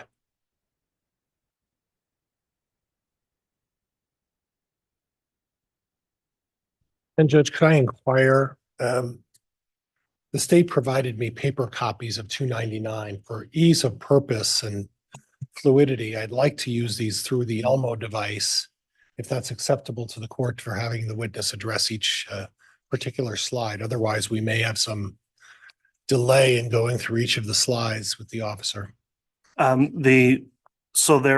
The actual exhibit 299 is the electronic program. It's represented by the print off in the courtesy copy, which, as I went through, mirrors the same information, essentially printed version of that electronic summary exhibit.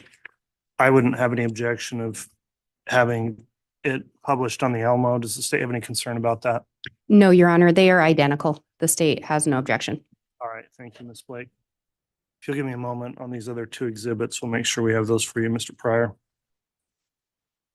And to clarify, were those defense exhibits? I think he said defense exhibits 7 and 34. Yes, Judge, I believe that's it. Thank you.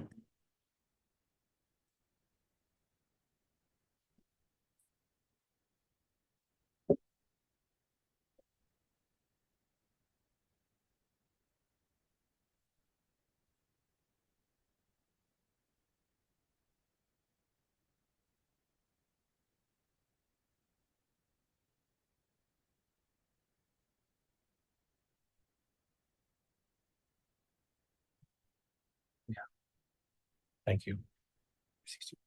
You just take this one up here too. Thank you. Thank you.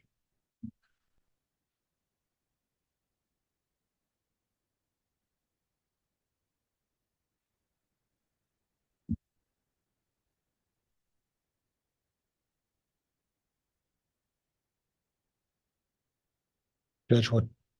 I'm ready, Judge. That's Okay, once you're ready, go ahead and let us know if you're going to publish any of those exhibits. not quite yet. I've just got some preliminary questions for the, may I call you Mr. Wright, or what's your? Yes, that's fine. Thank Mr. you. Wright's acceptable? Yes. Mr. Wright, your involvement in this case involved a number of different duties. Would you agree with that? Yes. You were involved in a search in January, is that right? Yes. And who was present with you at that search? Do you recall? There were numerous officers at that location. That was at the Daybell residence when the Fremont County Sheriff's Office executed a warrant there. The FBI's evidence response team, they were the primary individuals documenting the search and handling and supervising the search. Though other investigators were assisting in searching various rooms for items that were on the list of items that could be seized. And you were present for that search as well?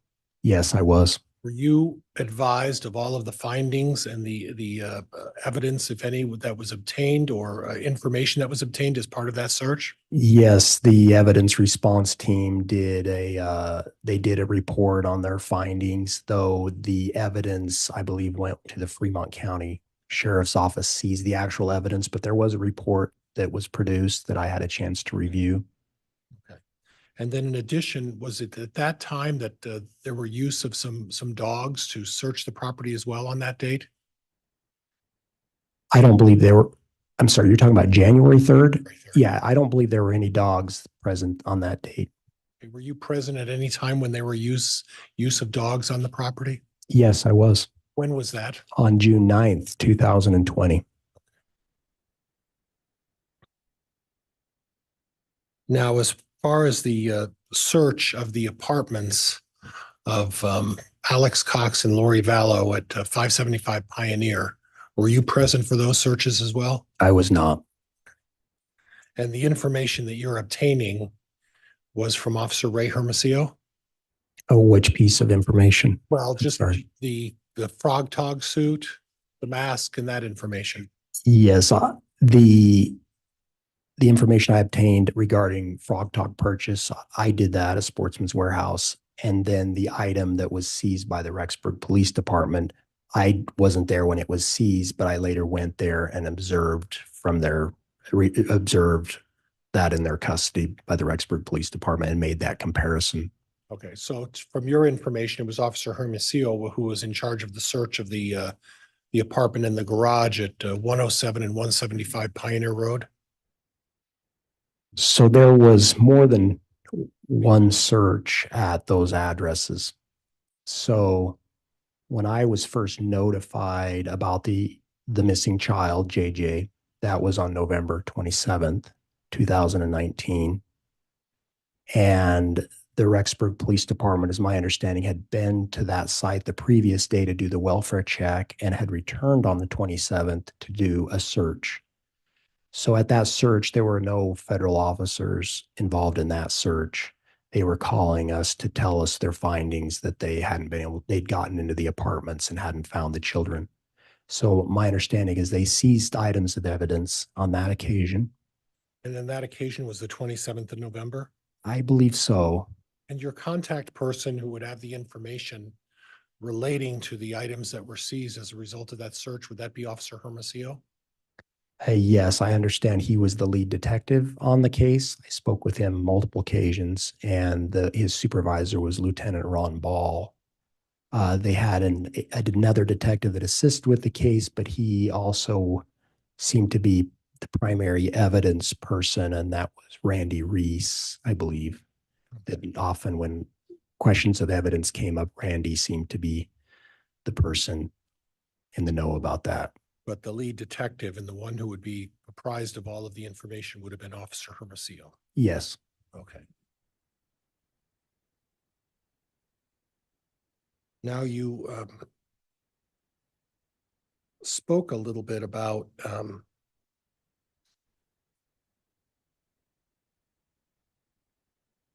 the September 8th visit to Yellowstone. Yes. And it appears that they left just before 12 o'clock on the 8th. Yes, that's when they left Rexburg. And then at what point did you find that they were back in Rexburg? I believe they got to the 565 Pioneer Road at 2037 that evening. And that was unit 175 is where I first started seeing data there in Rexburg after the Yellowstone trip. And at that point, the exit video leaving Yellowstone only determined that there was a license plate that left. There was no indication of any passengers or the condition of any passengers in the car. Is that fair? Yes, that's fair. And again, if I could put this up, Judge Anelmo.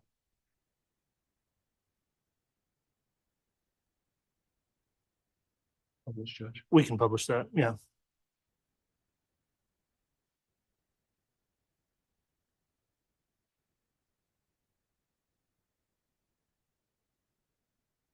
And again, this shows the Yellowstone travels. Is that correct?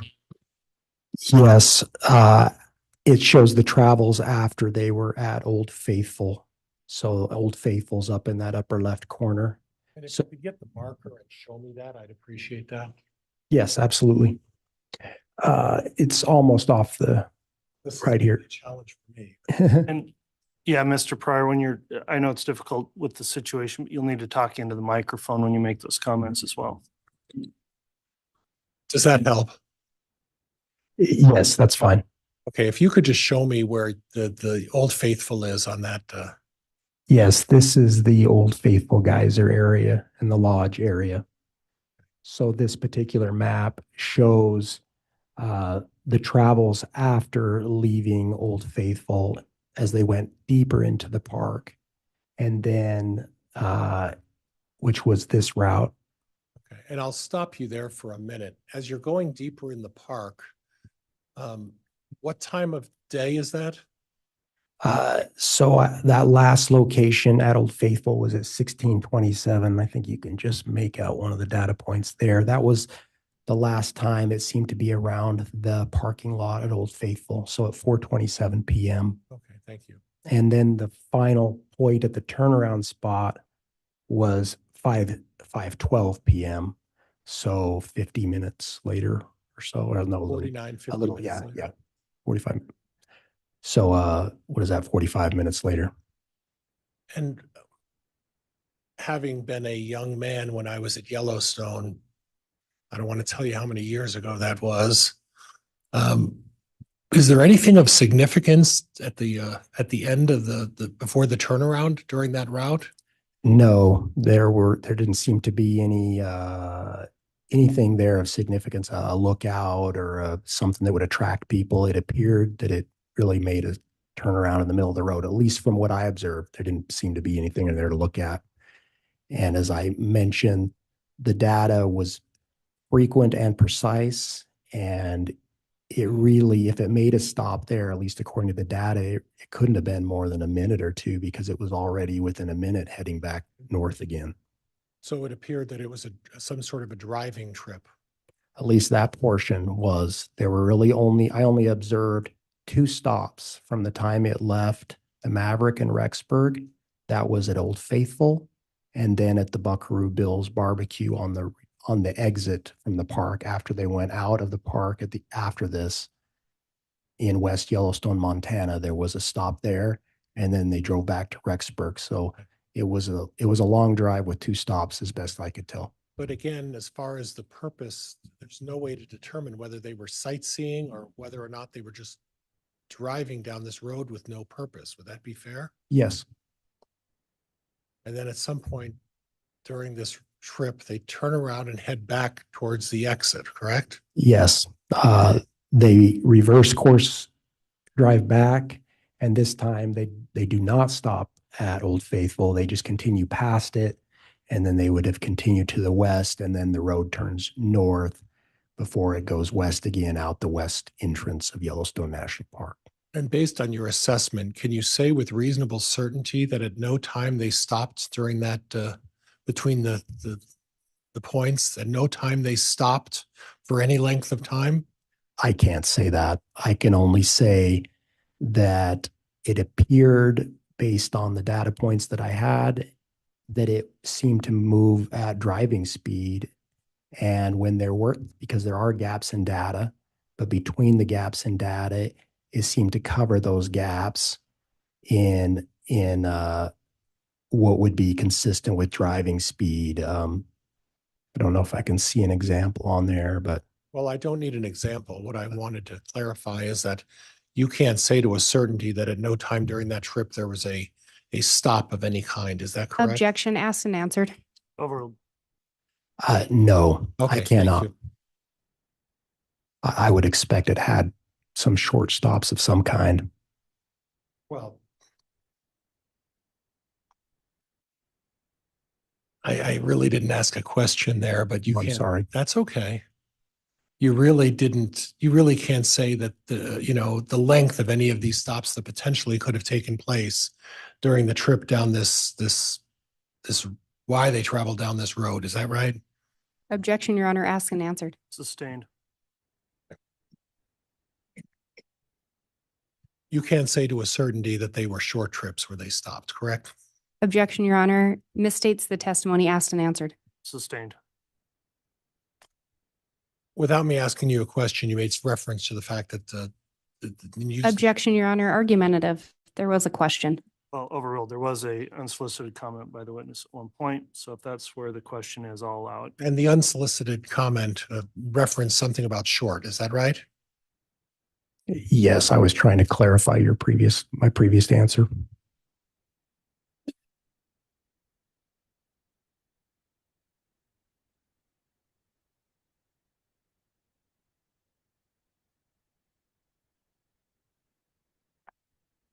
Now we're looking at this exhibit and it starts with them being at some place or close to, right? Buckaroo Bill's barbecue. Yes, the device is just outside that location in West Yellowstone, Montana. And then back to Pioneer Road at about 2037, with my math is about 8:37, is that right? Yes, And then appears a trip to a Maverick in Rexburg, correct? yes, Back to Pioneer Road 175, correct. and that's on September 8th, correct? Yes, And that was for approximately 31 minutes at 175 from 22:44 to 23:15. yes. What is that? 31 minutes. Yes. And then back to at 23:44. Is go ahead and answer. No, you go ask ahead. your question. I'm At 23:44. 7. okay. And that's one of the questions I had is I see a gap between 23:15 and 23:44, unless I'm reading that incorrectly. No, you do see a gap, and that's because that was fairly common actually. There would be gaps in data, sometimes a few minutes, sometimes it could be an hour or more. And sometimes there is data between these points, but the data isn't precise enough for me to draw any kind of conclusion exactly where it is. The margin of error could be, say, hundreds of meters, and that's greater than the distance between those two locations. And so I really couldn't say where it was at that particular moment. And that's, I guess that's where I'm I guess leading, for lack of a better word. Your analysis from 22:44 to 23:15, your range is 100 meters. Is that correct? It was about 80 meters between the two locations.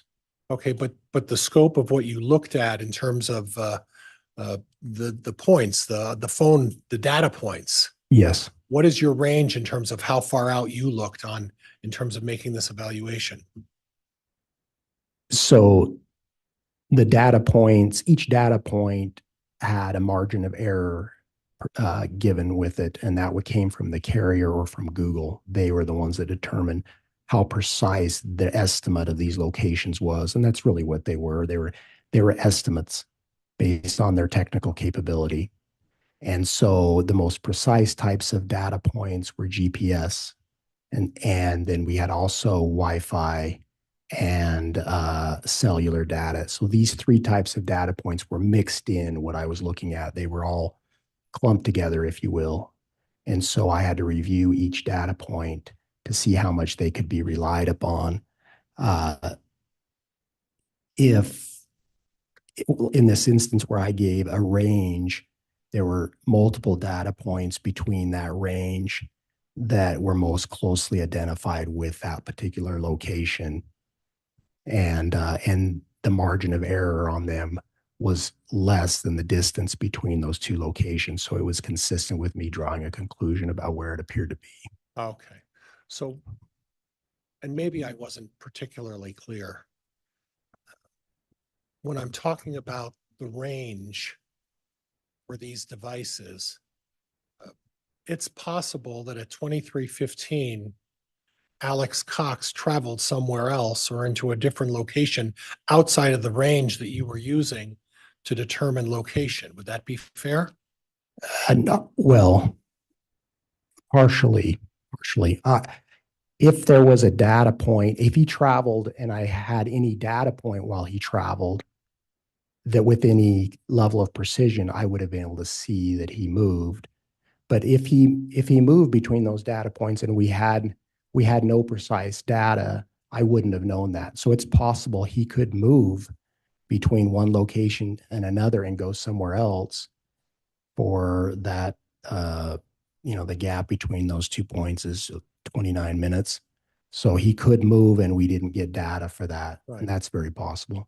And that's what I'm suggesting is that it's possible at 23:15, he went halfway down to Idaho Falls and then turned around and decided to come back. Objection, Your Honor. I think counsel's adding testimony.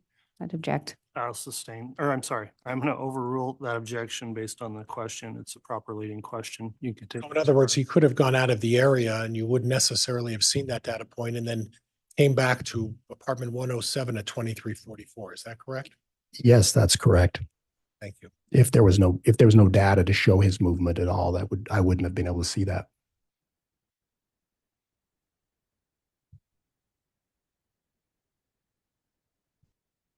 I skipped one, Judge. I'm sorry. All right, in the next little bit here, Mr. Pryor, we need to take an afternoon break. I don't know when a good stopping point is. So, Now? okay, Anybody now? Now, Judge. all right. We'll go ahead and take the mid-afternoon recess, 25 minutes or so. So about 20 to 3, plan on coming back on for additional evidence. Thank you. Thank you, Judge. All rise.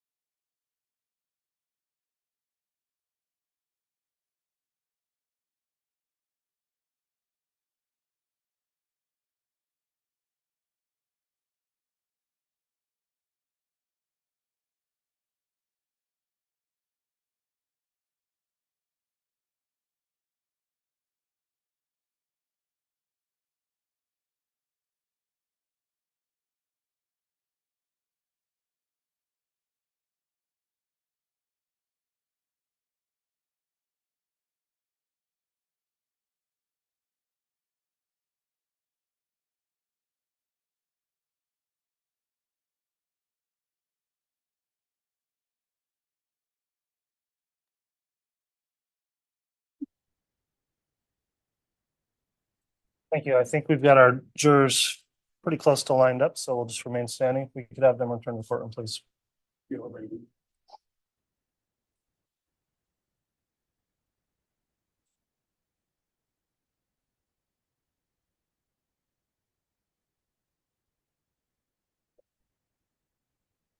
Please rise.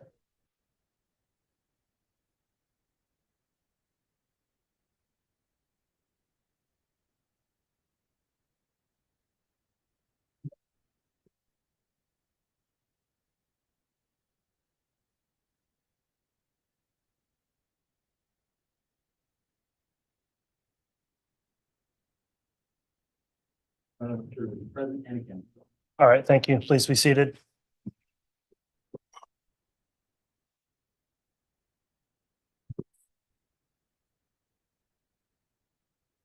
May I, Judge? Yes, we're back on the record on CR 22-21-1623, State of Idaho versus Chad Guy Daybell. We are continuing with cross-examination of Investigator Wright. Mr. Pryor, once you have your exhibits ready, you may proceed.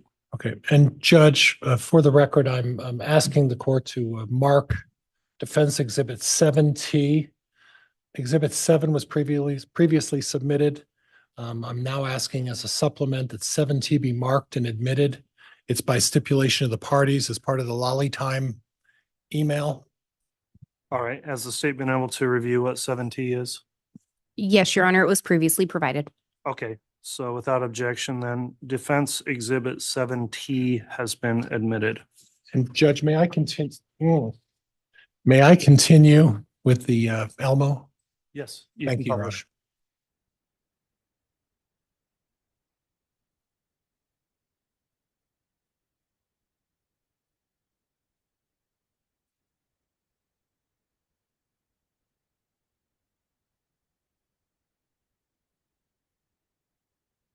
Getting there.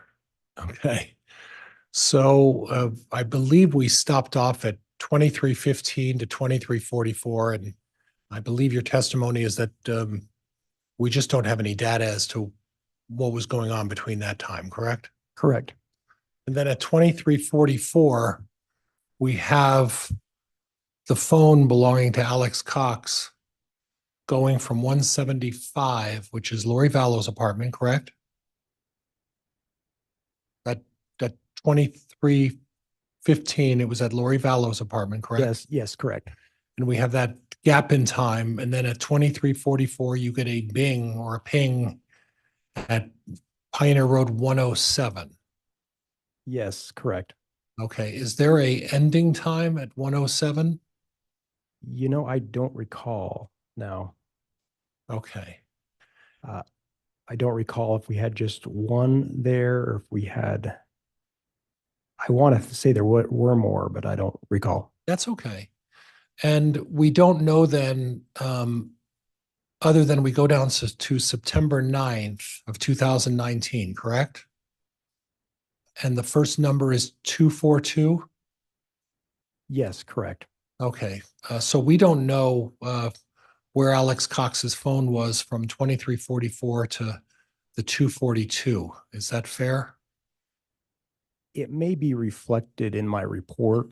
So a Okay. lot of this was extracted from the report and we didn't put everything in the report here. So maybe if I saw the report, I could verify if there was something Do you have your that got report? cut off. I don't have it here, but if I had a chance to review that, I could probably clarify if we just cut some information off here, and that's why it looks like there's something missing.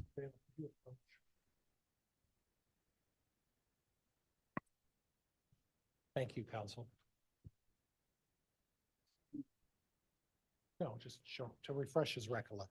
And this is just, officer, to refresh your recollection. When you're done, just to turn it down and just testify from your memory of what you refreshed, okay? Yes, of course. Thank you.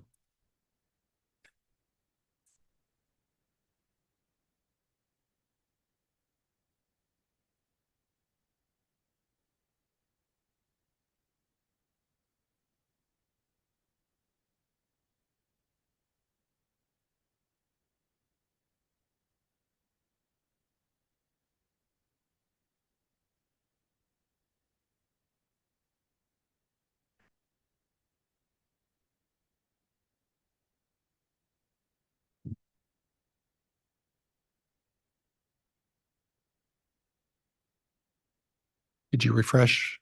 Yes, it did help me. Okay, go ahead. So in the creation of this slide, there is something that got cut off here. Okay. So there's more than just this one data point, 2344. Right. There were data points until 2355 was the last one on the 7th. Okay, and And let's go. I'm sorry, on the 7th, on the 8th, and that was in unit 107. And then there were more data points after that in 107. There was one at 0000, and data points continued until 0044. So, and then it would pick up then after that at 242 in 175. So to clarify, from 2344 until 0044 on the 9th, we had a series of data points in 107. So if I understand you correctly, at approximately on the 8th, we have Alex Cox's phone at Lori Vallow's apartment at 2244. That's 1044. Yes, And that phone is there until 11:15. yes, And then we don't have any information as to the whereabouts between that block of time when we don't have any data points. Is that correct? correct. Were you aware of who was at Lori Vallow's apartment on the 8th of September on 2019? I was aware that, yes, that Melody Gibb had stayed the night there. Well, that was on the 22nd. Oh, I'm sorry. No, right? I'm sorry. I'm confusing that. No, So- I don't know. I don't know who was there. All right, Investigator Wright, also, we can't talk at the same time. That's very difficult for the court reporters, so please try to just speak one at a time. Okay. And then again, on the 9th at 2:42, Yes, and that's at 175. yes. So, but the range of time that I had data points at 107 was from 2344 to 11:44 p.m. to 0044 or 12:44 a.m. on the 9th. So there were data points that aren't reflected on this slide for a 1 hour period. And then there are no data points from 0044 until the first data point is at 242 back at Lori's. Right. And the reason I'm pointing this out is when I went through the data points, I noticed the gap. And there wasn't, at least from your report, there didn't seem to be an explanation for about 0044 until. Objection, Your Honor. Counsel's testifying. Move to strike. Sustained. So from 0044 to 20 or 0242, we don't have any data points at that point. Is that correct? Yes, that's correct. And that was fairly common, particularly at night. Okay. And then we have data points at apartment 175 at, that would be 2:42 in the morning on September 9th. Is that correct? Yes, that's correct. And then again, you put another 2:42. Is there duplication or is it just have some relevance? There was a second data point also within that same minute. Okay. And then again, there was a data point at 3:37 on the 9th of September as well, correct? Yes, that's correct. And do we have any other data points showing that that phone was anywhere else other than 175 from 2:42 to 3:37? Not with any level of precision. Now, there is the possibility there was cellular data. Okay. And I may have not really put those into my my report because the margin of error was just so great. It wouldn't necessarily show it was at one unit or the other. However, if I saw something that made me think that it had left that part of town and hit other cell towers, I would have reflected that. Okay. So it's possible there were other data points, just not very precise ones. Okay. And then we have the last data point in the 175 again, and I keep reiterating this, but there's obviously a reason. The 175 is Lori Vallow's apartment, correct? That's correct. So if I reiterate that the 242, and the 337, all of those data points show Alex Cox's phone at Lori Vallow's apartment on the morning of September 9th during that time frame. Is that correct? Yes. Okay. And then we go down to the bottom line and we're showing, and I'll read these out loud, we're showing a 437, a 439, a 441, 514, 647. I am going really fast. I'm going to start all over again. I apologize. I keep forgetting you're there. 437, 439, 441, 514, 647, 849 at Pioneer Road 107. Is that correct? Yes, And that's Alex Cox's apartment. Is that correct? that's correct. Okay. Okay.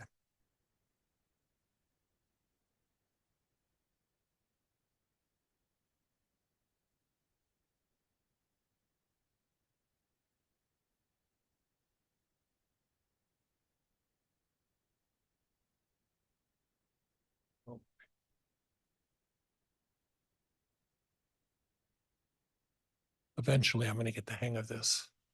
Maybe. So then we have on September 9th, we have Alex Cox's phone leaving or at 565 Pioneer Road 107 at approximately 9 o'clock, correct? Yes. That's not a precise time though, is that? No, I would have to look at the individual data points, but that is my best guess to within a minute of when it appears to have left that, and we start seeing additional data points that are moving from that site until it goes to Chad Daybell's residence. So there would have been more data points between then. And at that point, you have the arrival at Chad's residence at approximately 9:15. Is that correct? Yes. And then you say 9:15 to 11:45. Yes. Do you have any information that would suggest that Alex Cox left that area at any time between 9:15 and 11:45? I do not. I think as I talked about earlier, there are these 4 data points specifically seem to put the device there. There's also additional less precise data points that show it hitting towers in that area. So no indication it went further away than it could not hit those towers anymore. But I cannot say that it is at the Daybell residence entirely from 9:15 to 11:45 throughout that entire time.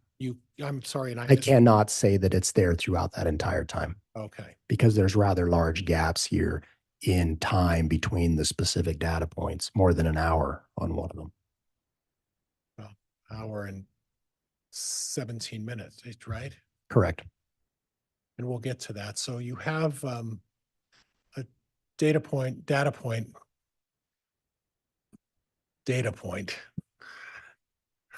You say data, she says data, so you're messing me up.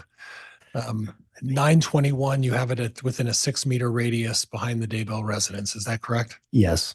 And 6-meter residence, that's what, 20 feet? Yeah, about 20 feet, I would think. And then at 922, a minute later, you have it at the gate on the northwest corner. Yes.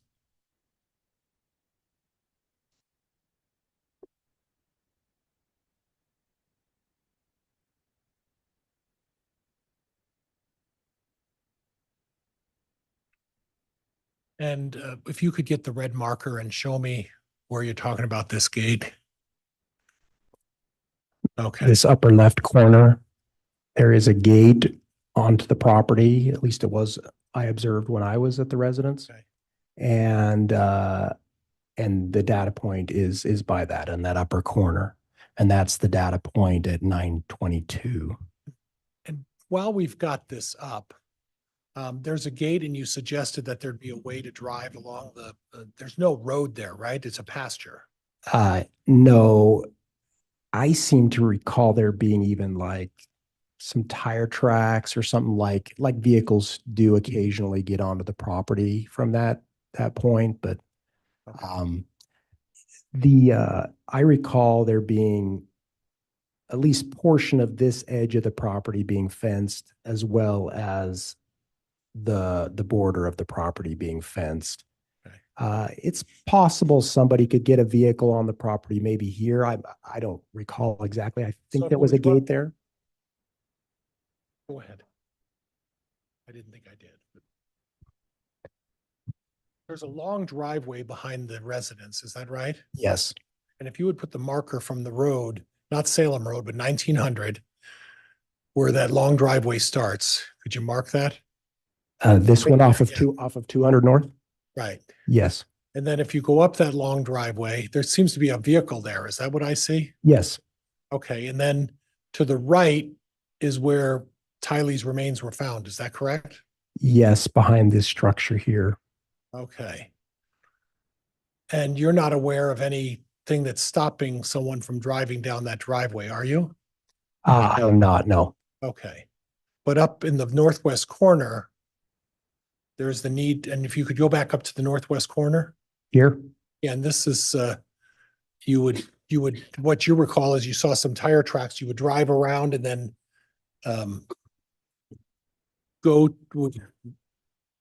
you would have to drive to where the Tylee's gravesite would be. Is that correct? And if you could slowly do that with the marker, I'd appreciate that. If you drove from here to here? And then the distance from the driveway where that car is to where Tylee is, which one of those is the shorter distance? This is clearly the shorter distance, but I don't know if a vehicle can get through here. I think this was fenced here when I was there. It's possible there was a way for a vehicle to drive through here. Now,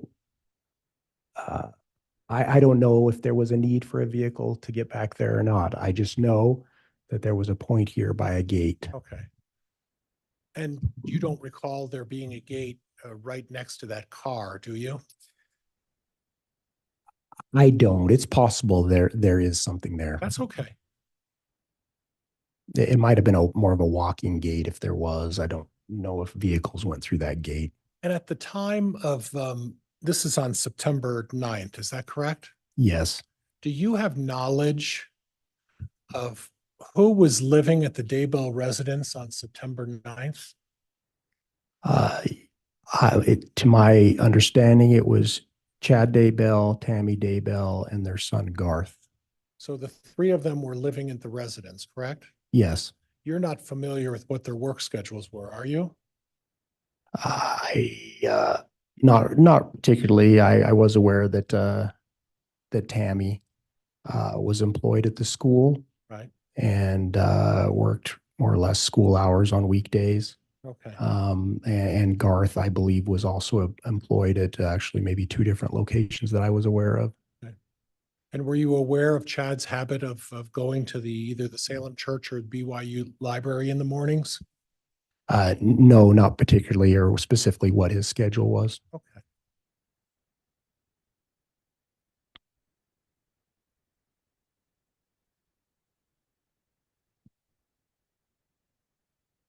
What was the vehicle that Lori Vallow, Alex Cox, JJ Vallow, and Tylee Ryan drove to Yellowstone? The one that appeared on that video was a silver or gray F-150, a Ford F-150 pickup. Did that have a box on the back? Do you know? I don't recall.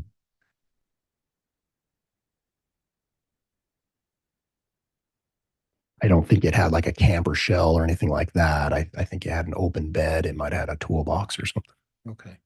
Do you have a recollection of being involved in any chemical testing of Lori Vallow or Alex Cox's apartment?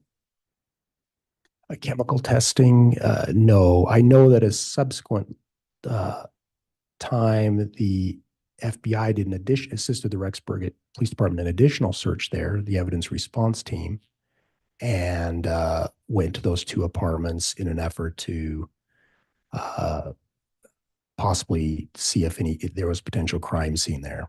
And when you say that, you're talking about like a luminol substance that was applied? Exactly. And I know there were some swabs taken of staining and different things around the apartment of things that were just unknown substances. Right. And or that possibly have some reaction. And now that evidence would have gone with the Rexburg Police Department for any follow-up testing. Any of the result of any such testing, I don't know. You don't know what the results were? No. Okay.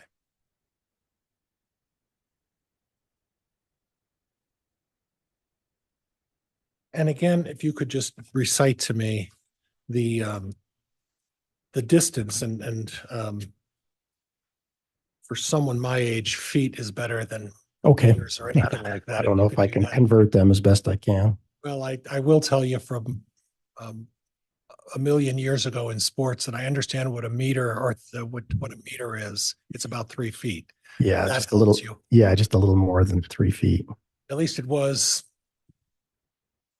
40 some years ago. So the meters in this case came from obviously the data we received. So to be consistent, I didn't make any conversions. I just kept what they gave us. Okay. Again, how many times from the time Alex Cox arrived in September 1st until the middle of November, was he on the property or near the property? I believe I testified earlier that there were 7 times that I saw from the data, 4 times in September and 3 in October. Okay.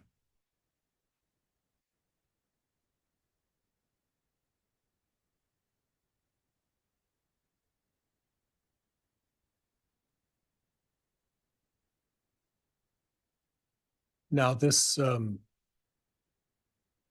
a stamp of 1153 UTC 6. To your knowledge, would this be adjusted to what time then?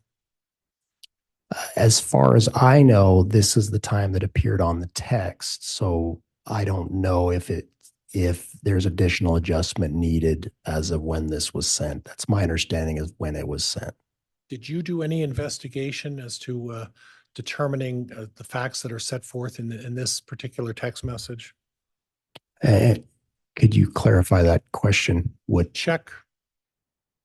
you check whether anybody heard a gunshot go off that morning in the neighborhood? During the course of the investigation, investigators did attempt to talk to neighbors about things they might have seen. I don't believe there were any reports of anything like that, but some of that canvass of neighbors happened shortly after the investigation started. Now, by the time we received this was nearly, I guess, more than 8 months later. So I'm not sure any investigation was done about somebody recalling hearing a sound 8 months later before that. Okay. And you didn't verify about whether or not there were any other wild animals in the pet cemetery? So during the course of digging around the property and finding human remains, there were some animal remains that were found. Now, there was a forensic anthropologist on site that told us they were not human remains. What animal they were, I don't recall what kind of animal they were. And you did confirm that there was at least at least some sort of a pet cemetery there. Is that right? Yes, there seemed to be at least one animal near where Tylee's remains were found, if I recall, but I don't recall if it was a cat or a dog or if we could tell, or something else. And to your knowledge, did you go back and review any of Tammy Daybell's correspondence regarding wild animals or any sort of issues they had with wild animals? Correspondence like within her phone or elsewhere? Facebook account? I did not. I know that the analyst that reviewed this reviewed her correspondence within that device. I don't know if there were other references to animals on the property.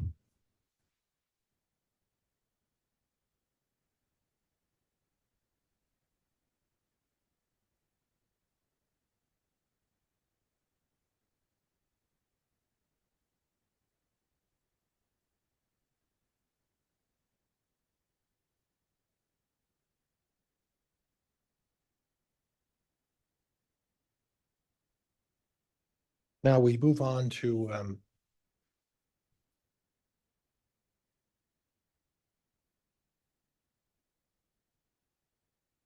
Sunday, September 22nd. Is that right?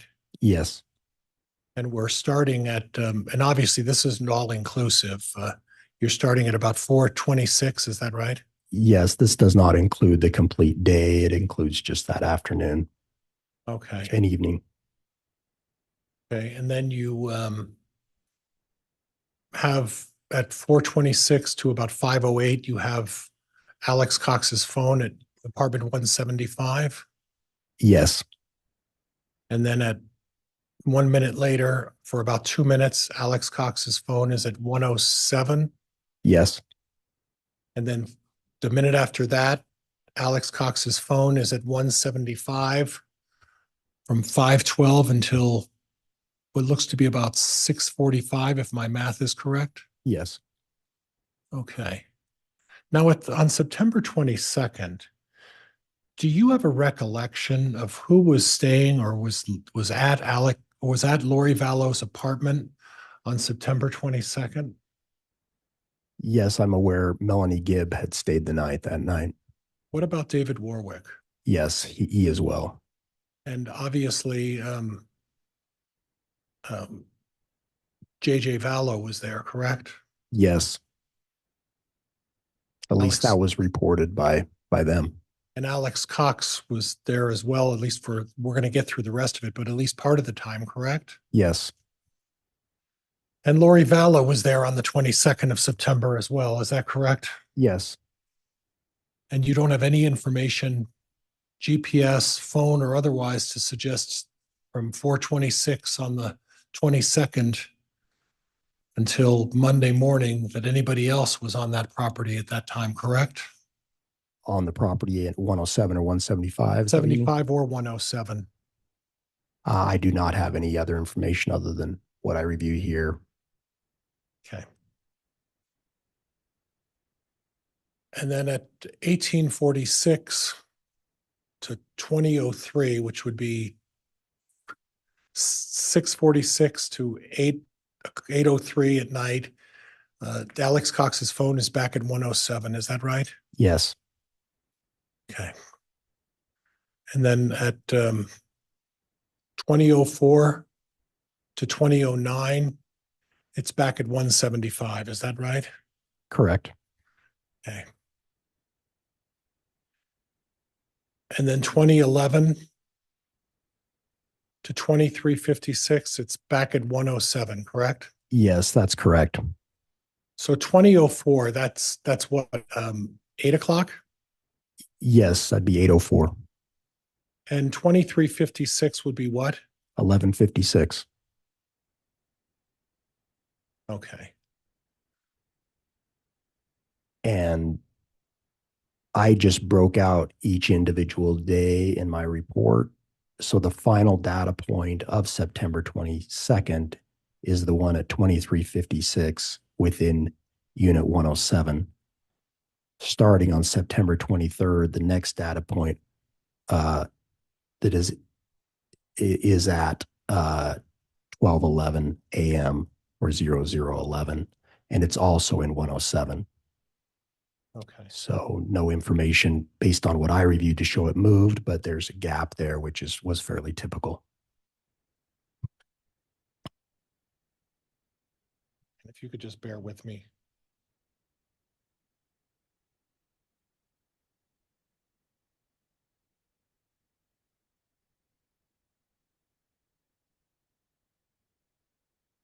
And Judge, I submitted a 7T and I don't see that here.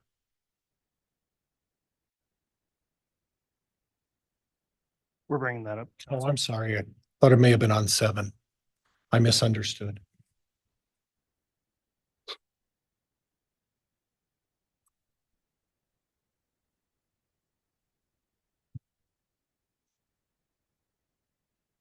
And if I could just have one moment, Your Honor, please. Yes. Thank you, Your Honor.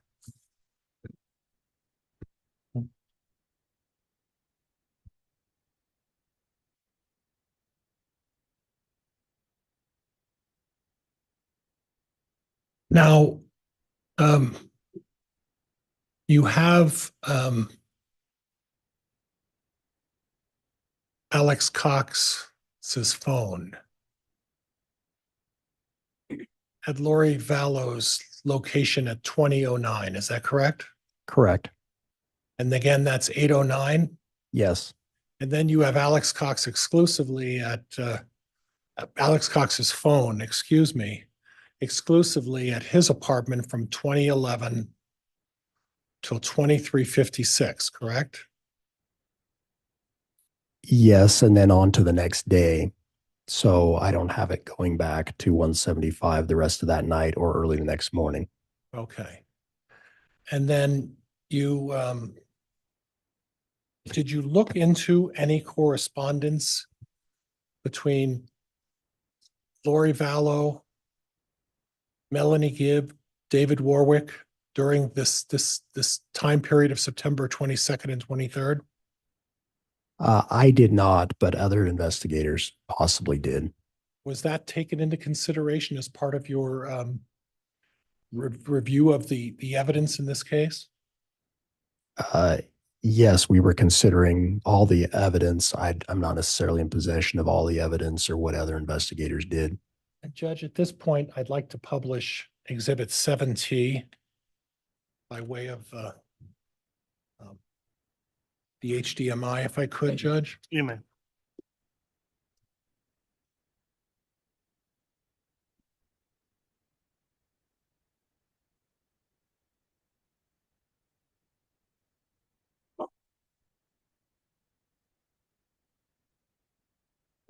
I know, I don't know if you can see that or not. And the blue highlighted is, can you read what the blue highlighted, the date? Yes, I can. Go ahead. September 23rd, 2019 at 4:37 and 33 a.m. UTC 4. Okay, and that may be adjusted 2 hours earlier for the UTC, so it may actually, because of the UTC, be 2:37. But would you be so kind as to look to the right? There's a box that says owner and Phoebe. I'm sorry. You see that? Oh, up on, yeah, yes, I do see that phone number. 2 phone numbers.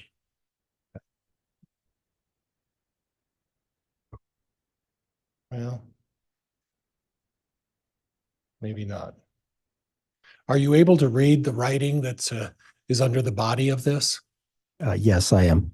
Okay, now I will represent to you that this has previously been admitted as Defense Exhibit 7T, and this is a communication between Lori Vallow and Melanie Gibb. Would you read that first sentence for me?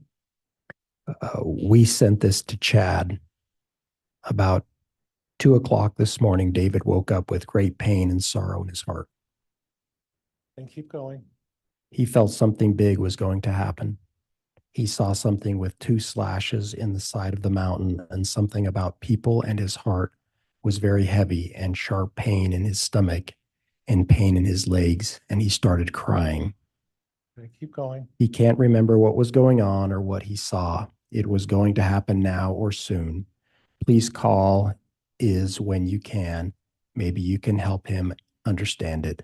Whatever it was, this is immediate. There was nothing he could do, and it was a horrible feeling. He can't get to these people, and there was nothing he could do for them. He can't get to these people, and there's nothing he could do for them, correct? Yes, And that's Melanie Gibb writing to Lori Vallow, is that right? I am not sure Okay. who's speaking here to whom. And then there was to the left, back to the blue at 4:37, there was a phone call from Lori Vallow to Chad Daybell. Is that right? If you don't Again, know, say you don't know. Your Honor, I'm going to object to counsel testifying. In addition, I think the exhibit speaks for itself and I don't even see the information being referenced as Judge, far I'm as a going to move call. on. I'm going to move on, Judge. I'll sustain the objection. Go ahead and move on. Thank you. And Judge, we can unpublish this HDMI at this point. And I'll give this back to the bailiff if I could.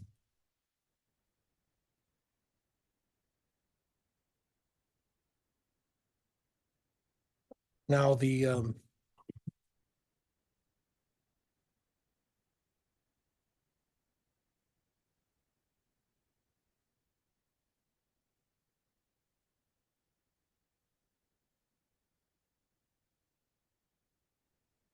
get Elmo back up. All right. You can publish on the Elmo. We'll Thank you, start it. Judge. And Judge, I don't think I'm going to get through, but I'll get as close to 3:30. If the court wants to tell me when to stop, I'll obviously can defer to the court's wisdom. Yeah, if you want to just keep going, we'll end at 3:30. Okay. Now, officer. Oh my gosh, I called you officer. Mr. Wright, I'm sorry. I'm sorry for that.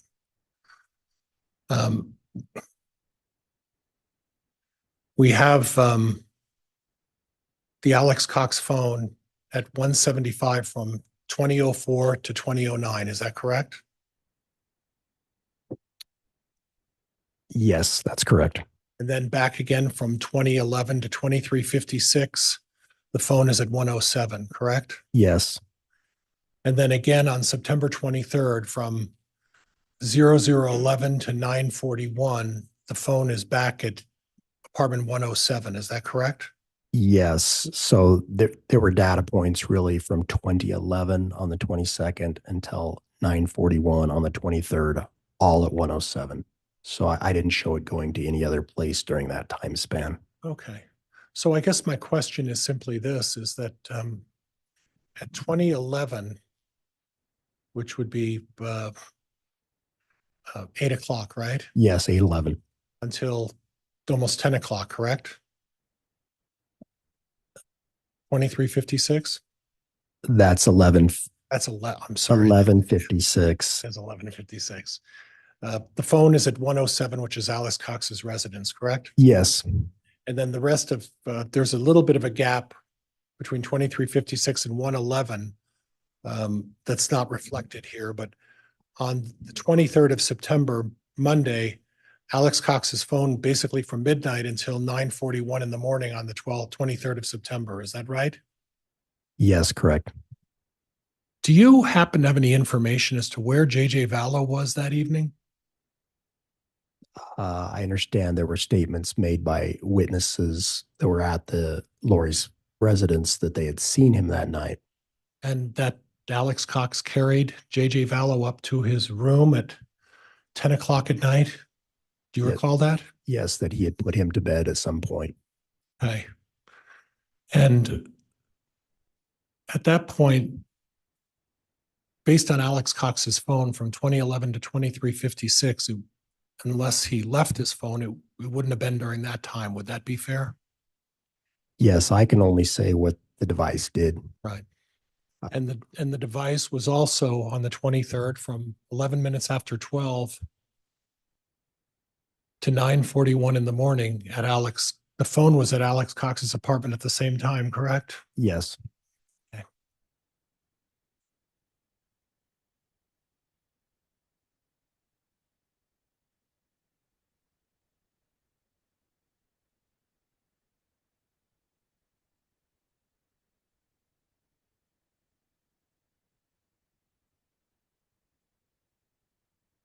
Then we have at 9:41, the travel to the Daybell residence, correct? Correct. Is there any indication or do you have any GPS evidence, phone evidence, any sort of electronic information that suggests that Chad Daybell was there on the 23rd, Monday, September 23rd, 2019? Your question is, did I look at location information for Chad Daybell on that date and review that? Is that what you're asking? What I'm asking is, do you have any electronic information that you reviewed of any kind that suggests that Chad Daybell was there on Monday, 23rd, 2019 at 9:41? Yes, I reviewed no information showing his whereabouts that morning. Okay. And then at 9:55 and 10:12, you say approximately 17 minutes, the device was near the Daybell residence. Is that correct? That's correct. Okay. And then the level of oh my gosh, I'm going to use a statistics term, embarrass myself. The deviation of the device, is that fair? The range, I guess, would be the proper term. Yes, yes, the margin of error or Margin of error. the standard deviation. I think you're asking me statistical probability. Thank I you. think okay, go ahead. You're too young to know that. And I'm too old to remember it.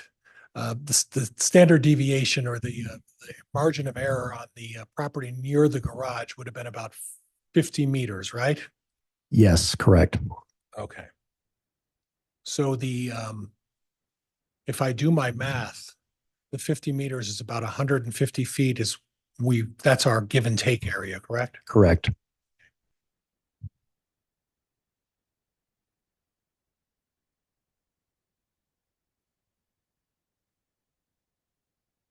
Would you point to the near the garage when you say at 9:55 what you're talking about? Just put a red mark there if you would. That you're talking about the data point from 9:55. 9:55 data. It's point, yeah. it's kind of this one was cut up, but it was. Oh, That help? yeah, that helps.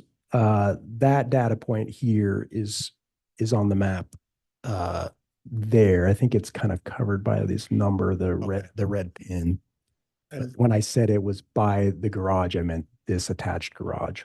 Okay, so the distance from that attached garage where you have the 9:55 to the barn in the back, how much distance are we talking about there? I think the distance, I don't know the exact size of the property, but I would estimate it to be at least 100 yards. Okay, And so 150 feet would be half that distance. okay, So this could be, I mean, that the radius could be out near that location. near the barn back there. Yes, Okay. I believe it. It could be.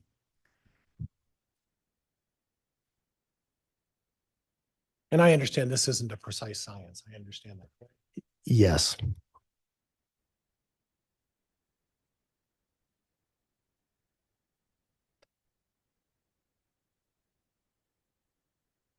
So near the Daybell, vicinity of the Daybell residence at 9:55 until 10:12, correct? Yes, correct. Okay. And are you familiar with the manner in which J.J. Vallow's remains were found? Yes, I did observe them when they were found. And they were would you describe it as a shallow grave, Yes, I would. 8 to 10 inches deep? Yes, that sounds about right. Okay. And then you put Alex Cox's at 9:56 near that pond, correct? Correct. 10:02 near that pond. Oh, I'm sorry. Yeah, 9:56 near that pond. Correct. 10:02 near the pond. Yes, correct. Then 10:05 again near the front door of the house, right? Yes, that's where the data point is, but these have a wider margin of error. And you're anticipating my my next question, because the margin of error at 10:05 is 68 meters, correct? Correct. Which could also encompass the barn as well, right? The barn or potentially even that pond as well. Right. And then at 10:07, you say near the front house, but then the margin of error is actually 92 meters, correct? Correct. And again, because of the margin of error, again, at 10:05, that could also include the tool barn back there, correct? Yes.